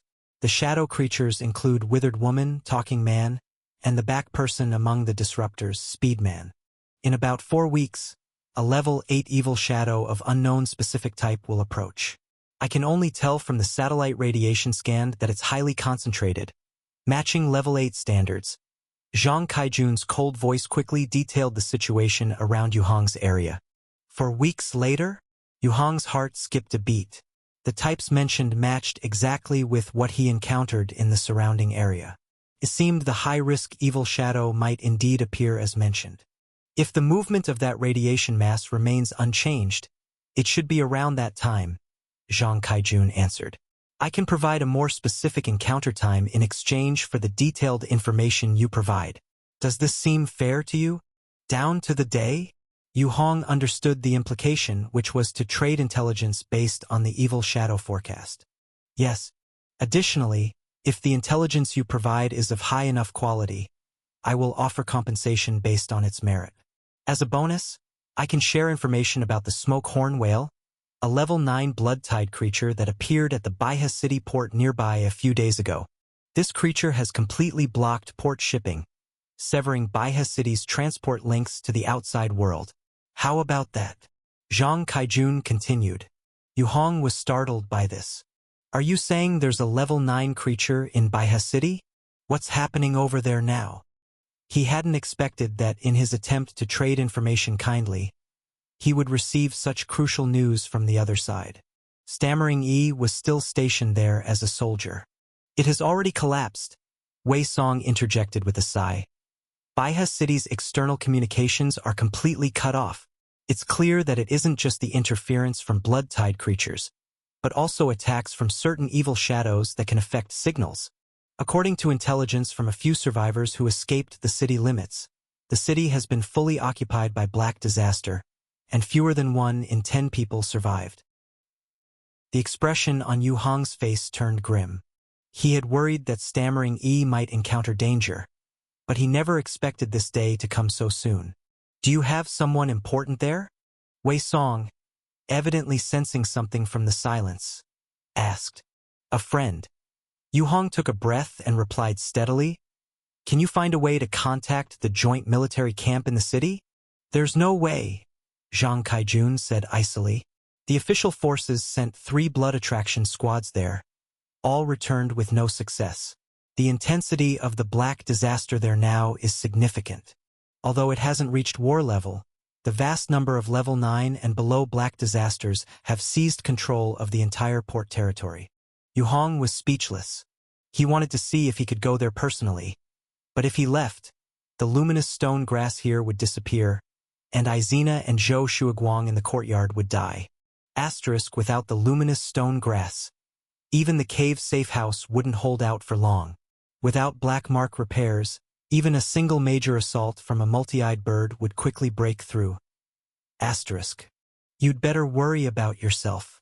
Another wave of black disaster from the front lines is approaching. If you can't avoid it. Zhang Kaijun's words carried an unmistakable cold warning. Yu Hong thought for a moment. Asterisk if he could leave alone now, the luminous stone grass would be able to survive independently. If he had enough inner chi, sufficient radiation hand grenades, and more intelligence in hand, he might have been able to undertake a rescue operation for Stammering E himself. Asterisk. Ultimately, he wasn't strong enough, and neither was the base, so he couldn't manage on both fronts. Asterisk, if I had more capable people, perhaps I could equip them well, dispatch them as scouts to investigate Baihe City. A thought suddenly flashed through Yu Hong's mind. Asterisk. If he had many capable subordinates like Old Li, he wouldn't have to take action himself in this matter. Pondering this, he mused for a moment. What about survivors? Can you help me hire some strong augmented individuals? There are 12 contactable areas around Baihe City, all with teams that include augmented individuals. But I don't believe they would be willing to go back into the city to investigate or find someone, Zhang Kaijun replied. In fact, they're facing the pursuit of black disaster themselves. At this moment, Yu Hong felt the shortage of manpower even more acutely. If he could recruit a few more capable individuals. Have you decided? Information exchange. The inquiry came again through the communicator. Yu Hong possède. All right. Regardless, he also needed to deal with high-risk black disaster. He had to grasp the intelligence in advance. With Zhang Kaijun's reminder, he could detect the approach of black disaster more precisely and prepare accordingly. A moment later, the communication device was disconnected. Yu Hong held a piece of paper for recording, looking at the specific intelligence written on it. Asterisk potential high-risk black disasters include Speedman, Tick Beetleball, and Insect Man. Asterisk. Speedman. A disruptor of level 8 threat level. Characteristic. Once faced with second glances triggering mental terror, an instantaneous strike will happen. Asterisk defense method. When encountering an individual resembling a Speedman with suspiciously thin limbs, one must remain calm and show no fear. This method can only be sustained twice, and after each ordeal, an individual's mind suffers possible permanent damage, resulting in severe state decline, endocrine disorders, abdominal pain, dizziness, nosebleeds, and other abnormalities. Asterisk. Asterisk, Tick Beetleball. Level 7 threat. A vast sphere formed by blood ticks, possessing some degree of low-level hunting intelligence, undeterred by radiation levels below 10,000 in negative value damage. Immune to physical attack damage, regenerates from any injury in 3 seconds. Asterisk. Reported from Blood Attraction Force, the Tick Beetleball lacks a true core, having been ignited by supercaliber radiation blasts, only to regenerate rapidly from remnants and fully recover. Asterisk defense method. Direct attacks can't destroy the Tick Beetleball, but can force it to reroute. Prepare path adjustments ahead of time to guide it to leave in another direction. Asterisk. Asterisk Insect Man. A unique humanoid black disaster evolved from blood ticks, level 8 threat. Possessing some intelligence, extremely fast, capable of rapidly increasing strength by consuming blood. After hunting over 1,000 people, it can evolve into a second form, with a running speed of up to 230 kilometers per hour. Its impact force exceeds 3 tons. Asterisk. Asterisk can perform short-range flashes, passing through obstacles to attack from within. The maximum flash distance is unknown. Asterisk. Yu Hong silently reviewed the intelligence he had just exchanged. Despite the lack of specific countermeasures, the value may not match the 2 pieces he provided, but these 3 pieces of intelligence detailed the high-level threats he might encounter. Each of these black disasters is certainly worthy of their level 7 and 8 classifications. Asterisk, especially the last insect man. What kind of concept was flashing inside obstacles? Asterisk. Asterisk, this meant that any external protection was virtually useless against it. Such terrifying capability in a black disaster was only considered level 8. Asterisk. Asterisk, additionally, the insect man's speed was notably fast as well, 230 kilometers per hour, converting to 63 meters per second. Just crashing directly with this speed alone would be terrifying impact force. Asterisk. Yu Hong didn't believe his protective suit could withstand it. No matter how reinforced, it couldn't withstand the insect man's flashing. Asterisk, following the principle of black disaster exclusivity, only one black disaster typically appears in the same area at the same time unless it's a rare enslaving type black disaster. But these 3 aren't, meaning at most, I'd face only one of them alone. Asterisk. Asterisk, he feared the insect man most, although he had chased cars and ran quickly as well. That was in the forest, and the car itself couldn't go fast. At most, it was 70 or 80 miles per hour. Asterisk. It was a completely different level from the insect man's 230 kilometers per hour. Asterisk, for weeks left. Must try everything to prepare. Asterisk. He stood up and paced the room with the paper in hand. Asterisk, right, I can try using the black lizard for long-range reconnaissance to see how far I can detect danger ahead of time. If it's far enough, I can attempt to use traps to guide it away. Asterisk, Yu Hong thought of the blood attraction force's idea, and suddenly a glimmer of hope appeared in his eyes.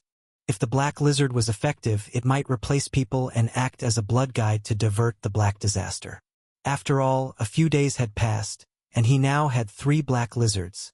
The incubation speed was quite reasonable. He immediately walked to the door and looked out at the sky through a ventilation hole. It was still morning, about 11 o'clock. In the courtyard, Zhou Shuiguang and Izina were learning how to maintain the breeding box. Clearly, old Zhou wasn't teaching entirely with peaceful times in mind. Izina wore a serious expression, hands on hips, occasionally asking a few questions. She appeared extraordinarily mature for her age. Yu Hong exhaled, gazing at the distant misty forest. With the paper in hand, he roughly confirmed the direction, then closed his eyes to focus and gather his spirit on the second mark black lizard. Immediately, a map of the cave's safe house surrounded by darkness appeared in his mind. The cave's safe house extended a straight path on the left side, like a thin gray line leading to a white stone house. This was the path he had previously patrolled with Black Lizard No. 1. The slightly larger area around the courtyard was the map expanded by Black Lizard No. 2's patrol. However, Black Lizard No. 2's expansion was far from smooth. For days, it encountered large numbers of roaming shadows, constantly experiencing damage, recovery, then getting injured again in a vicious cycle. Yu Hong realized a single black lizard couldn't clear the surrounding shadows. The shadows also reappeared after recovery, and the appearance speed, due to their quantity, already exceeded Black Lizard No. 2's clearing speed. Asterisk. Then try first to see how far the maximum distance is. Asterisk. Yu Hong hadn't tested how far the Black Lizard could go before. Remembering this, he immediately directed Black Lizard No. 2 to crawl towards the direction of the highway. And in that direction was where the new black disaster from the front line was expected to surge. In the forest shrouded in gray mist, a stick-like black lizard silently crawled rapidly forward. The ground had no bugs, only fallen leaves. It seemed as if the entire forest had only the black lizard as a living creature. Deadly silent and desperate. Swish. A light breeze blew, scattering dry yellow leaves, and the tree branches rustled as they swayed. The black lizard soon moved 200 meters away from Yu Hong. It traversed one hill after another, quickly extending to 500 meters away. The sensory feedback remained clear here.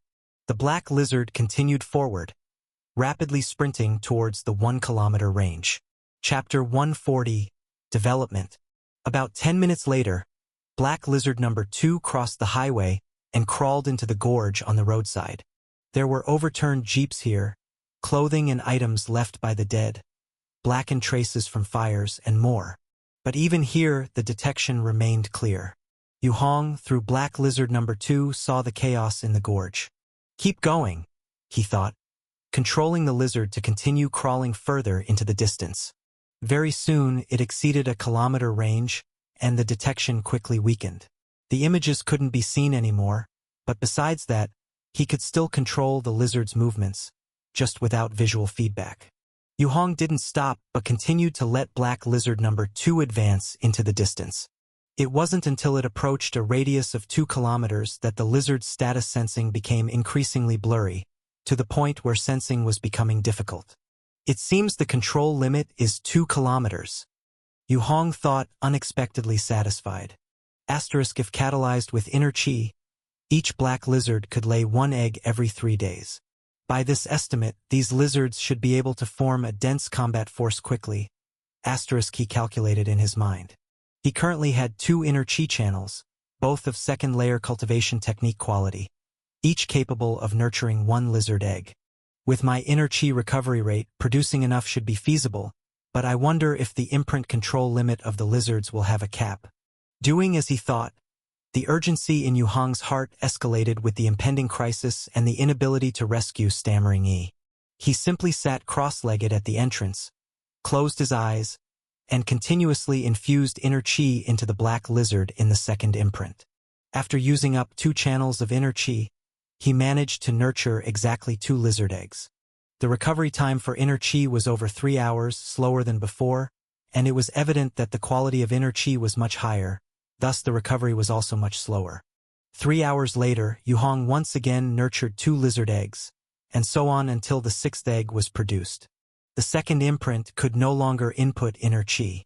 Asterisk, the hatched lizards, plus the eggs, totaled exactly 9. Is this the second imprint's limit? Asterisk. Yu Hong opened his eyes, pondered for a moment, and opened the cave door. He descended the steps and walked directly to the edge of the courtyard wall. The yard was empty. Zhou Shuiguang and Izina had each returned to their quarters to rest, and he could faintly hear their steady breathing. Yu Hong didn't wake them, standing at the courtyard wall with his hand outstretched, palm facing up. Flap, flap. Suddenly, from the misty mountain forest outside, the sound of wings flapping approached rapidly. Soon, a shadow the size of a small cat flew out, landing precisely in his palm. The shadow revealed its form, surprisingly an enlarged version of the black lizard. It was black lizard number 1, the first imprinted creature to hatch. Compared to its initial palm size, it now extended to the length of an adult's forearm. Its pair of withered yellow eyes embedded in its entirely black body, with transparent insect wings folded beneath a black hard shell, made it look eerie and cold. As he held black lizard number 1, Yu Hong thought for a moment and gently tossed it, letting it fly back to the forests, disappearing into the mist. Patrol around the courtyard in circles, expel all shadows, he commanded, intending to thoroughly test the combat capabilities of the grown lizards before the high-danger evil shadow arrived. Upon receiving the order, black lizard number 1, the only nearly adult specimen, began to crawl rapidly around the courtyard. Meanwhile, Yu Hong monitored the situation on the map in his mind. Surrounding the courtyard, under the previous patrols of black lizard number 2, 3 difficult areas had already been marked out. These posed threats that the lizard couldn't expel on its own. The first spot was along a waterway towards Baiqiu village. The second was a segment on the path heading toward the Luminous Stone Mine. The third was under a withered old locust tree on the left of the road heading towards the post office. On Yu Hong's mental patrol safety map, these 3 spots were marked as dark patches, representing hidden black disaster threats exceeding ordinary shadows. Quickly, black lizard number 1 encountered its first threat. In the misty gray forest ahead of it, a thin woman perched on a horizontal branch. The woman wore a tattered, oversized dress, gray and stained with blood patches. As Black Lizard number 1 discovered her, she also noticed it. Wham! Suddenly, Black Lizard number 1 lifted its head and instantaneously sprayed venom. The black venom shot like an arrow, spanning over 10 meters to hit the woman's dress precisely. Ah! The woman's body contorted and melted like a candle under high heat, struggling and within 3 seconds, dripped from the branch, dissolving into a black sticky puddle. Impressive! Yu Hong felt a wave of relief.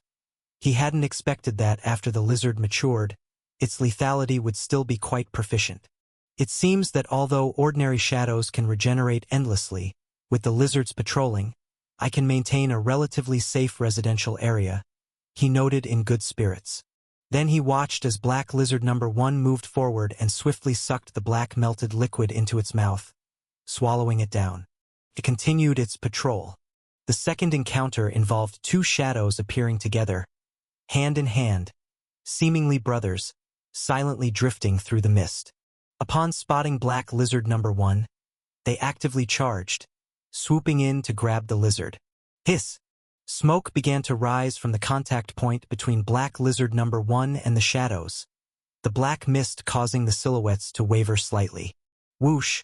Another spurt of venom erupted, and Black Lizard number 1 somersaulted to evade, watching the 2 shadows twist and dissolve into another large black puddle of liquid. As it continued forward, a faint sense of weakness emanated from itself while it consumed the liquid. Apparently, the contact with the shadows had not been without harm. 3 is the limit. Yu Hong fixed this data point in his mind. By this estimation, 9 adult black lizards should be able to clear a zone with 30 shadows. Considering other roaming black disasters and varying shadow regeneration speeds, Yu Hong roughly delineated the future patrol area of the 9 black lizards on his mental map. This area conveniently covered a circular range of 200 meters around the courtyard.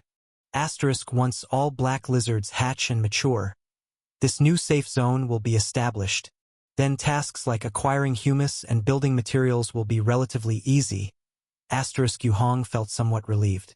The utility of the black lizards surpassed his expectations, effectively creating a constantly adjustable activity area which could probe the incoming direction of high-danger black disasters. Standard sentinels, he finalized the definition for the black lizards. After a brief rest, Black Lizard number 1 continued its cleanup command, while Yu Hong refocused his sensing vision on the distant Black Lizard number 2. Moments later, he suddenly reacted with a slight, "Oh."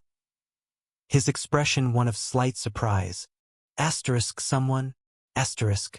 As Black Lizard number 2 re-entered the 1-kilometer radius, it began to patrol discreetly. Unexpectedly, it detected an overturned bus. A gray bus. This vehicle had tipped over from the road into a deep ditch, its exterior sealed with thick metal plates, closing off all windows. From a distance, it resembled a withered pod. Inside the bus, several figures groaned painfully, struggling to crawl out of the twisted frame. Their legs were injured, bleeding everywhere.